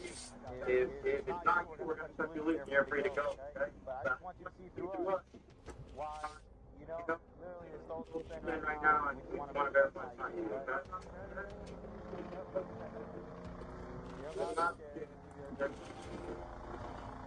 A lot going on today. I know. Buddy, we're the same. We're the same. You know. I'm gonna take care of you. Relax. I got you. Relax. Once we get a picture, it's not you. This happened in the middle of the George Floyd BLM movement. So being surrounded by 7 cop cars, a helicopter, and officers who think you're a burglary suspect was a very intense place to be. But while Griffin's military background might have helped in calming him down, the officers definitely played their part. If he's free to go, if he's not the one, not a food.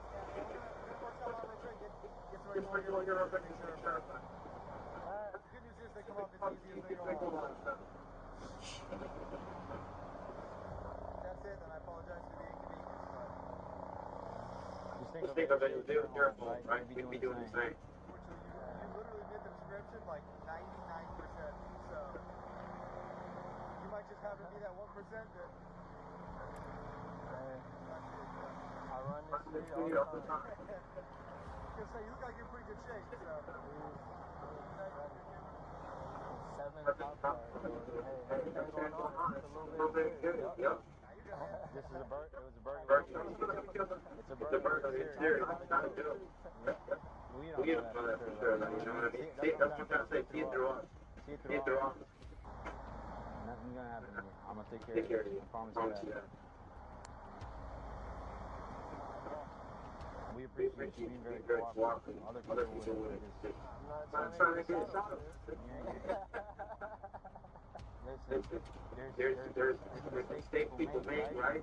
And it's their act. I'm not saying that the officers that have been involved in shootings weren't at fault as well, but there's a time when we say things like, look how officers were. Did things escalate? No, they didn't. No. Because you did exactly what we told you to do, and as soon as you dead serious. Do you really think we want to be out here killing people? Do you honestly think that? I want you to know. Now, like I said, brother, I've been in the same boat. Okay, I know things are going on. It's a race fight going on. I'm right there with you, man. You want to sit down? No, you're fine. Yeah. The officer repeatedly assured Griffin held his Facebook live stream directly to his face and explained all that was happening during the interaction. And when they finally discovered that he was innocent, they knew what they had to do and wasted no time. So, we appreciate you very much. Again, this is not a race. So let's not make that. Even if I'm late. Let me tell you, this station is very, very amazing. And there's serious consequence for race discrimination. Okay, I promise you that. Like, very serious. We are not going to make you live. Not just good. We did it show up. Thank you for keeping food. Good demeanor. We just got your picture. I can't find it. How is it? Sure. But the food is discretionary. Obviously, these guys don't have that much restriction. They just have prescription back. Pretty good. Once we got a picture from the video and stuff, like, nah, I'm not going to get out of here. I get it. That's not good. Yeah, I don't think we're doing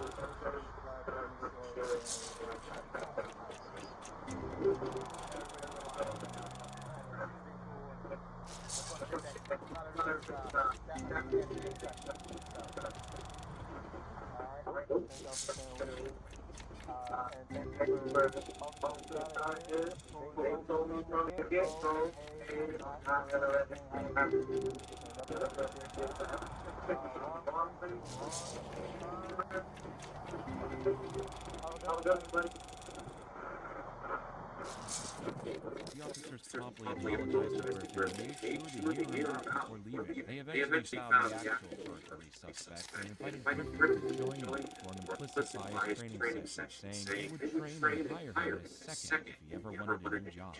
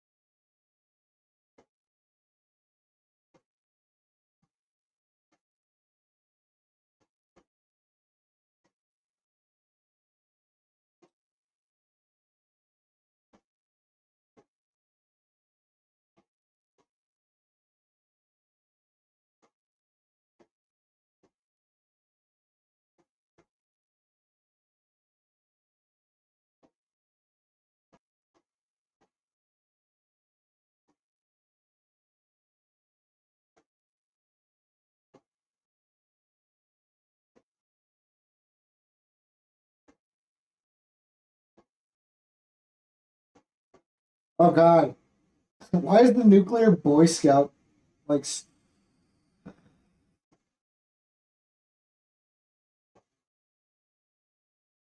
Hey, what's up, guys? Rip here. So in the year 2024, we have seen countless examples on a near daily basis where members of gaming studios go on unhinged rants on social media that ultimately reflect negatively on the studio they work for and also on the game that they help create.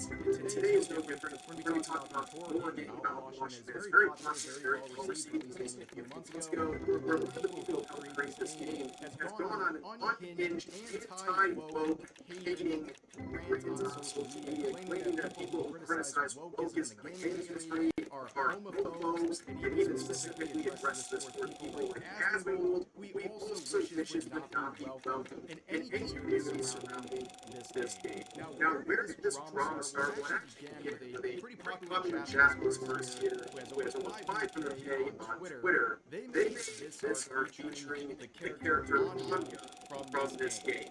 Now, this is good art, and you might be asking yourself, why are there thousands of quotes, mostly in English, about this post? Well, a lot of people were having a meltdown over the way this character was drawn, including hundreds of death threats addressed to this author. And let's just see a couple of examples. So this user provides this person saying, "Die a slow and painful death to the artist." This person saying, "I will effing kill you." Another person saying, pull the trigger. You get the point. And there's also a lot of virtue signaling in the quotes. This one is very representative of other similar opinions. This one has 10,000 likes, just so you know. Let me read this. In quotes, this isn't weird, it's just a drawing, quote. Everything you draw reflects you as a person, whether it's your humor or morals or your interest or something. That's why people don't have to like it. Fiction is based on reality and can affect reality the same way reality affects fiction. Now, before we address this absolute mess of a tweet, why are people suing? Well, the reason the overwhelming majority of people are attacking this artist is because they believe it's justified because this character was essayed at one point during the game. Now, addressing that point, I find it very weird and incredibly tantalizing to say that once a person is abused in any sort of way, they can no longer be sexualized or express themselves sexually for the remainder of their life. That's a very weird point that you're making about a real person. It's even weirder when you're making it about a fictional character. Now, this post with 10,000 likes, like I said, runs on the premise of fictional content you consume can affect your reality.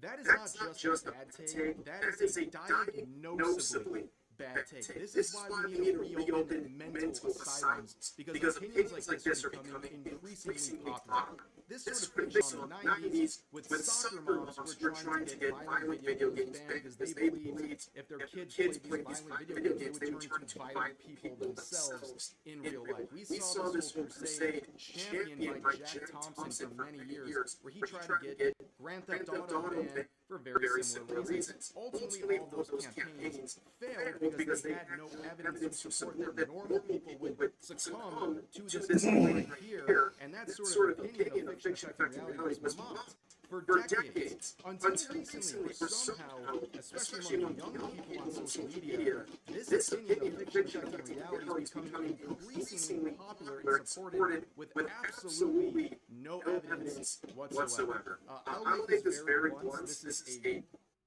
totally normal opinion. Like, if you disagree with this, you're just wrong.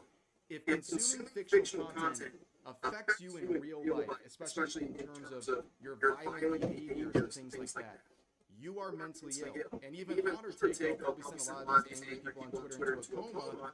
We should not cater artwork and media generally to the concerns of mentally unstable people. That's just a fact.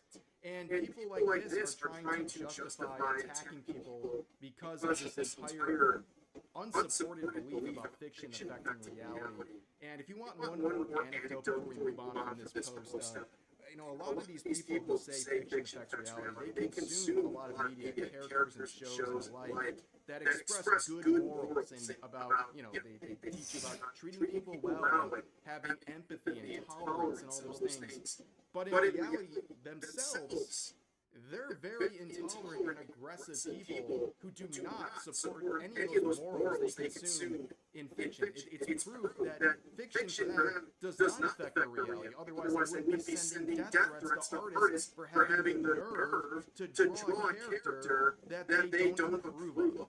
But anyways, we would get kind of a bad ending here where the artist would apologize. And they would say this: I apologize for making everyone feel uncomfortable. I was listening to a live video of this game while I was drawing. And the moment I saw Anya, I thought she was cute, so I drew her. I haven't watched everything thoroughly, so I don't know much about this character. Sorry, everyone.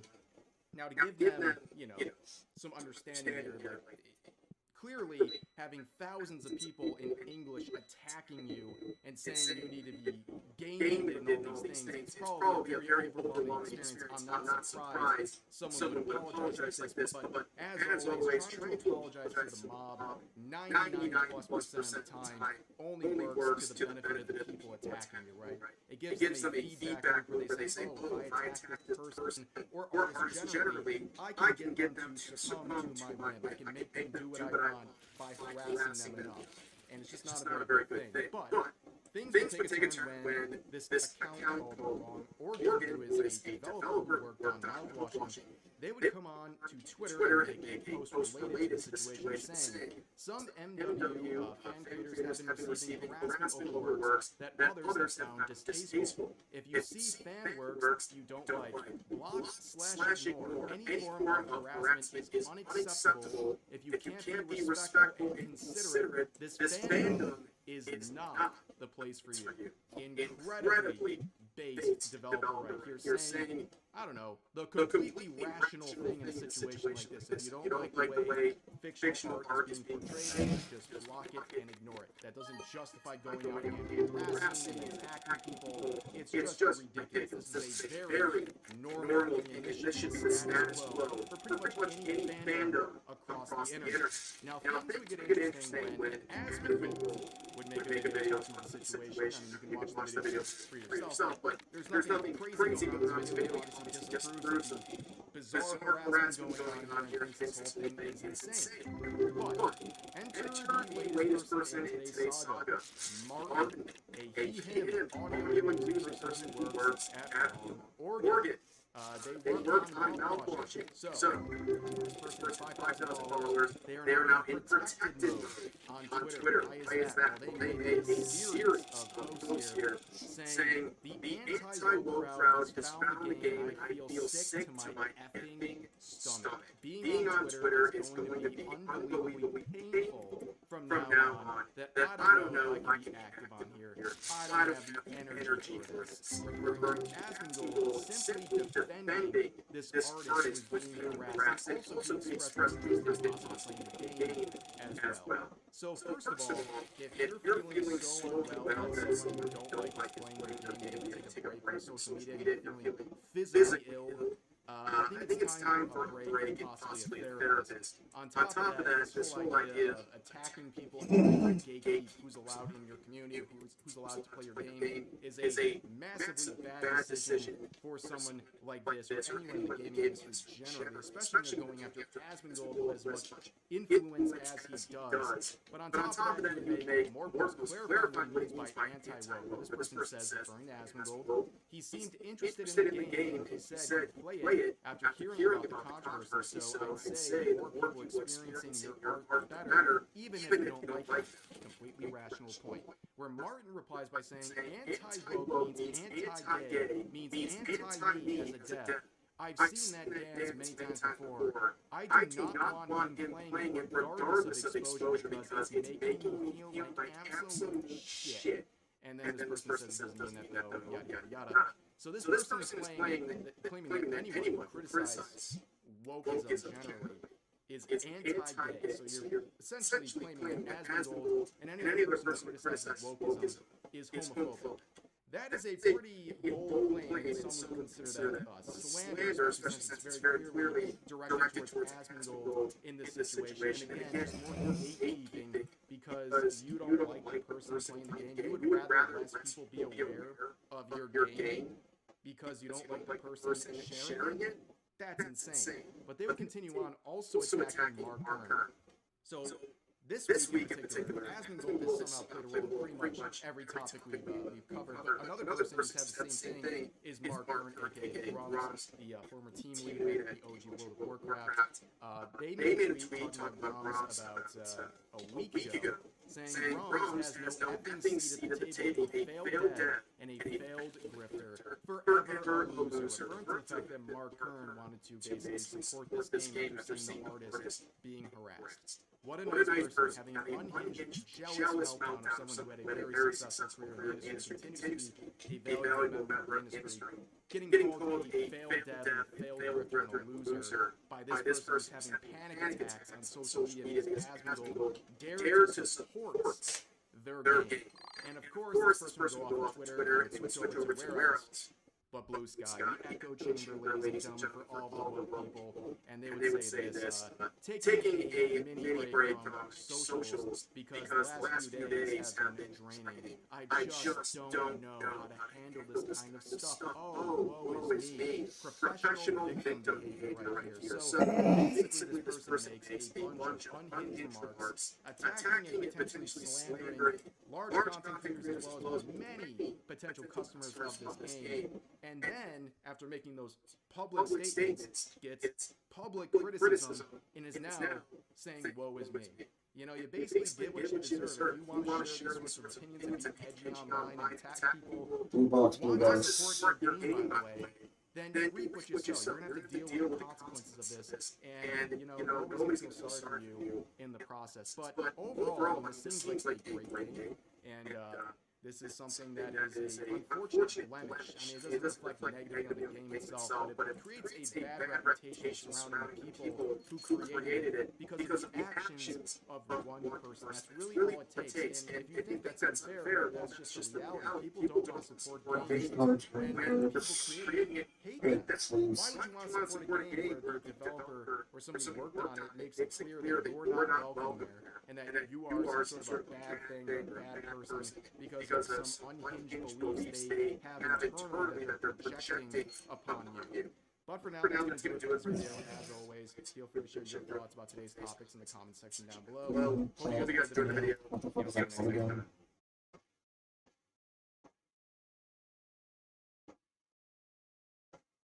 Right now it's the spell, ghost.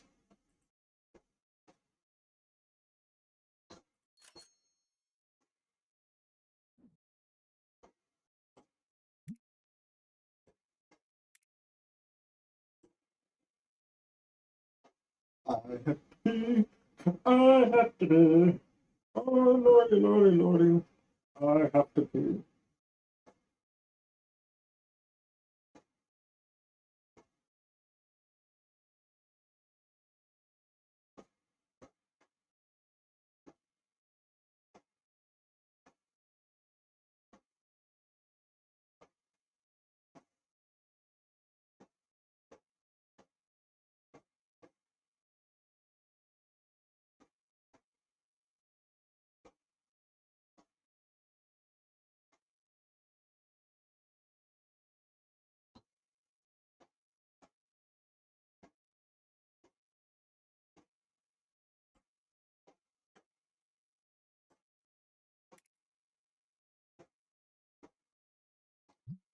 We're doing something. This is going to be fun.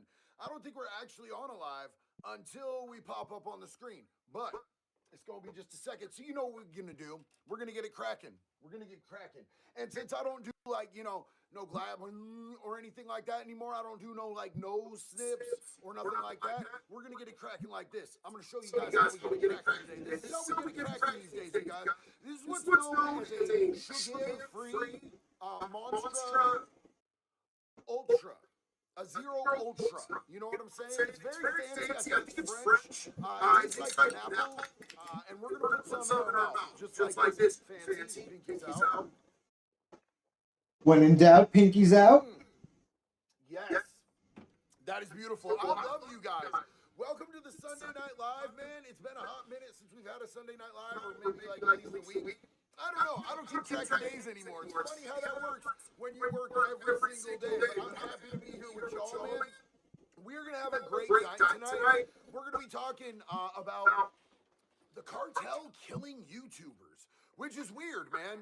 You know, a lot of cartel members that I know are super unbothered by the, you know, people talking and stuff like that, as long as you're not like snitching them out or fucking with their money. They generally don't start killing people for like little stuff like this, but apparently there's a whole thing going on here, so we're going to talk about that. Pierce, what's up, man? Big love and respect to you, my homie. Tonight, my team, which I don't generally watch, but I do like to root for just because I am loyal to the Oregon Ducks. The Ducks are playing, and I'm not watching it, so I am repping this, though, since I'm not watching it. So, go Ducks, son of a bitch. Let's just go, guys. Deb Brenner said, yo, brother, hope all is well. Love from the fan, for you and Jax. Yo, we love you too, homie. Jax is actually better right now. I know that a lot of you know that Jax has been sick. Jax is actually getting ready to go out and start getting stuff done so that she can be ready for our next trip. We're actually leaving. We're going to be going to Daytona Beach. I'm going to be back in Florida, man. I can't wait to wear some Gucci Dad booty shorts, tank tops outside, and be completely comfortable. That's more my element. This like cold, whatever Oregon has going on out there, where you walk outside and you can can see your breath, and like your lungs start to freeze. The hypothermia life is not for a JD. I don't like it much, man. I grew up down in Cali, and we didn't get that too much. It's worse here. I'm going back to Florida for a little bit, homie. We're going to be there for a little bit. So I see a lot of people asking repeatedly about the Alaskan Avenger and how is Jason. So before we get into the content that we're supposed to be getting to tonight, I do want to address that because I've talked to him a couple times today.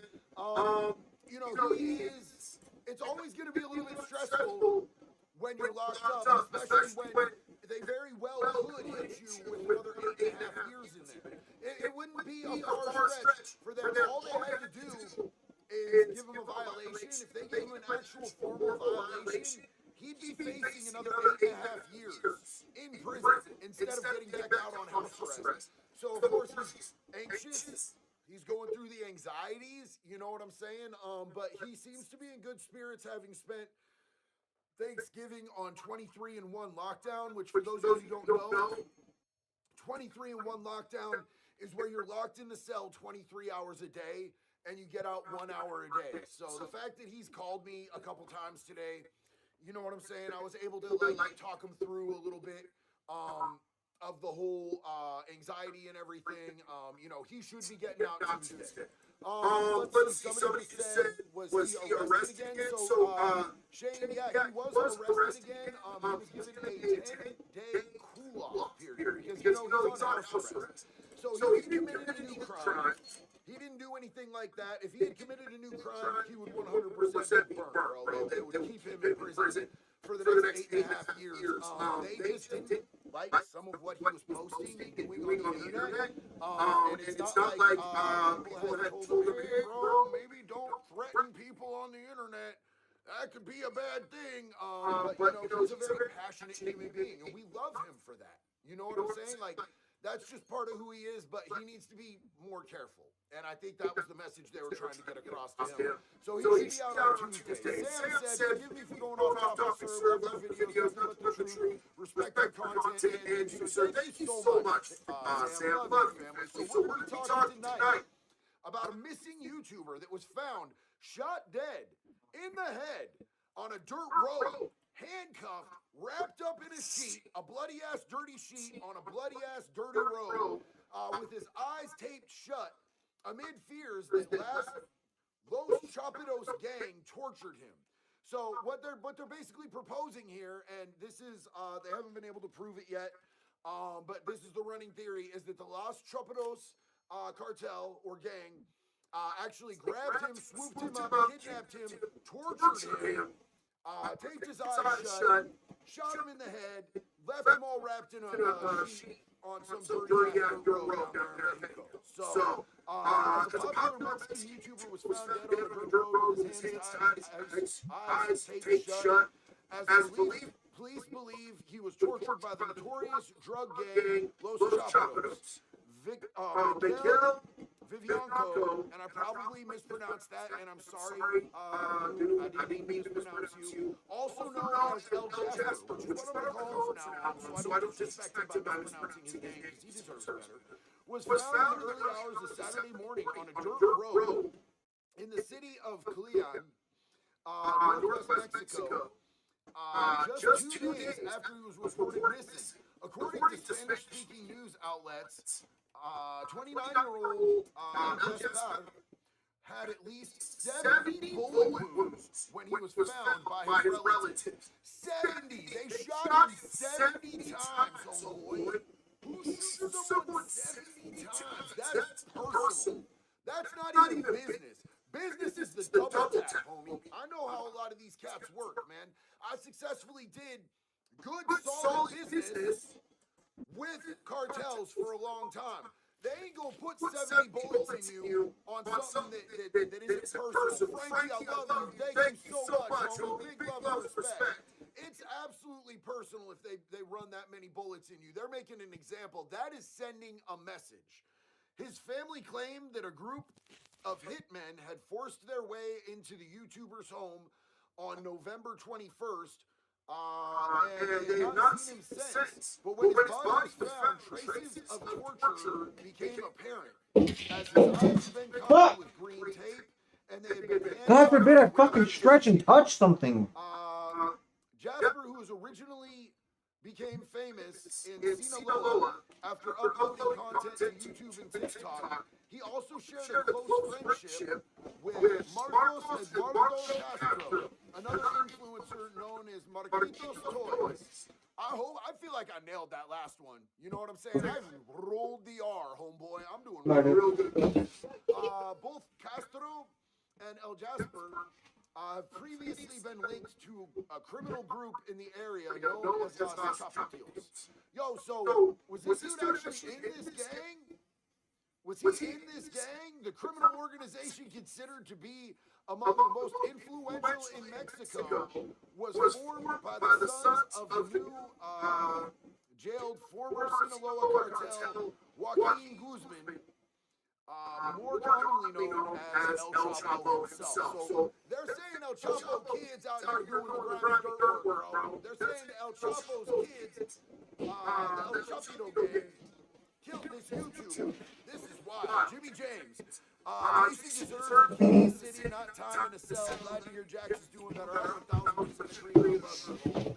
So at the end of September of this year, the Office of Control of Foreign Assets added El Jasper to its list of sanctioned people under the illicit drugs program. It is unclear who was involved in the YouTuber's murder, but the investigation is ongoing. It's working, dog.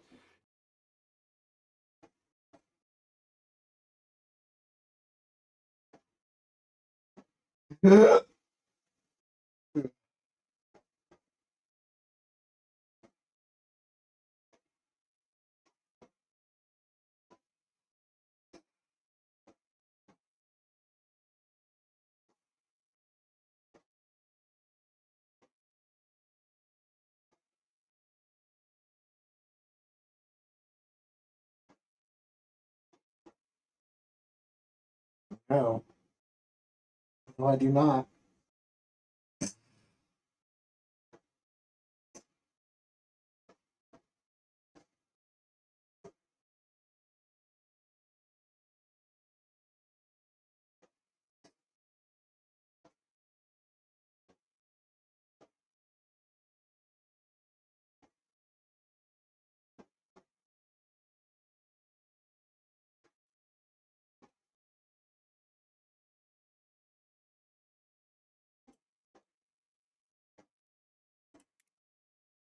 We're going to talk about the dark side of OnlyFans recruiter agencies. Because recently, I'm so I done saw a for it. Do they have a light video. side? Do they have a positive side? No, actually, surprisingly, there's no light side to it. I recently saw a video of a booth of OnlyFans recruiters who showed up at a college career fair to recruit women into the OnlyFans industry. All this does is make fives think that they should be getting it on the internet. Well, let's take a look at this video and see how he convinced them Oh my God, to sign up.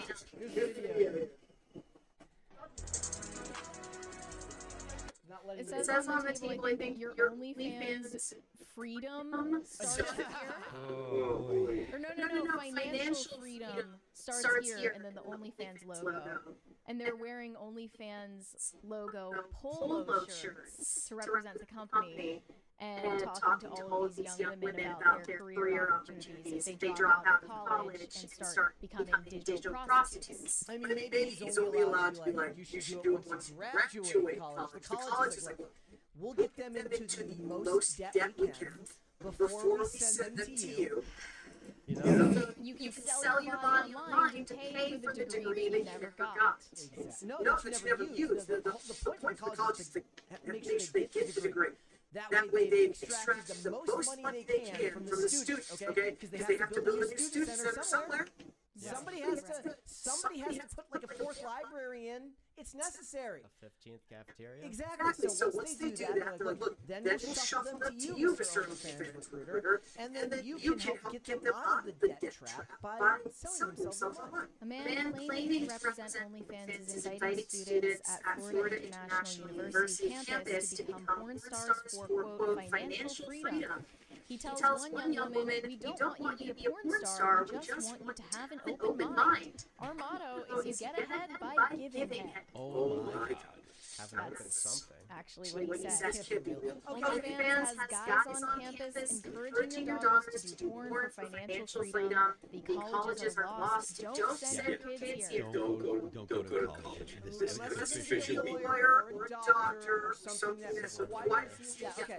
So here's the thing. If you think that this sounds too far-fetched, first of all, that quote there sounds a bit far-fetched to me. But it's in the video. Colleges regularly have adult actresses as guest speakers and stuff like that. They love this stuff. So, whatever you think, whatever your thoughts are on porn and things like that, the question should be, should college money, the money that you're spending on your degree, be used to funnel this through their programs, whether it's speaking fees, whether it's recruiting stations and things like that, because the recruiting stations, they have to pay to have booth. Well, I did look into whether this was real, and it says responding to a comment request, OnlyFans comms team confirmed the individual featured in the video is not connected to the company. They said OnlyFans is not affiliated with this individual, and he is not employed, nor does he represent the company in any way.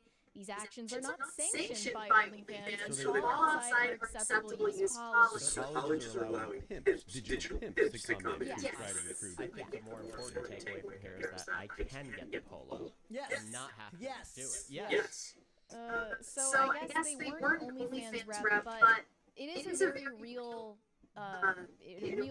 fixture in the OnlyFans industry that they have OnlyFans management agencies and OnlyFans recruitment agencies, and one of these actual former OnlyFans recruiters stopped doing that. She renounced that career because of the disgusting stuff that she came across. Her name is Victoria Sinise. An OnlyFans recruiter is revealing appalling requests that she saw from men, which were troubling enough that she completely changed her own life and embraced Christianity. She has a marketing background, but was unaware of the disturbing requests and violent materials she would be exposed to while working for an OnlyFans agency. A friend recommended her for the position in 2022. She didn't know much about the site, but her role as an employee of the agency was to recruit women for OnlyFans. She initially believed that most of the women on the site came from impoverished backgrounds, and because they were making good money, surely must be happy and doing something positive in their lives. But she was in for a rude awakening. When she got behind the scenes, looked into the world, she quickly learned the truth of it, which inspired her to turn to religion. She is now the founder of an organization that focuses on helping women overcome these societal expectations and advocates against sexual exploitation. But she initially viewed this as financial freedom and viewed it as empowerment and all those things they used to reel them in. Obviously, there's no light side to that industry. The fact that OnlyFans says the guy's not affiliated is probably the most, is really the worst part of it, I guess. Yeah, it's because like some dude trying to film or some shit. It's digital. He's no different than like that's like, oh, let me help manage your career as a, Except there's no physical threats to protect a girl from. Who says? I mean, well, there are actually. Since I've been doing more research into this type of stuff, I realized a lot of women who get into OnlyFans, especially ones who end up most successful on the platform, they get a lot of stalkers. I saw those like gruesome murder that happened to an OnlyFans model by one of her subscribers, home invasion, stuff like that. People also putting "come fuck me" on the menu, like, as if so. The examples I just brought up, no.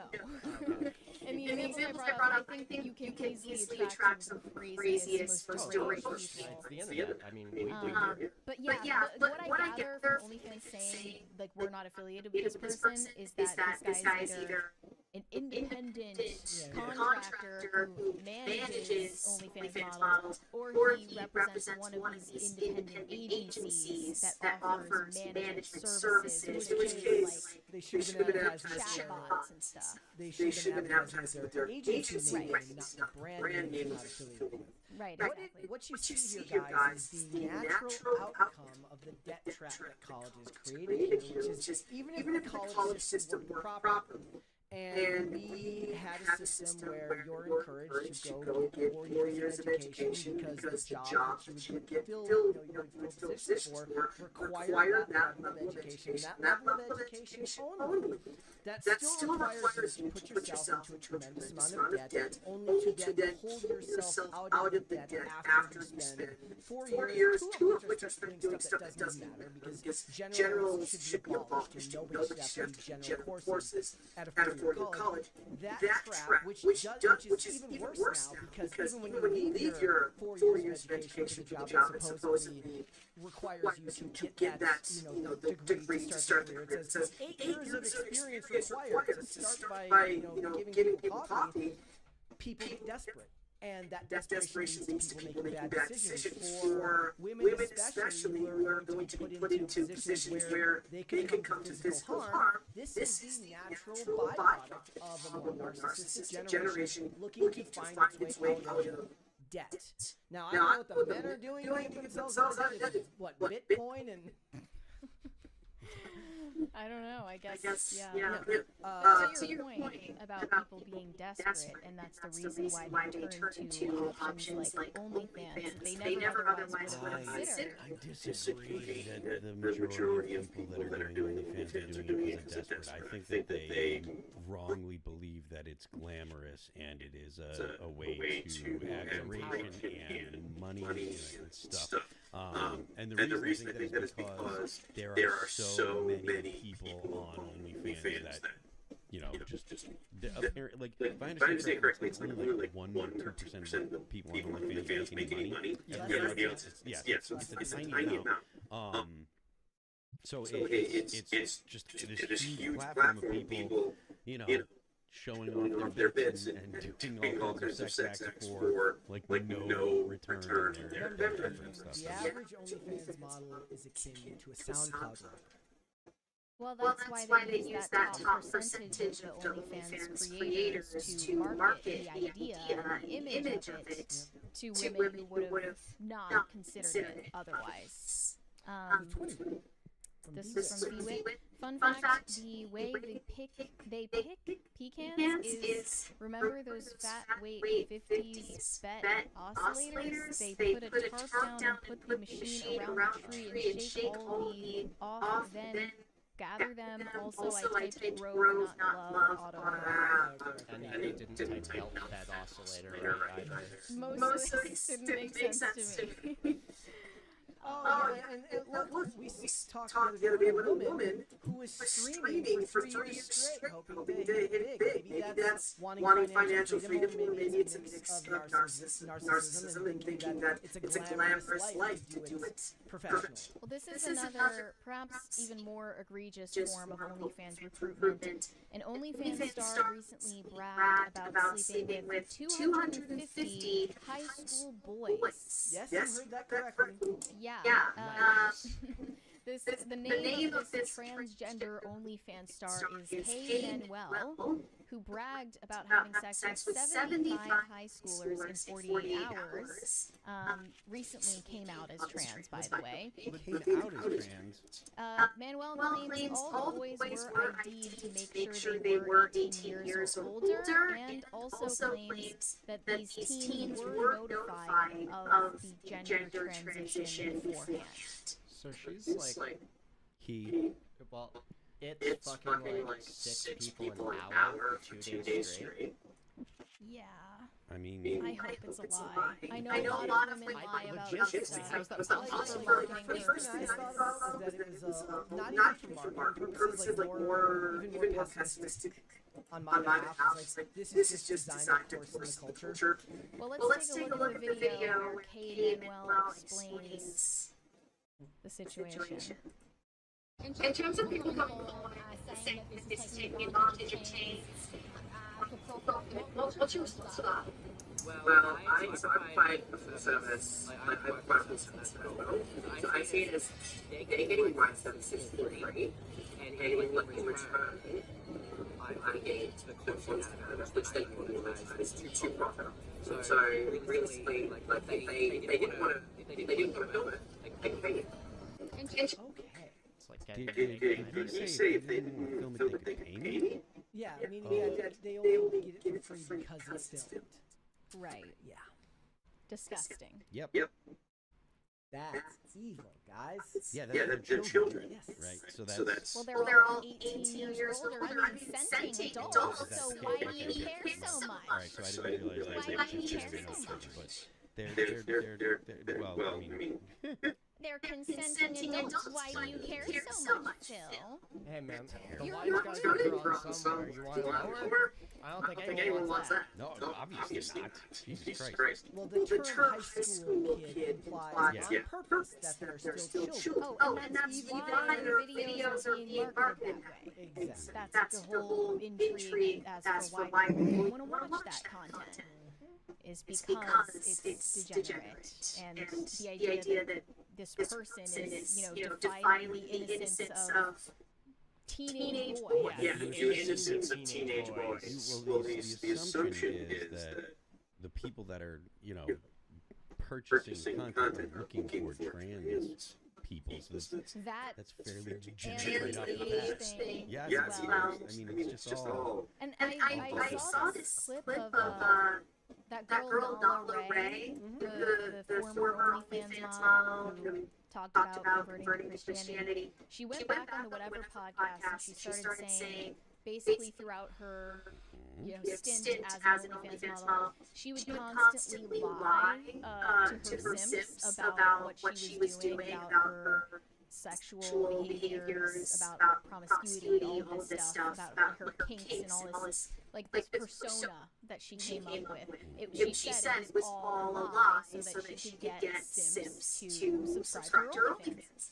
And that hopefully means that when you hear stories like this, they're not usually the truth, or at least not the full truth. Like, I would like to think this is all being made up for clicks.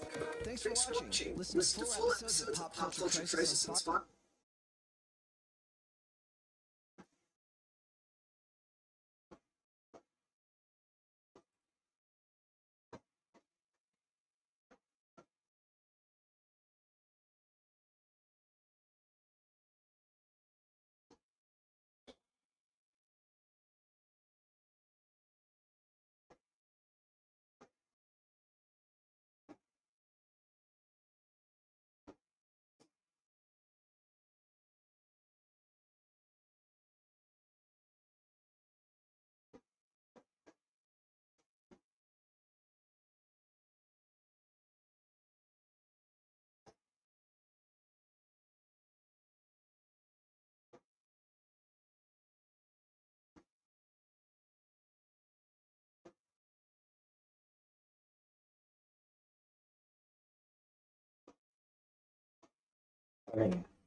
I have collected some man-made horrors beyond your comprehension for today. Normally we just have one cringe of the day, but I had such an abundance of cringe that I felt like we needed to put it all together and do a little cringe reaction with our new guests. So this is how we introduce you to our show. Alright, so let's go for here. So the first one here says her husband had a 2-year affair with another woman while his wife was pregnant. I hope she wasn't pregnant for 2 years, so you might want to check with the doctor about that. But here's this video. It seems that she dragged him to a mall. Yeah.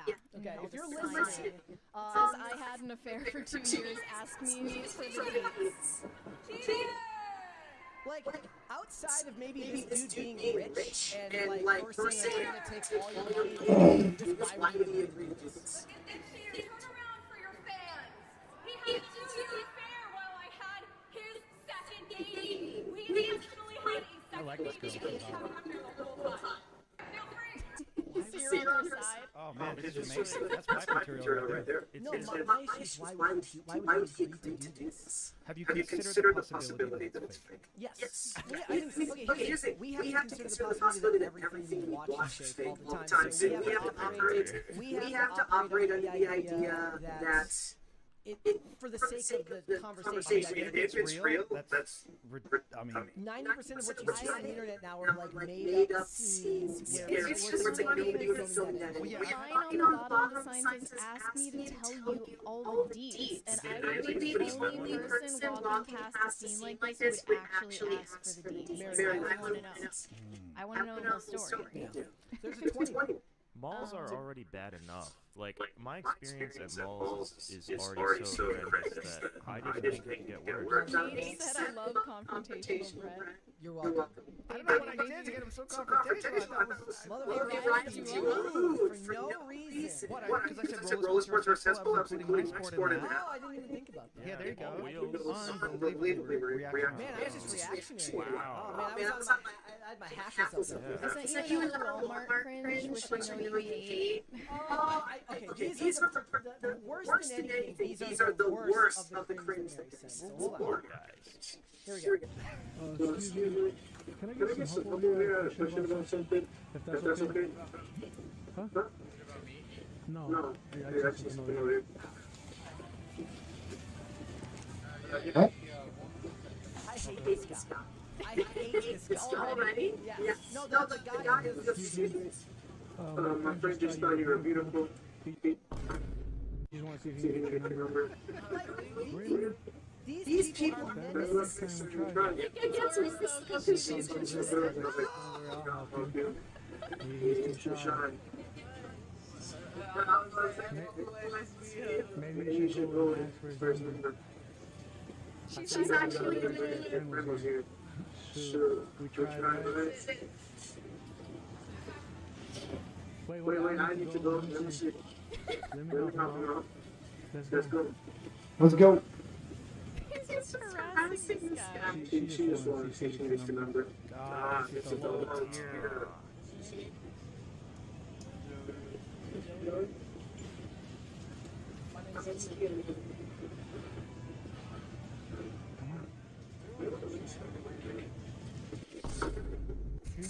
Oh.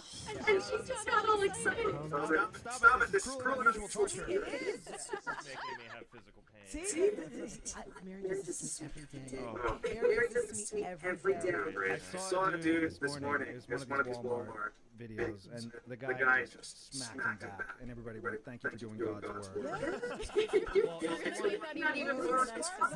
one of the most is when they go up, the guys go in their ear. Yeah, you should get smacked. Oh yeah. If you're like a content creator, like stuff, you should like work into your budget every year. The FAFSA budget. Yeah. Well, they happen to pick on boomers who like learn how to fight and know what to avoid. Like, of course it's gonna happen, and every time it does, They should be taxed differently. There should be a tax bracket just for these people. I can't stand these guys. I'm getting angry here. What do you got? All right, here we go. This one is as well. Cutie pie. Yeah. Some of these reactions are sweet and heartwarming. There was one guy last week who actually like handled it pretty well. Yeah, exactly. Maybe this one. I thought I recognized the cutie patootie over here. I thought I recognized the cutie patootie over here. You. How about we get over here back to your place? Okay. What do you say? No. No? Get on my face, man. Well, aren't you just a cutie patootie? Well, aren't you just a cutie patootie? No, I'm just the guy that thinks you're handsome. That was probably the best handling. Well, hello, cutie pie. Well, hello, age difference where the younger person has to dig a headphone out of their ear to even hear cutie pie. Thank you. Thank you. It worked. He's just like, it's kind of like if you've ever seen the movie Wayne's World, whenever the guy says, "I love you, man," he says, no, and then Garth says, "Thank you," and it gets him to stop. It catches the guy off guard and you just take the compliment. There's a cutie patootie like you doing standing around. Oh my goodness, this guy's singing.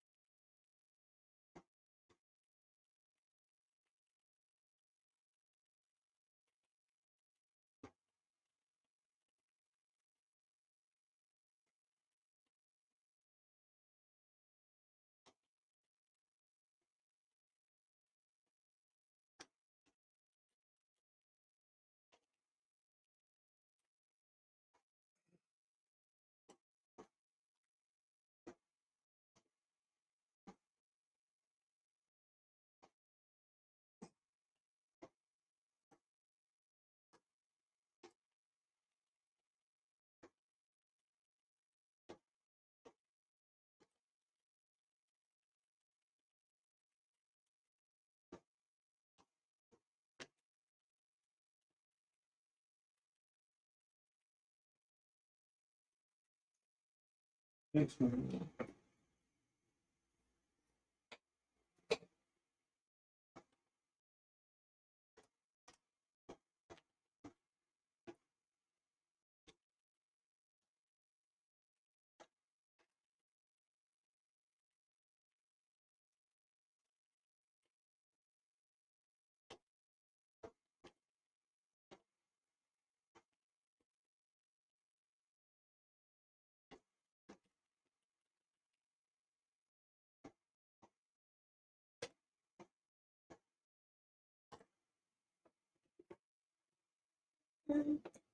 You.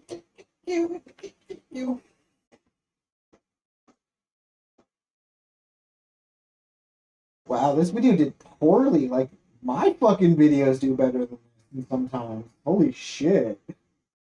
Fucking 3,000 views and 1,300 comments. Holy shit. That's awesome.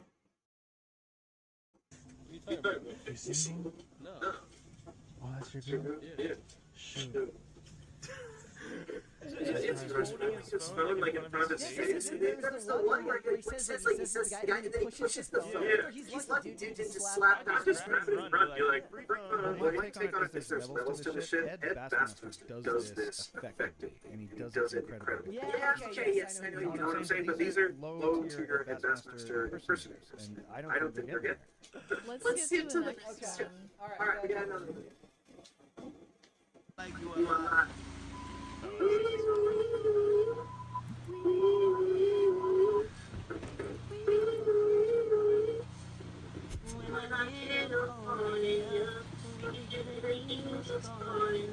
The best part is I'm out. You can see his reflection dancing as he's doing it.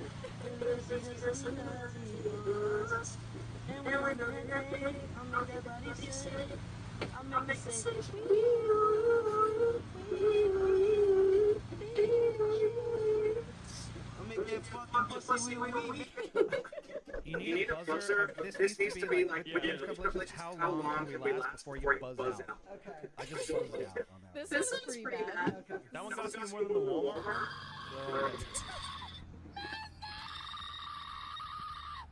If you're listening, throwback to meeting Shawn Mendes. I'm buzzing. It's just the way his face goes from like a smile to deep depression. He's like, he's politely impressed for a second there, and he's like, this has gone too far. Why am I being subjected to this? Because this This is is what I do. Okay. Alright, what'd you guys? Come on, let's go. This is airdropping pics to strangers as a squirrel. They took this from us. We can't get this anymore.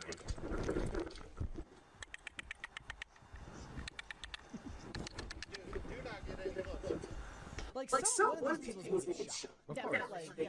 And it will be righteously deserved. This is another thing we lost COVID. We lost 24-hour Walmart, we lost all day McDonald's breakfast, and we lost permanently being able to airdrop everyone around you. Hey Sam, I think you and I should go to Walmart tonight and just harass people and film it. What do you think? For We're actually like poor people that are struggling through life. It would do numbers. It would do numbers. You should do it. That's the other thing. It's like who are like it's the most innocent people. They're just trying to get through the freaking day. No one goes to Walmart on purpose. Yeah, they don't. It's not. I go to Walmart on purpose. I do. Normal people don't go to Walmart. I don't go to He repeats the statements. Only bread. I'm the only person who does that. I have no problem going to Walmart. To shop or to people watch?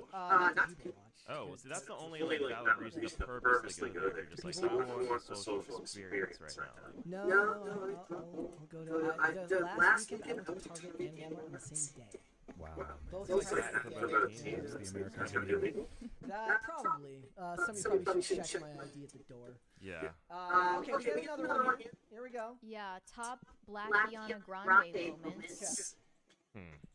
Oh, please. You know how people say like, oh, she's thirsty, you know what I mean? I think it's so funny to be like, nah, bitch, I'm quenched. Okay. I just meditated out of my body. Yeah, I felt that too. And you're alone. Yeah. Being supportive. Being supportive. Yeah. Absolutely.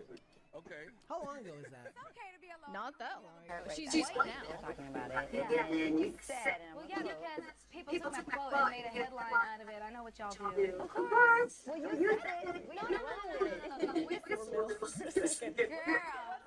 Has anyone said anything to you about Mac? You know, I love my Mac lipstick. This is a Mac I'm I like this is like Ariana Grande went from looking like the girl who played the Little Mermaid to the girl who played the Little Mermaid. Yeah. I'm like, bitch, that's my cookie. It's my juice, okay? Carry on.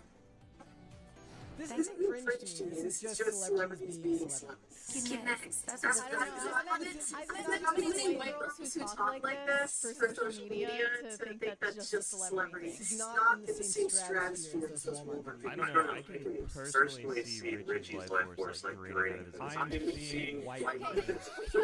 I'm seeing. This is static. We I am opted out of absorbing information. What facial movement can help you become mom? Oh, mewing. That's easy. That was easy. Only mewing can help. Question 3, who is always looking for his dad? He is Again, fake, probably, doesn't matter. It's hilarious. All the comments are saying you don't deserve him. He's a real man. There you go. Of course. Green flag. He's got all of the brain rot lingo mastered. See, the mewing thing I actually like. You know, Are you like, a mewer? Well, when they do the face filter that gives everyone one eyebrow up, that is actually based. I quite like that. Can you give us your best mewing face? No. Thanks for watching. Listen to full episodes of Pop Culture Crisis on Spotify. Connect with us on social media and make sure you subscribe and ring that bell so you never miss the show. Bye, guys.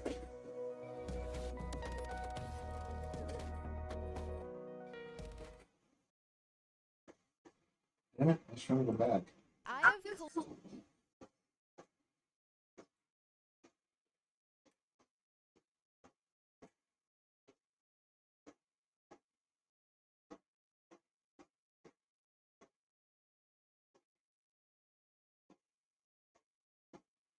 I have a little bit of feedback with my mic. Oh well.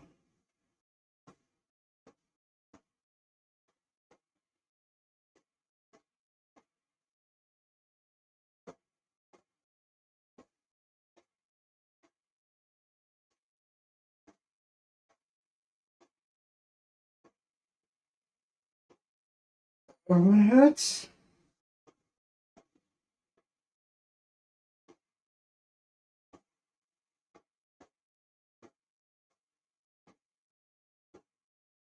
I'm just gonna stay away from that. I don't even know. Hassan did a video with CNN. This happened a few days ago. We're gonna watch it. It says Twitch superstar explains one thing Democrats need to focus on to win back bros. All right. This is Hassan Piker. This is my dog Kaya. I thought you legitimately were gonna work out. I can lose some weight. He's a social media superstar with almost 3 million followers on the video streaming platform Twitch. They're eating your pets. So this is that whole masculinity thing you're talking about, huh? Yeah. And he's part of the growing group of streamers and podcasters reaching young men online, a space Trump tapped into to reach young male voters. But Hassan is not a Trump supporter. He's a progressive, a fan of Bernie and AOC. The Democratic Party even invited him to the DNC in August. One thing we've been hearing for weeks now is that the left needs Joe Rogan. Yeah. I don't think that the Democratic Party can podcast itself out of this issue. Joe Rogan, he endorsed Bernie Sanders in 2020. Maybe they should do an autopsy on why he left the party. I'm gonna be honest. I think he's right. He is. Yeah. There's a reason why people leave, and they leave over policy. They leave over like weird woke shit and stuff like that. No, he's right. I like to work out. I'm very bro-y. A lot of people look at the optics of that and they don't like it. They think like, oh, well, he's a little toxic, isn't he? And they don't really listen to what I have to say because I'm significantly more progressive than the average Democratic campaign. Yeah, I've heard you say when it comes to stuff that guys like. You see that stuff out online, whether it's watching a streamer, whether it's watching guys talk about working out or fitness. You say that the right wing just dominates that space. Yeah. Why? Well, I think that's why I started on Twitch, right? I know for a fact that the video game space is like people who consume this culture, people who are a part of this culture, are not all right wing. I wanted to showcase the That would have been true. I mean, like, and the reason why a lot of it is popular is because a lot of people are like that. It shouldn't really be a shock that, like, in a country where like 40% of people are basically Republicans, you're going to have a lot of content out there that's like that. Of course you are, because that's what a lot of people think. That's the reason why gaming transcends politics. Well, I think it does in a way, but also like the reason why it happens is also that I think mainstream media doesn't accurately address what I think a lot of young men's problems are with society. And that's why you have people like Andrew Tate or people like Jordan Peterson who are so popular. It's because they talk in a language that guys understand. The absolute majority of gamers are progressive. They like tech, science, etc. I think that, I mean, it really depends on who it is. that like, no, you can be a progressive person, you can be a leftist, and like have fun at the same time. Yeah. How many people are watching your live stream on election night? The total user number was 7.5 million. There's a general sense that when it comes to the world of podcasts, alternative media, I don't even know what you want to call it, that Trump did a much better job with that than Democrats and Harris. Absolutely. I think because he had a message that people agreed with. That's the reason why. It's really not that complicated. Yeah, it's not like there's anything intrinsic about it. True. Yeah. I was a naysayer early. When I saw the Elon Musk collab, I thought this doesn't have motion. So this is Trump with AD. Trump went on Elon, that was so weird. I'm gonna be honest. I didn't think it was awkward. I thought this was great. Like, I thought Aiden did like an insanely good fucking job doing this. Yeah, it was really good. Theo Vaughn.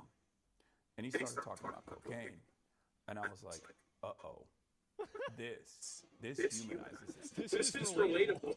Cocaine is stronger. Up. Yeah. Cocaine. My favorite part about it is how Trump is pretending to not know what cocaine is. It's like, yeah, so how does this work? Like, what? So you snort it, is that right? Oh. Using your way up with cocaine more than anything else you can think of. Cocaine will turn you into a damn owl, homie. You know what I'm saying? Harris did consider going on Joe Rogan. She did. Yeah. But she didn't. So that was a mistake as well, I think, because Joe Rogan can't deliver adversarial interviews if his life depended on it. What is it? I don't think he's trying to either. And I think that also he has delivered adversarial interviews. Like, for example, when he brought on the guy from CNN that, like, you know, he was talking about the horse dewormer thing. Or another example would be that Adam Conover guy. I feel like that was kind of more adversarial, but I don't think also the interviews are made for that purpose either. The Democrat Party has to do differently. Well, I think that they need to change their policies. He's right. It's a policy. Yeah, it's 100% a policy thing. Which is the boring answer. Although it would be very self-serving for me to say, I'm the left Joe Rogan, the Democratic Party should give me millions of dollars. That's not going to solve this problem. What will solve this problem is if the Democratic Party actually adopts.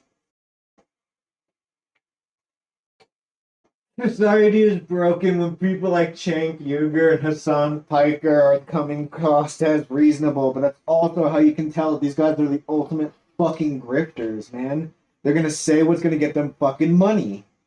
The cultural wind has shifted, and so therefore do his thoughts and opinions.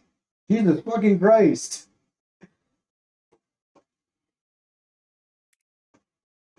I can't handle this. Left-wing economic populist messaging instead of purposely avoiding that stuff because they're terrified. It's also that they actively demonize young men. Like, they actively demonize young men. They you know, like, oh, it's not that big of a deal if somebody's racist to white people, and there's advantages for women. Like, you can't create a platform that systematically disenfranchises and demonizes a group of people and then be surprised when they go the other direction. And so Hassan's right. It is the policy. Because I feel like, how many of you guys were fans of Bernie Sanders? You liked Bernie Sanders in 2016 or 2020. Right? A lot of people did. People still like Bernie Sanders, right? And so the point Did I is, overpurchase again? you just need to cut out identity politics. Like, I'm sorry, but like using identity politics and intersectionality as like a foundational issue is never going to work with people. And it's never going to bring, you're never going to bring people over to your side by telling them that they are somehow wrong or problematic by the nature of their existence. It's just not going to happen. And so what I think happens a lot now is that you have people like, like that guy from the, and this, all of this is connected too, by the way, because what people see, and I think this is like what a lot of young guys see, is they see a cultural apparatus that's been created that allows bigotry and it allows racism to be prevalent, but in a way that is seemingly, or at least like the people believe it is, virtuous, right? So it's like, well, we're being racist to the right people, so it's okay. Well, we're being racist because of history or something that happened. Yeah, basically reverse racism. Yeah, exactly. And so I think people see this apparatus that's created, and they see a person like that Avowed art director. This is like just a very recent example. And he's saying negative stuff about white people, and he's saying about how he wants to make Elon Musk angry. And I think that a reasonable, normal, conscientious person is going to see this and say, wow, this is an aggressive, obnoxious person who's trying to categorize people based off of races and then give them advantages because of that. And if you're trying to tell that person that that's not racist, you are insulting their intelligence, and they're going to vote against you. And I think that they did. And so that's really what the problem is. It's that when that guy speaks out, when the Avowed guy said that, every single person in the gaming industry should have universally condemned him, and he should have been fired. But that didn't happen. And the problem isn't even the fact that he didn't get fired. It's that if somebody had done the exact same thing with the roles reversed, they would have been fired. And everybody sees the double standard. And I'm sorry, but I'm never going to vote for a person who's going to categorically put me at a disadvantage. Like, any time that somebody is providing advantages to an identity group that I don't belong to, I will never support that. Never. Why would I actively support somebody who's trying to disenfranchise me and hurt me? It's insane. So he's totally right that it's the policies. And it's also the messaging. The messaging is it's patronizing, it's rude, it's aggressive. It's also, it's common sense. It's voting against your best interest. Yeah, it's identity politics. Yeah, exactly. But how are you being hurt? Well, for example, like if somebody provides a benefit or a promotion that's available to a group of people that I'm not a part of, that would be an opportunity that I wouldn't have access to because of my identity. Do you understand? So like the moment that happens, I'm out. I'm totally out. I will never support somebody that will put me at a disadvantage because of immutable characteristics. Maybe you do not need that. But I think I should be treated fairly, the same as everybody else is. And if somebody says that I shouldn't be treated fairly, and I should be put at a disadvantage, then I'm going to vote against them. And you can say that it's not fair or whatever. Never. Of upsetting their corporate donors. Yeah, I think Trump speaks to mail insecurity better, and I think Trump speaks to the anger that people have. Whereas the other side of the political spectrum does not speak to that anger at all. There's been a lot of controversy around you. Yes. The way you talk about this is viewed by some as anti-Semitic. Yeah. Are you anti-Semitic? Of course not. the real problem here is that I'm an anti-Zionist. The real problem here is that I'm extremely critical of Israel and all of the information that's readily available, especially on social media for so many people that don't necessarily rely on mainstream media any longer to get their information. And that's why you see this generational gap. If you're over the age of 35, you're still operating on the old boundaries. You're like, no, Israel's the most moral democracy in the Middle East, maybe in the world, right? Like, I think Hassan is right about that there's a generational difference between people's perception of Israel versus Palestine. I don't think over 35, I think it's probably more like over 45, but yeah, he's right. That the major generational divide that is, I think, in a very damaging way, feeding into the mistrust overall that we have with mainstream news in general, is coming from that. Yeah, I'm going to be honest. I think he was right about pretty much everything. I think this was good. This was really good. And I feel like also it's an example of like if you build it, they will come. The reason why people have moved away from like progressive policies in the Democratic Party is they feel like the party's not made for them. Yeah, I'll link y'all the video. Yeah, honestly, it made sense. Yeah, no, for sure. And I think that's what happens more than anything. As when I see them win, if you build a blue sky, well, I mean, there's some people that are blue sky for sure. And does the right need a view? No, they don't. This is the thing is that if you create something worth fighting for, you don't need to pay people to fight for it. They'll do it for free. That's the thing. Is a lot of the people that were like, for example, a lot of the people that were like going to like the Kamala rallies, they were getting paid like tens of millions of dollars, right? Or at least millions of dollars to do that. So it's really not a surprise that would happen. Both parties have changed so much in the last 5, 10, or 20 years. Yeah, sure. But the right has the view. It's the view of driving people to the right. Yeah, exactly.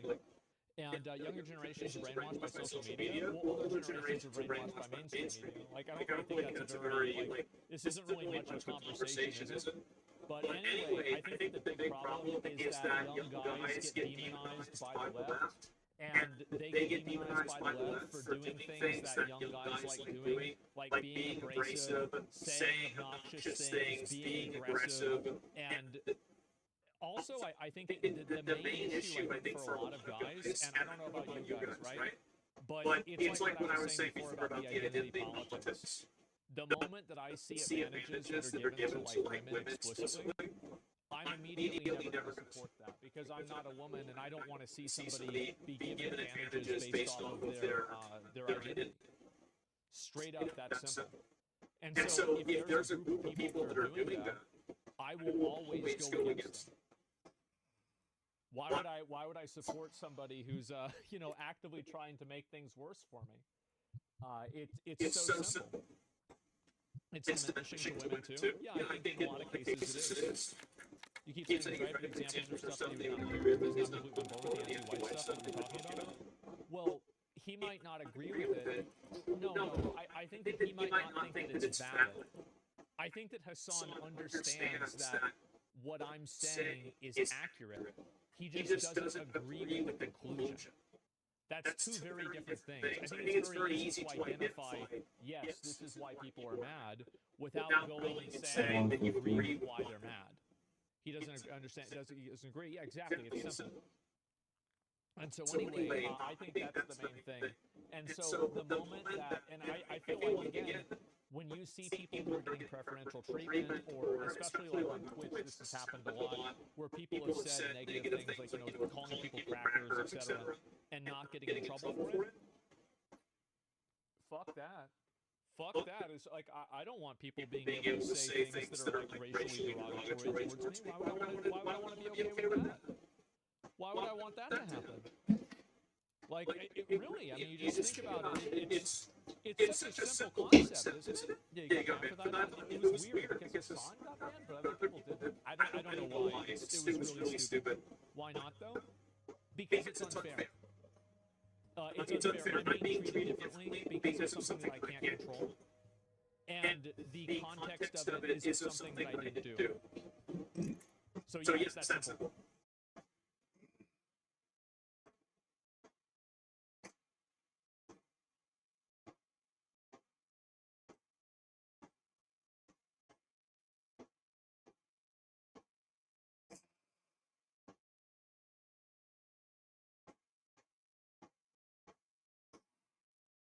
This fucking sinus infection is killing me, dude. Probably literally, to be honest. I'm so tired of feeling gross. I'm so tired of having nasty ass taste in the back of my fucking throat. I'm so tired of constantly fucking sniffling. I'm so tired of fucking tonsil stones. When America rejects the message, I think that's what's happened, by the way. Like, people have been fed up with being told what to think. Box office bombs and dying movie theaters. Non-existent social influence. The mystique of the Hollywood celebrity has been dead for a while, but it was made official a couple of weeks ago when America gave one final notice. They're done with the messaging. No, the final notice is going to be when the Diddy list gets leaked, and then they find out that half of them were doing some weird shit, and then they put them in jail. That's when it's going to be over. I cannot wait for that day. What? It's time to chronicle this epic timeline and dissect what happened in a video. So let's go. I canceled my next Austin Powers impersonator gig for this. Politicians in 2024 still thought celebrities were effective at change the same way music changes a scene.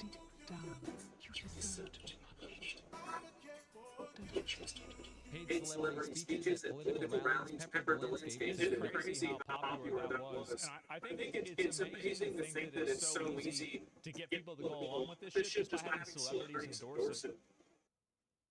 It's like the disrespect to the audience is incredible. The voters. It's like, well, hopefully if you have somebody who sings for a living tell you who to vote for, then you're going to go do it. No avail. As it turns out, getting an endorsement from an Avengers cast that peaked 10 years ago didn't have an effect on voter habits. In Rachel Zegler's outburst, shitting on half of the potential audience might have been a hilarious new chapter in someone's imploding career, but no one's losing sleep over it, except maybe the heads at Disney. Yeah, you're probably having a bad time. This is the guy that's in charge of Disney.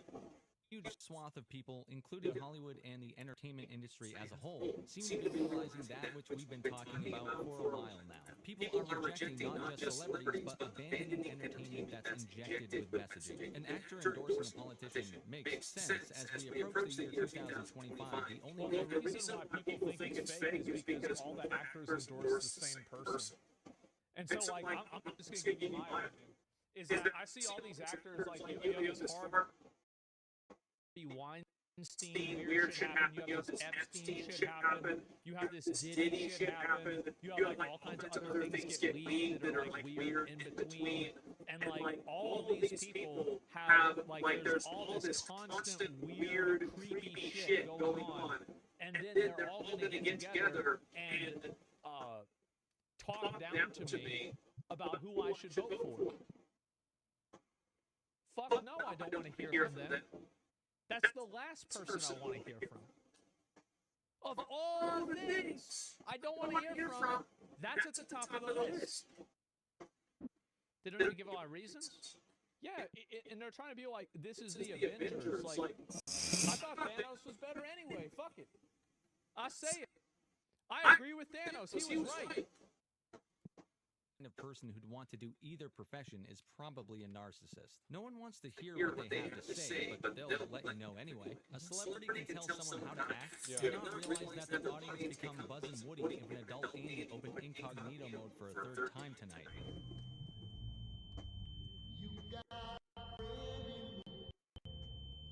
No one wants to listen to something inauthentic, and that's how people see the Hollywood type of celebrity. Because they're all fake.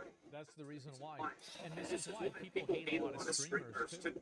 Is that, and we've been seeing this happen with streaming, is that streaming has become increasingly more fake. I think it was really bad during COVID when everybody had to have the same opinions. Now it's gotten a lot better. But, like, it was really, really bad then. And I've got to be honest, there is nothing that I love to see more than one of those rat streamers that pretends to be a good person get exposed for being an absolute fucking psychopath. That is, ooh, it is good. I love it. Name one? I don't need to. Actually, what was that one guy that says he's gonna bash his girlfriend's head into a wall? Like, that's a good example. Like, he got to quote Ratsu. Yeah, Ratsu's another one. Fuck, let me think. I'm only going to do people that, yeah, Ellen. Exactly, that's not a streamer, though. Vain, fake. And there are more famous people now than there ever have been in history thanks to the internet. But the kind of fame that carries weight isn't what it used to be. In a connected world, authenticity is key. The celebrity who can shift the culture isn't an actor anymore. It's not Robert To W. be fair, John Cena is really cool. And I think a lot of people really like. I like John Cena more than I like any of the people that are on the Avengers. Yeah, John Cena is great. You're shifting change. As a It's the Joe person. Rogans of the world. I thought now that it's been a couple weeks, what happened deserves an apolitical autopsy. Election in America proved what we knew. A declining box office, dying theater business, and struggling streaming services are directly linked to a shifting culture away from the political messaging Hollywood's gleefully jammed down audiences' throats for the past several years. Before we dive into the hows and whys, we have a sponsor. People don't want to be talked down to. They don't want to be talked down to by some rich person. It's the same reason why everybody hated Colin Kaepernick. It's like this dude is going around saying how bad America is. Meanwhile, you're a multimillionaire because of America playing football. Get the fuck out of here. That's just the truth. Today's video. This one kicks serious ass, but as always, things are time-stamped for your convenience. But if you'd be so kind as to watch the ad, it's always appreciated. Today's sponsor, yall, provides high-quality, high-performance projectors to fulfill your home entertainment needs. We used to steal these in high school. I had a friend. He had come into class every day with an empty backpack. He'd leave class every day. Backpack was full. Yall is a bold, young, up-and-coming company that's already reached 2 million customers in 120 countries, thanks to their projector and performance quality. Nothing can replace the theater experience, but with the projector you can come extremely close. Yall sent me one of their K3 projectors to test out, and this thing's fully changed our home entertainment experience for good. First impressions, I appreciate the quality packaging. It feels like you're getting a premium product. It was a lightly fast setup and very user-friendly. Plug it in, turn it on, take off the lens cap, use the built-in Google TV, or simply screen mirror your phone, and bam, you're up and running. And then the startup quickly autofocuses the screen for you. After that, I put on one of my favorite movies, and away we go. The projector is silent, the visuals are clear and full HD, the audio is powered by Dolby and 30-watt JBL speakers, which sound fantastic. Simply said, it was so much fun having this kind of theater experience at home. We're changing our living room setup to accommodate this as our primary movie source from now on. Side note, I play music as a hobby, and I've used JBL speakers before, so I know their quality, and it's the same high-quality JBL experience here too. Yall projectors also use what they've called Nova Glow, next-level projector performance that achieves a better and brighter viewing experience. They offer multiple projectors to suit your needs, including one I reviewed here. If Yall piques your interest, they're available at my link in the description or Amazon, of course. Thanks to Yall for sponsoring this video, and now back to it. Disney is the biggest name in the film industry, so following trajectories of their most valuable intellectual properties means to also follow a trajectory of rejection. As soon as properties like Star Wars and the MCU saw a healthy dose of modern culture injected into their storytelling, both declined in quality to the point where leaks exist that they internally think Rey is their most valuable Star Wars asset. Somehow, though, That's crazy.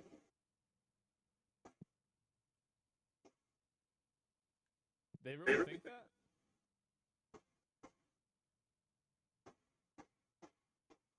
That's like having your safest grenade.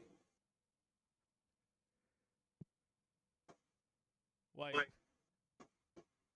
I don't know if that's a good way to look at it. They mean it unironically. They have Darth Vader and Grogu, but, you know, Rey. But I digress. Over the span of a decade, he dealt with terrible writing of Mary Sue's like Rey, to real-world defense from the media with cries of various phobias towards Jaws, revealing a through line from Last Jedi in 2017 to Disney's apology this year with Deadpool and Wolverine. And there's so much that happened in between those movies, it's hard to pick a low light. She-Hulk is definitely up there, but Disney wasn't alone in producing something with the hand of DEI on it. Rings of Power, anyone? Yes, there are hundreds to pick from across the industry, but that's a personal anti-favorite. The landscape of film changed so rapidly it was jarring. While this was happening, celebrities on social media IV'd into their veins, seemingly never taking a day off from explaining to us why we're wrong for disliking their shitty movie, who to vote for. Yeah, people don't want to be talked down to by a celebrity. Like, that's it. It's really just that simple. I don't know why people can't understand that. Like, if you, here's the thing, it's like, if you're a celebrity, if you're an actor, like, that doesn't really give you any sort of, like,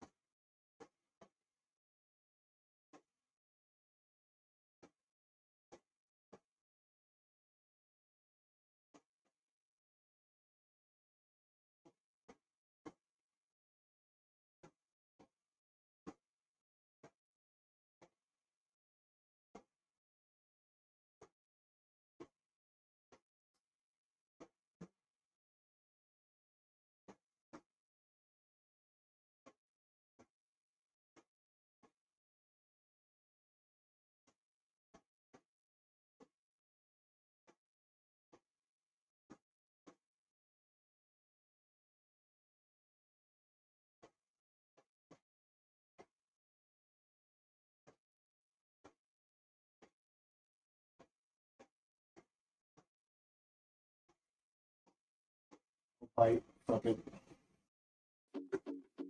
This is a torch. A torch is a stick with a bit of rope on the end of it that is ignited and held above the head to keep the bad feelings away when exploring the darker areas of Skyrim. I, like you, have probably used hundreds, if not thousands, of torches over my lifetime playing Skyrim. But the other day, I stumbled across a TikTok that sent me down a rabbit hole. A rabbit hole that led me to 11-year-old forum posts, wiki pages that contradict each other, and entire mods that should not exist and made me question if I was going insane. This is the story of the most overlooked rare item in Skyrim history. This is the story of a mystery that still keeps me up at night. This is the story of the rarest torch in Skyrim.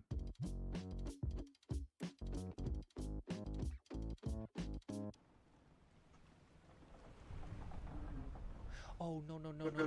Oh, God, this is the Skyrim equivalent of getting a manatee. No, get out of the way. Please, I can't stop it. Oh, my God, I'm a bit of a child. I like Skyrim. I don't know how many hours I have in Skyrim at this point, but let's just say between console, PC, and VR, that it is a statistically significant amount of hours.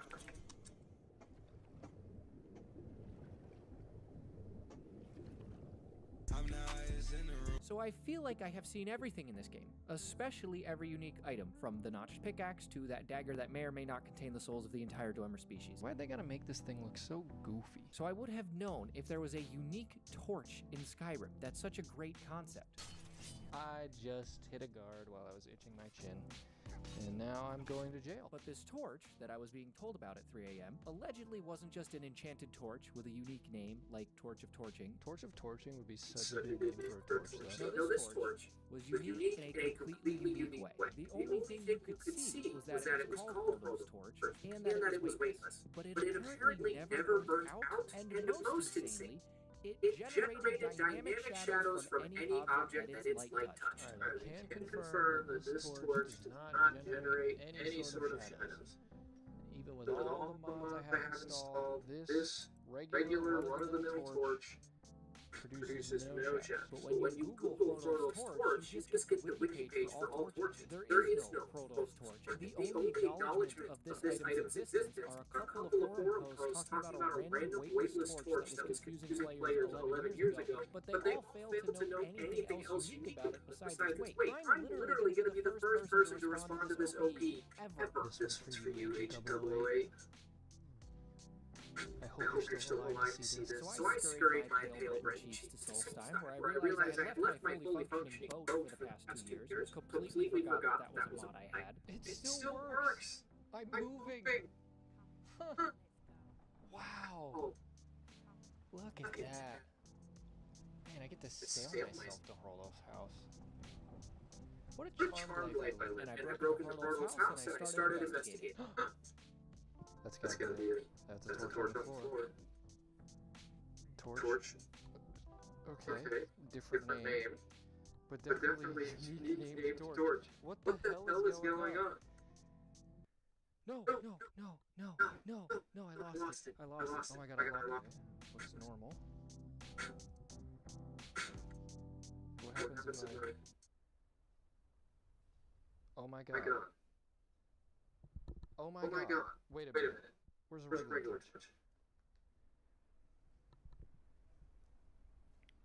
What? So I scurried my pale red cheeks back to Google because I thought this would clear everything up. I simply had the wrong name, and this was the mystery, and I could post an hour-long edit of cheese trick shots instead.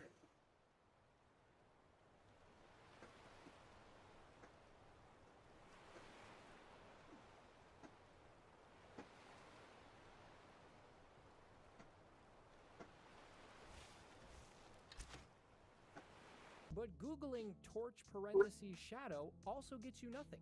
The only mention of this torch on any Skyrim wiki page is just unique weightless torch at the bottom of Horloff's house's wiki page. It's real? What? Why would they not? This is...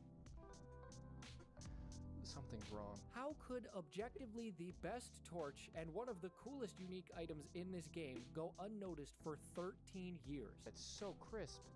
Why would they not put this on all of the torches? This is insane. I feel like I'm losing my mind. This is so much more immersive. Vladimir casts a shadow on himself. I'm so confused as to why it's just this torch, why I've never heard about it, and why I've never picked it up before. I guess I must have picked it up and never noticed? Incorrect, you stupid idiot. You see, I still have my original Skyrim file. Last played 2018. Whoa. It feels so weird not being able to move my arms. And sure enough, lying a few inches from where it must have spawned in 6 years ago, it's gone. It's not there, so I did pick it up.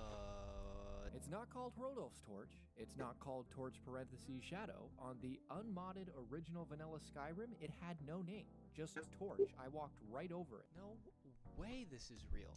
Yeah, there it is. Torch and Torch. And they're tiny, but you can see the shadows generated. They're just generated from a fixed position at the bottom left of your screen. There is. You can just barely see it at the top right. But in VR, since you can actually hold a torch, it makes all the difference in the world. I could go to Oblivion. I could go to an alien ruin and have an RTX ray tracing on moment. Oh my god. Fast travel to Skyrim, fast travel to Cyrodiil.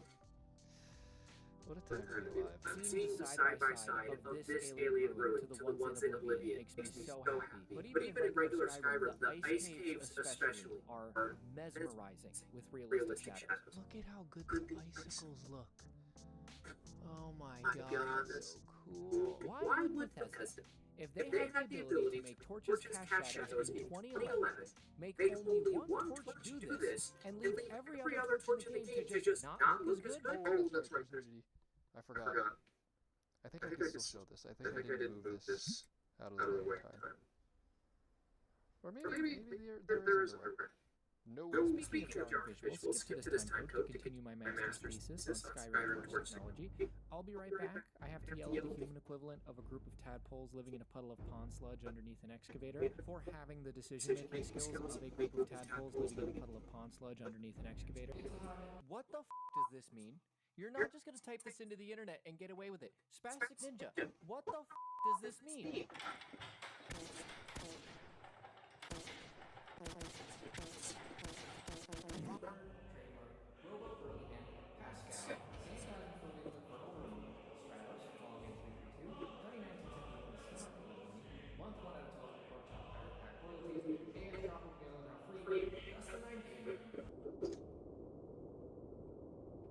Okay, I love the rebrand here. This is really great. You got the coinage and everything.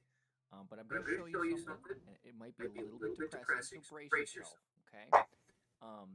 You are speaking to 0.3% of the people here, okay? So whatever the number is under this video right now, however many views this is at, I want you to take that, I want you to multiply it by 0.03, because remember, this is 0.3%, and I think you're going to find that you are speaking to yourself. Stop it. Get to him. And in addition to that, why not named? Why is it just weightless? Is it just a weight to the camera? You are pissing me off. What next? I thought maybe it was a matter of lore, but ransacking Hodol's house turned out nothing. Whoa, rebuild the house. Hodol was just some dude who got killed for having to run a ruin in his basement. Classic Skyrim ATF storyline.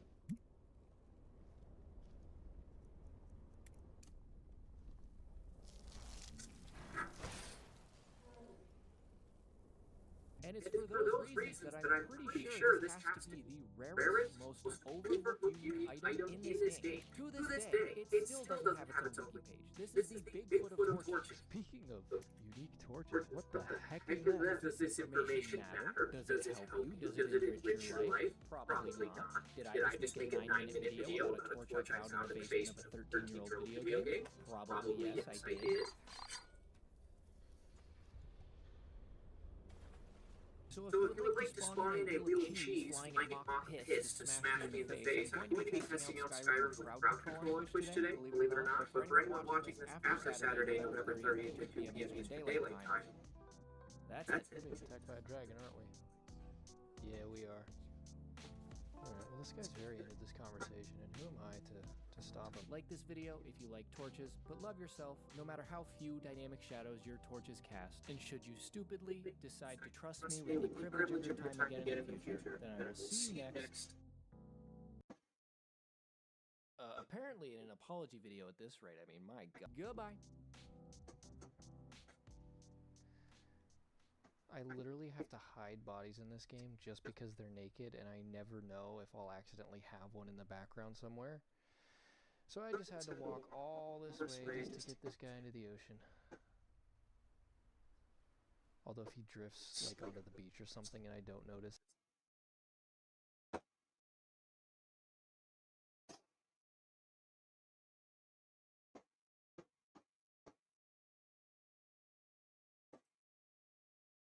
Women banned from speaking in public? 3 years after the Taliban's return to power, a new This is law from has been passed saying that women must cover their face. Taliban's return to power. A new law has been passed saying that women must cover their face and body completely if they leave the house, and their voices cannot be heard in public. Despite the risk to themselves, some women have spoken out and have been telling the BBC's Yogita Limai what life is like for them now. We have hidden their identities and used actors' voices to protect them. It's increasingly difficult for foreign journalists to report from Afghanistan. Yeah, I bet. This is Yogita's report, compiled along with camera journalist Sanjay Ganguly and producer Imogen Anderson. That sucks, yeah, it's nuts. Every moment you feel like you're in a prison. Even breathing becomes difficult. Well, They yeah, let you dead got the thing over bodies your moving face. around. Dead. We can't talk. We can't do anything. Jesus Christ. This is a country where women are increasingly being pushed out of view. Their freedoms crushed bit by bit by a relentless series of diktats. The latest, a published law. This section says that if a woman must leave her home out of necessity, she's obliged to cover her face and body, and her voice must not be heard. We've had to be very careful and discreet when talking to women here because they've already operated in an environment of brutal restrictions. And now the Taliban's morality police have been given sweeping powers. It's only been a few weeks since the law was announced, and it's unclear how specifically it will be implemented, but already there's a ripple effect of fear that you feel when speaking to people here. We meet teenage girls who've already lost 3 crucial years of education. Oh, They right, think because, system yeah, is of course. forbidden, but they want their words to be heard. If we go out, we're scared. If we take a bus or remove our masks, we're scared. If we speak louder, we're scared. There's so much fear and stress. Damn. If we can't speak, then why go out at all? Why even live?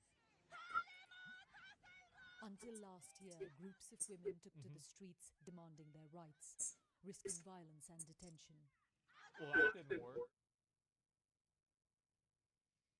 I wonder, like, what the male population there thinks of that. Because, like, I wonder how many of them agree with it. Like, obviously, like, it's hard to get a straight answer because of, like, oppression. But, like, yeah, they don't care. Yeah, it's nuts, man. This is what they want. I really wonder.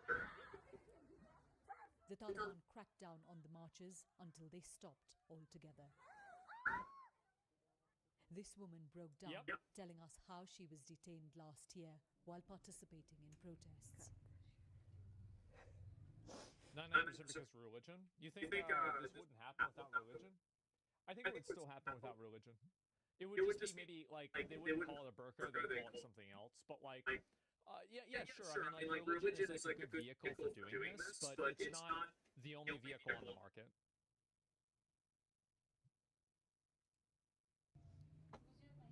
The Taliban beat me and dragged me into a vehicle saying, "Why are you acting against us?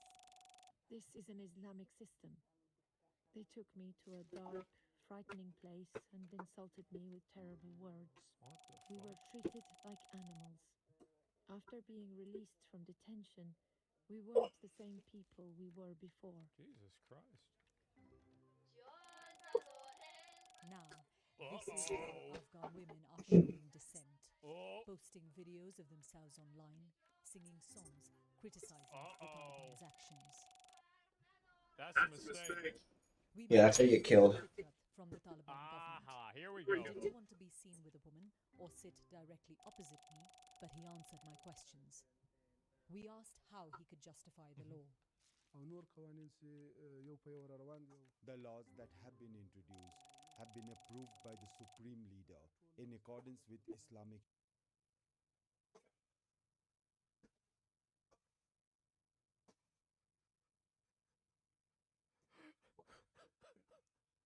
This. Oh my God. Been introduced have been approved by the Supreme Leader Yeah. in accordance with Islamic Sharia. Sure. Any religious scholar can check their references. Most of the girls and women we've spoken to in your country say they are prepared to wear whatever it is that your government prescribes as long as you allow them to study. And because they're not being allowed to do that, they're being driven to the point of depression, even suicidal thoughts. Isn't it your responsibility as a government to listen to those voices and act on it? Absolutely. Our sisters' education is an important issue. Then why can't they We do are it? trying to resolve this, which is the demand of a lot of our sisters. Okay. We have mentioned it several times in the past too. For Our sure. leadership is working on it. A solution will be found. It's been 3 years now since girls were locked out of schools, but it hasn't happened on the ground. Do you really expect people to believe that you are committed to actually doing it? We are awaiting the decision of our leadership.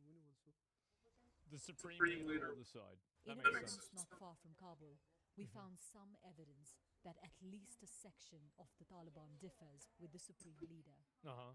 We were given rare access to a midwife training course run by the Taliban government. All the students are in their 20s. Here, they're being taught how to nurse a woman in labor. Uh-huh. It's a rare exception. But behind closed doors, some Afghan women are taking matters into their own hands. We meet a teacher who runs a secret school for girls. Oh boy. When the new law came, I explained its rules to my students. You fucking retards put this shit on TV and oh my god.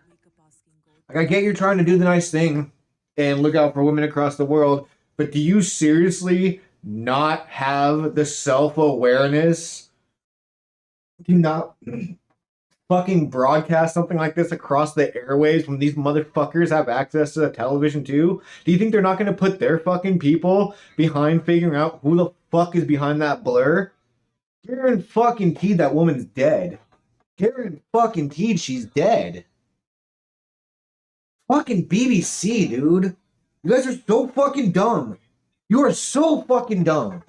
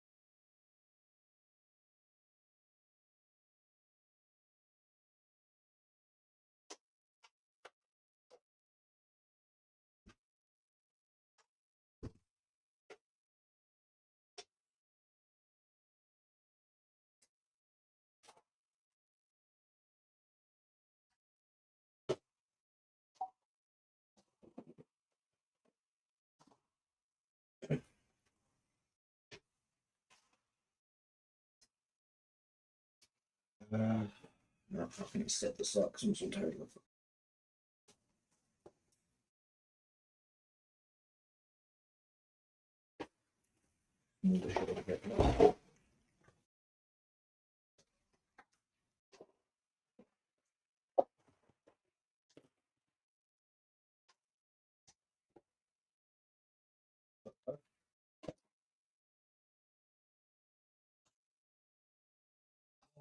Gross.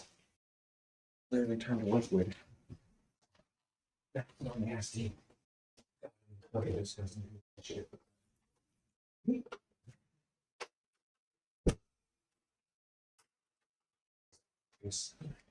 All that was left were the fibers, and literally everything else just turned to liquid. Ah, I leave another one here. Gross. It's two.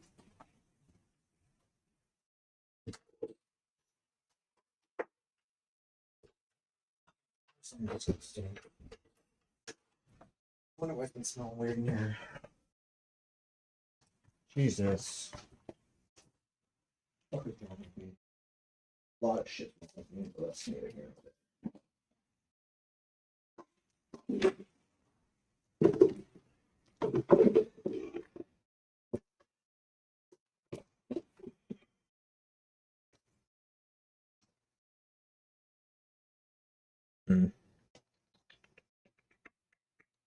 Do do do do do do do do do do do do.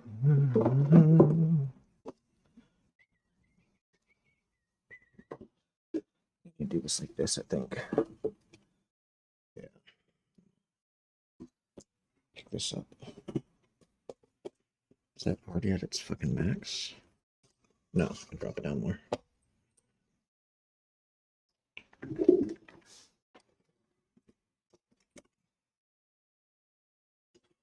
Where's my chair at? Right about there.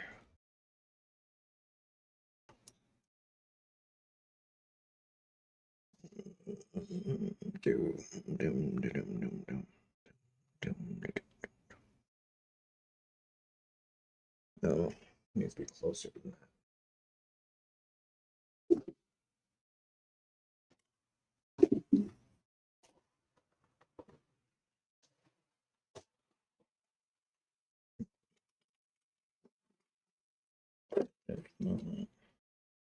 Pick this up.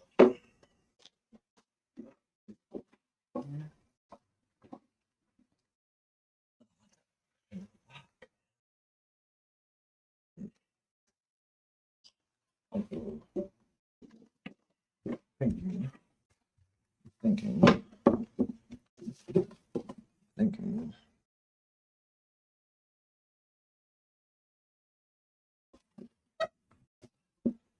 You need the piece too.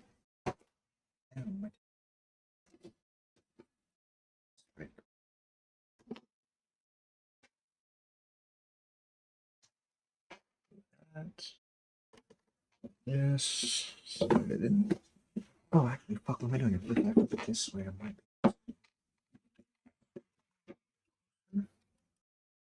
Yes, I can. Okay, okay.